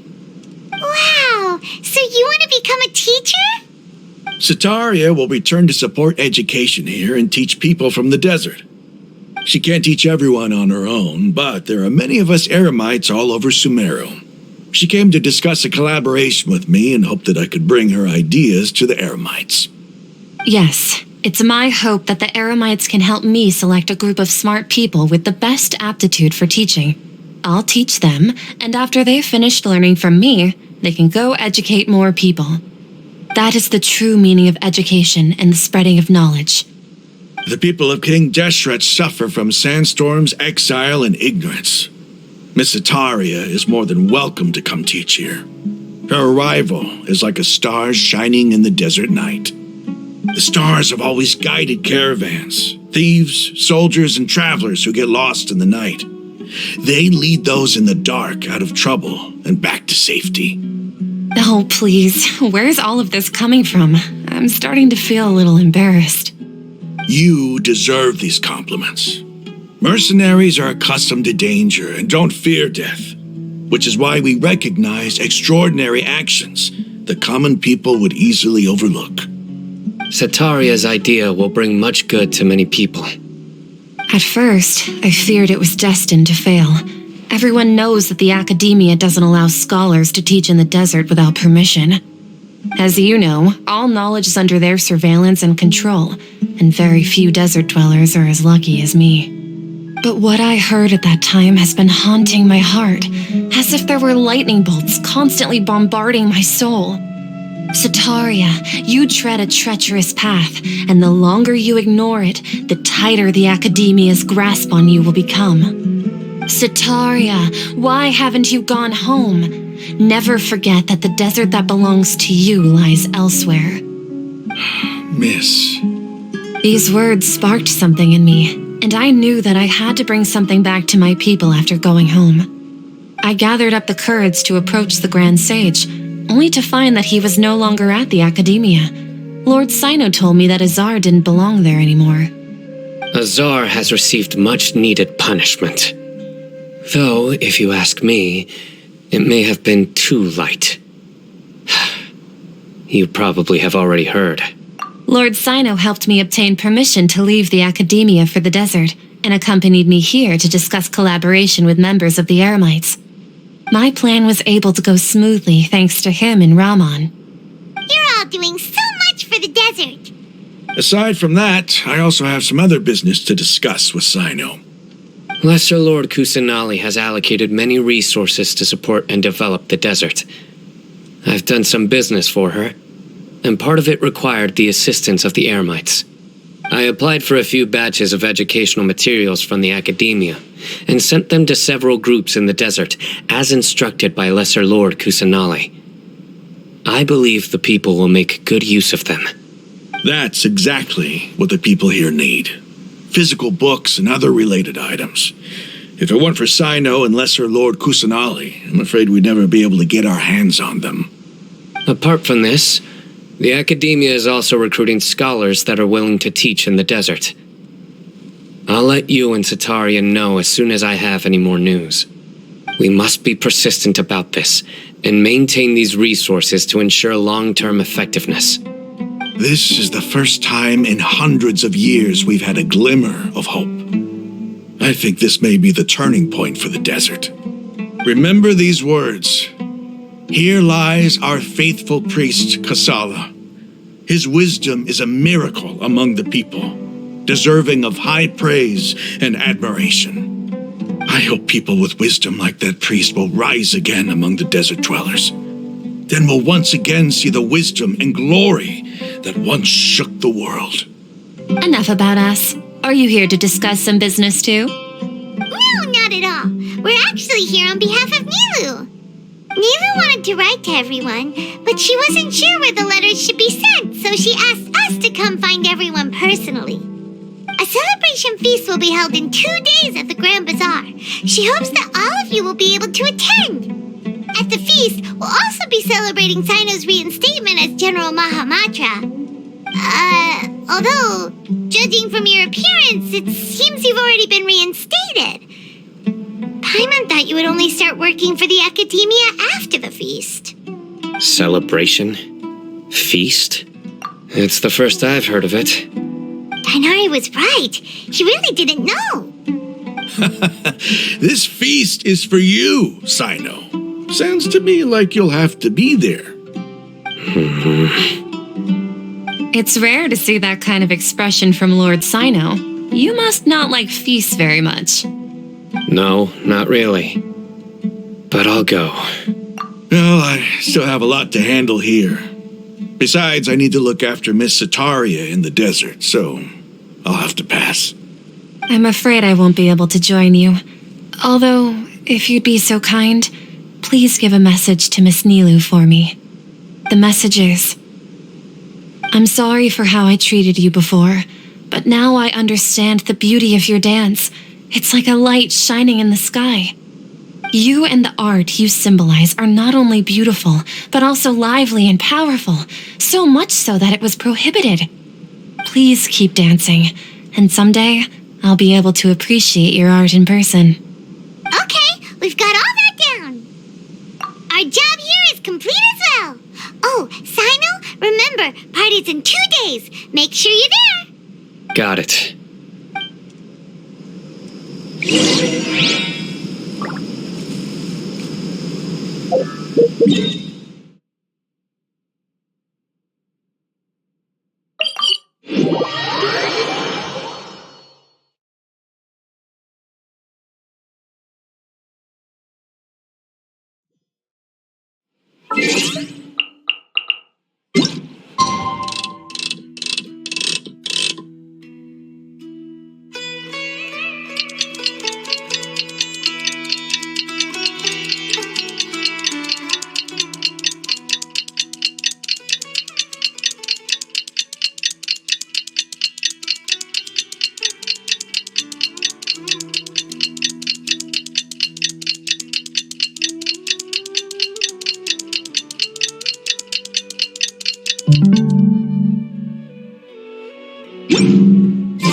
Today's the big day!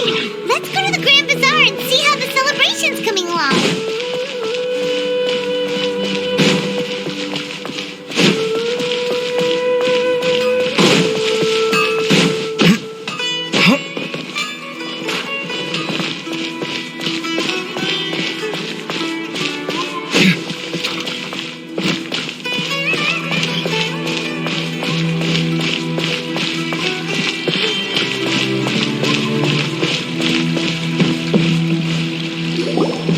Everybody's already here.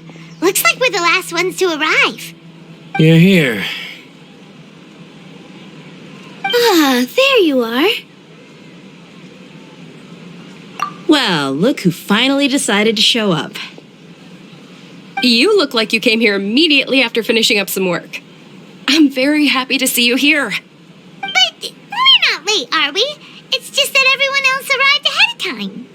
I propose that the last one who arrived be put in charge of today's speeches. Nah, there won't be any speeches today. Oh, really? Well, even better. Come join us over here. Let's share some great food and drinks, and chat about all sorts of fun things. Everything looks quite good. Wow! Paimon can't wait! Traveler, just look at all the delicious food here!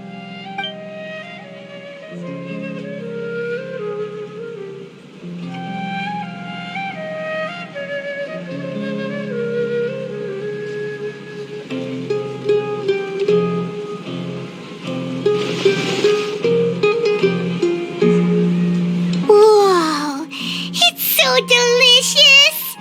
Oh, this grilled meat tastes amazing! The food was specially prepared for you by everyone in the Grand Bazaar.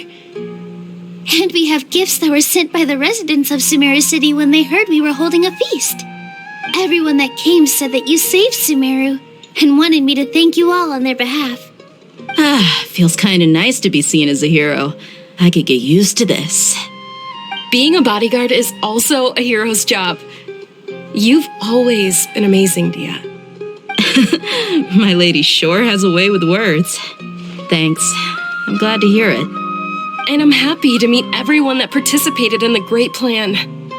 Don't mention it. Come to think of it, we've really done something impressive together. It's unbelievable. We owe it to our abilities. And luck. Really? Why do I remember everybody thinking that luck was against us and feeling like we hardly had a chance of succeeding? That's how I remember it too. It's luck that brought us together, and it was luck that let us form a team. Then, it took even more luck for us to formulate a plan and implement it successfully. Moreover, judging from the results, everything worked out well. Yeah, everyone gave it their all when it mattered most. It was almost like a performance. We took the stage and put on our best show. Everyone played their part, and thanks to everyone's efforts, the performance was a great success. So, would you say we're good actors too? It's such a blessing that Lesser Lord Kusanali was able to return to power at the Academia. Yes, even after being abandoned and neglected so many times, she's finally returned. Lesser Lord Kusanali once used all her power in a great disaster, which resulted in her losing all her wisdom and memories of the past. The Academia basically abandoned her because of it. This should be something everybody should remember. You look surprised. I didn't say anything wrong, did I? No, everything you said is correct. That's good. Something wrong? Yeah, what's with that face? You knew all of this already. Even if those two giants of the Academia are here, I still have to say it. Those sages really have some nerve. 500 years ago, Lesser Lord Kusanali used all her power for the people of Sumeru, and what did they do in return?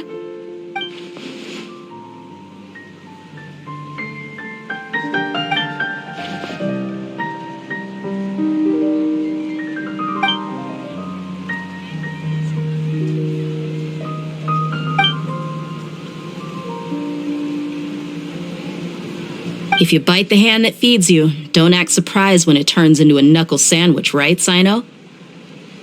Perhaps I shouldn't say this, but their treatment of Lesser Lord Kusanali calls for a more severe punishment. You could simply tell Lesser Lord Kusanali that you wish to have Azar and his accomplices severely punished.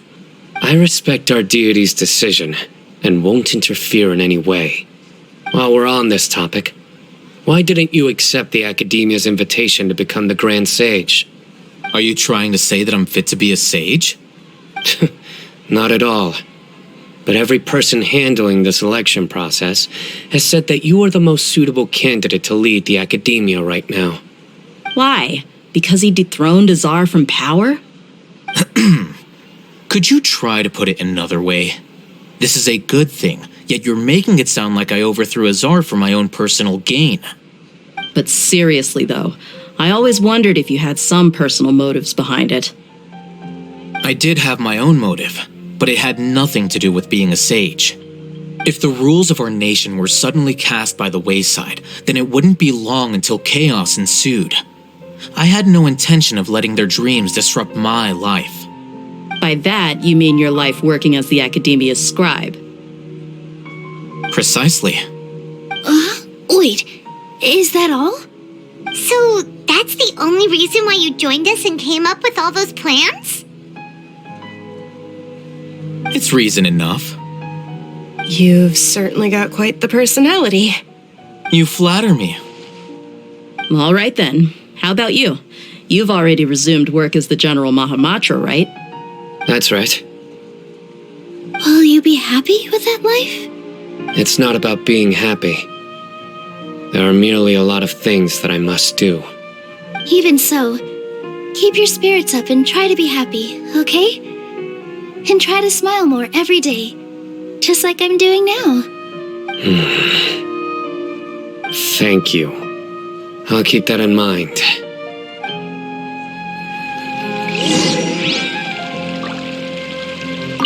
I seldom participate in such lively gatherings, but the atmosphere here is quite good. No, this gathering today has a unique meaning. The Grand Bazaar is lively because the people here feel happiness from the bottom of their hearts, unlike the farces at the Academia. That happiness is an emotion that'll be forever alien to those bookworms who have driven themselves insane by studying. I seem to have taken both keys when I left the house. Oh well.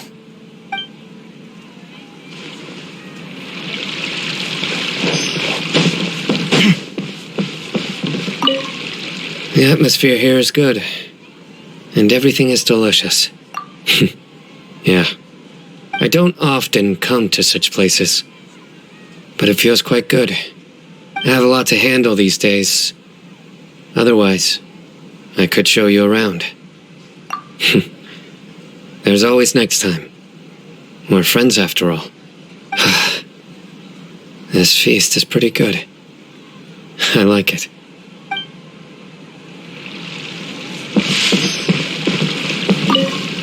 My lady, the grilled meat over there is delicious. Have you tried it? Yes, I also tried some fruit just now. Oh, they're very sweet. What an amazing place to relax. No wonder everybody likes to rest at the Grand Bazaar. You said it.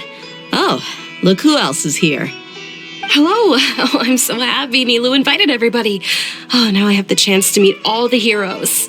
Hey, less of that polite chit-chat and more eating and drinking. The feast is about having fun, not stuffy formalities.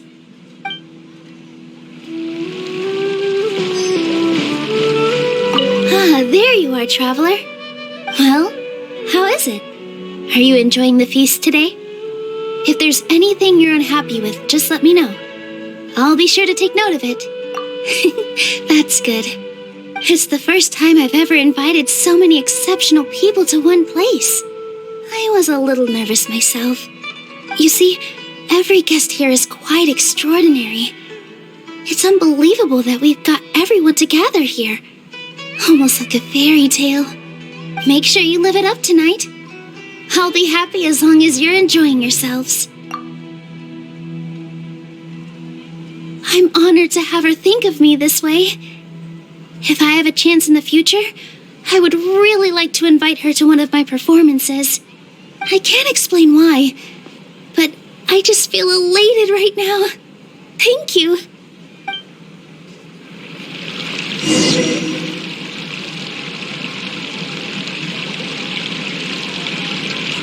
Hey, what's wrong? Your head is starting to droop. Hey, you can't just fall asleep here. Paimon will go find something delicious for you to eat. You'll wake up once you've put something yummy in your tummy. Of course, just wait here for Paimon.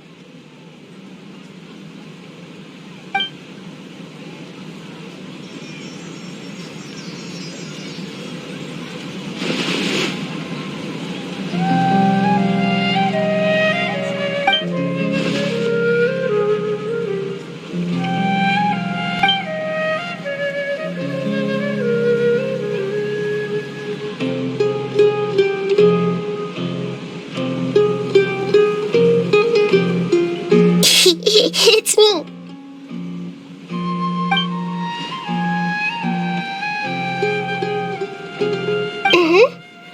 You may blame me for being a bit too self-indulgent. I was thinking about talking with you, and the next thing I knew, I had made a connection with you. The connection between us is amazing. It's like flora and the fence it grows upon.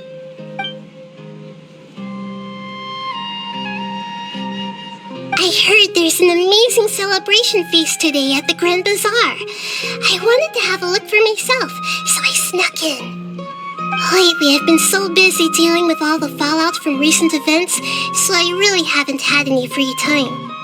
Although you've already helped me with a lot, there's still one more hope you can help me with.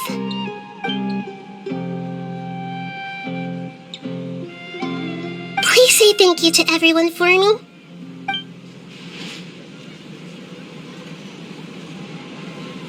Oh, is it not convenient for you to do that for me?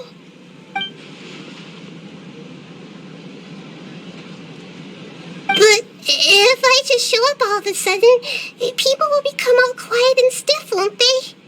What if I end up scaring them and ruining this wonderful feast? That'd be the last thing I want.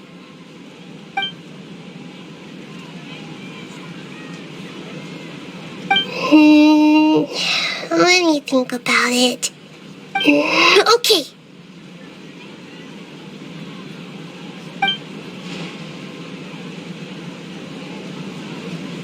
Yes, I have.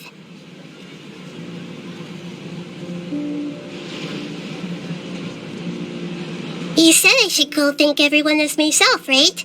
So, I've decided to borrow your body for the time being. Please don't blame me. The flora also climbs up to the fence to get closer to the sky.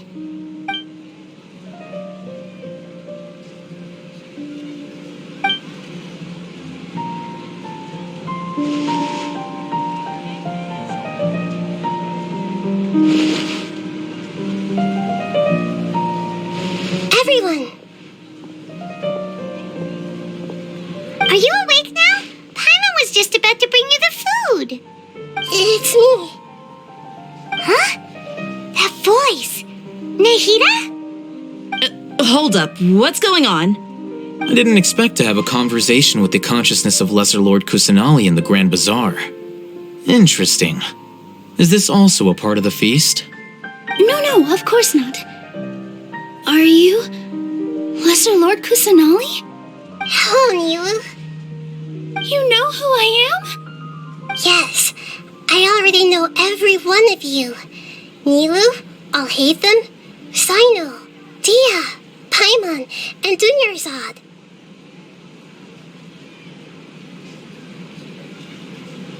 Lesser Lord Kusanali? I took the liberty of occupying the traveler's body so that I could thank all of you in person. Thank you so much for rescuing me, even if that meant placing your own safety in peril and taking the risk of becoming enemies with the academia, the sages, the doctor, the balladeer, and even the entirety of Sumeru. Without you, without any of you, I would have been in a much more difficult situation. Had you not helped me to resolve the crisis, not only I, but Sumeru and even the entirety of Tevat would have suffered great misfortune. People refer to you as the heroes who managed to rescue a god. I'm quite fond of this name. It not only explains your identities, but also bears witness to your relationship with me. Please, allow me to present to you my most sincere gratitude.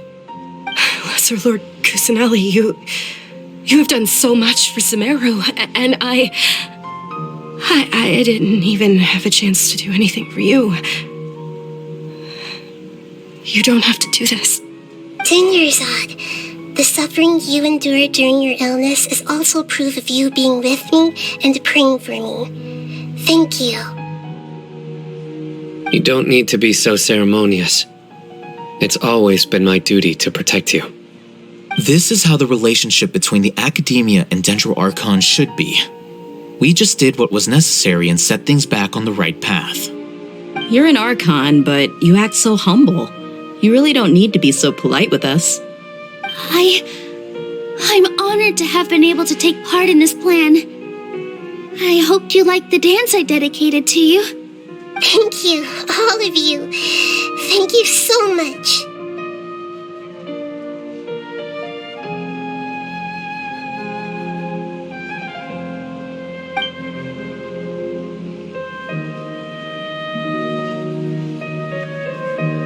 Yeah.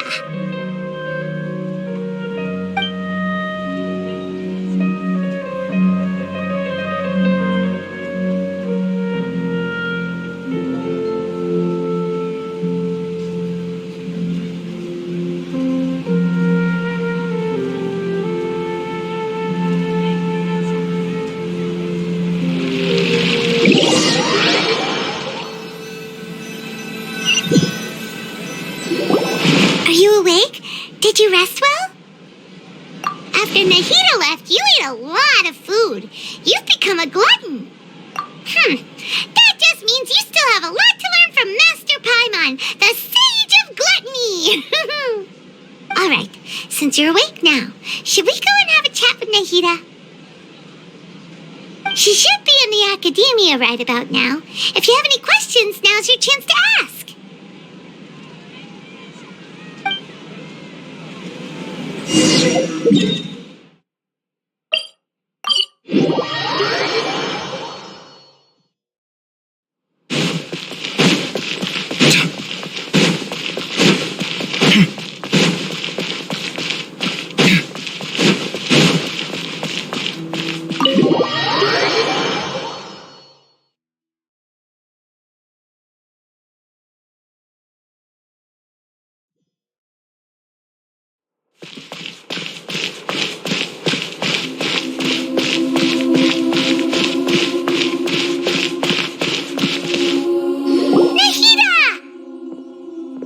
Traveler and Paimon? What a fantastic night! I'm still immersed in all the happiness and joy, like a candle floating on water. So are we, and that's why we're here to talk with you. Is there anything you want to know? After recent events, the Akasha can no longer function as it used to. I've given it some thought, and have decided to shut it down permanently. But this is definitely not a bad thing. Even from the beginning, I've been planning to shut it down. The Akasha's centralized administration of knowledge has always restrained people's curiosity and curtailed the number of paths available to them.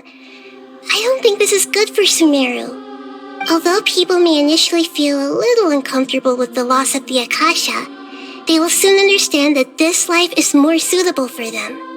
And as for the future of Sumeru, I'm preparing to regain control of the academia. The former sages have received their punishment, but the new sages have yet to be selected. I will oversee the process personally. I hope that the new 6 great sages will be more focused on academics. Sumeru needs such leaders more than ever. The other big issue is the people of King Deshret. All the residents of the desert, in fact. They have been mistreated for far too long. I've already taken some measures to address this. It will take some time to rebuild everything, but no matter if it's culture, friendship, or trust, we will rebuild it. You mean, what happened after the doctor put you to sleep? You guessed correctly. The top-ranked Fatui Harbingers, up to number 3, possess power comparable to that of gods. I was no match for him in that kind of situation. However, in spite of the bad situation, I still managed to make a fair deal with the doctor. I'm sure you remember the entity that changed your fate, the Heavenly Principles. In fact, the Heavenly Principles has been quiet since the Conria disaster 500 years ago. I used this point as leverage against the doctor. I told him that the Heavenly Principles may be awakened if I destroy the Gnosis. Although it was just a bluff, he still fell for it. I assumed that the Heavenly Principles wouldn't just stand by and let such extensive damage to its laws take place. And as for what I exchanged for the Gnosis, the exchange served as both punishment for the doctor as well as a boon of new knowledge that I couldn't refuse as the God of Wisdom. He's still in a coma. I've hidden him like how one would hide a feather. I know you have many misgivings about him, but as someone who had become a god, he has retained a number of very useful features. Don't worry, I'll keep an eye on him and make sure he doesn't do any evil. In addition, there are still some mysteries left in him. Some things may be very clear from my perspective, but he is still yet to understand them himself. His future will be determined by fate. Is that where you're headed next? Fontaine, the Nation of Justice? As far as I know, that nation operates in the judicial system. Does their Archon personally judge people? No, there's a Chief Justice in Fontaine. Generally speaking, the Hydra Archon, Focalor, won't preside over individual trials. However, even then, Focalor will still make herself present at just about every trial. It seems that she just likes to immerse herself in that sort of atmosphere. As Archon, she still reserves the right to influence the final verdict. Anyway, let's just say she's got, a very unique personality. Are you sure? Isn't there something else you haven't asked about yet? Huh? You mean... About your brother. While you were resting at Gandharvaville, I took some time to perform an Irminsul search for information on your brother. Yeah, isn't Irminsul a repository for all the information and memories of Teyvat? So there shouldn't be anything on her or her brother. This is true in your case. Irminsul indeed does not have any information on you. However, there must be something different about your brother. Because as it turns out, the world has recorded information on him after all. What? There's only one possible explanation. He belongs to this world.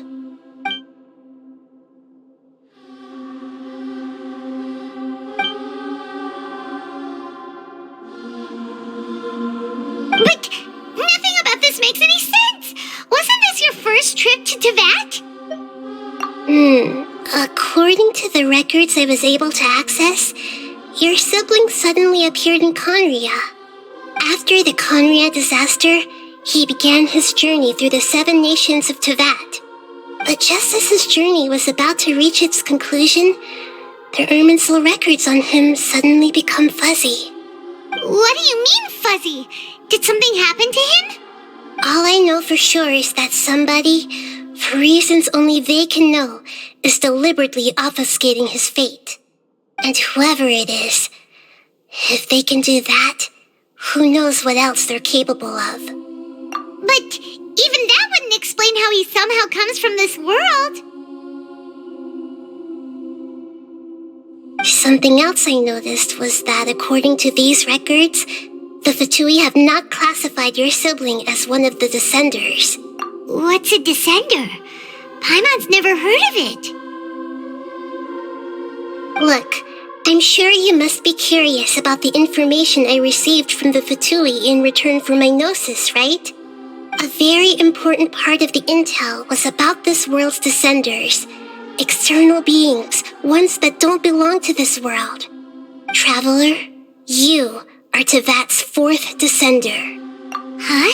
So the Fatui count 3 other Descenders before the Traveler, and her brother isn't even one of them? That's right. My current hypothesis is that the first Descender was likely what we now call the Heavenly Principles. As for the other Descenders, I still need to verify their existence. It could take me some time. Paimon's head's about to burst from all this crazy new information. And yet, even knowing all this, I'm sure you must still have a lot of unanswered questions. I must say, I truly regret that I can't help you more as the God of Wisdom. There are many questions in my heart as well. I will need some time to go through each one of them. And soon, you'll also begin your journey anew and depart from Sumeru. I'm very interested in your future. It's a journey that can't be observed or recorded by this world. If fate is the ultimate knowledge, then your future will be the ultimate fate. I'm sure glad we got to meet you, Nahida. The pleasure is all mine. I can't thank you enough. Alright, that's enough talk for today. If you ever miss me, just close your eyes, and maybe I'll appear in your dreams.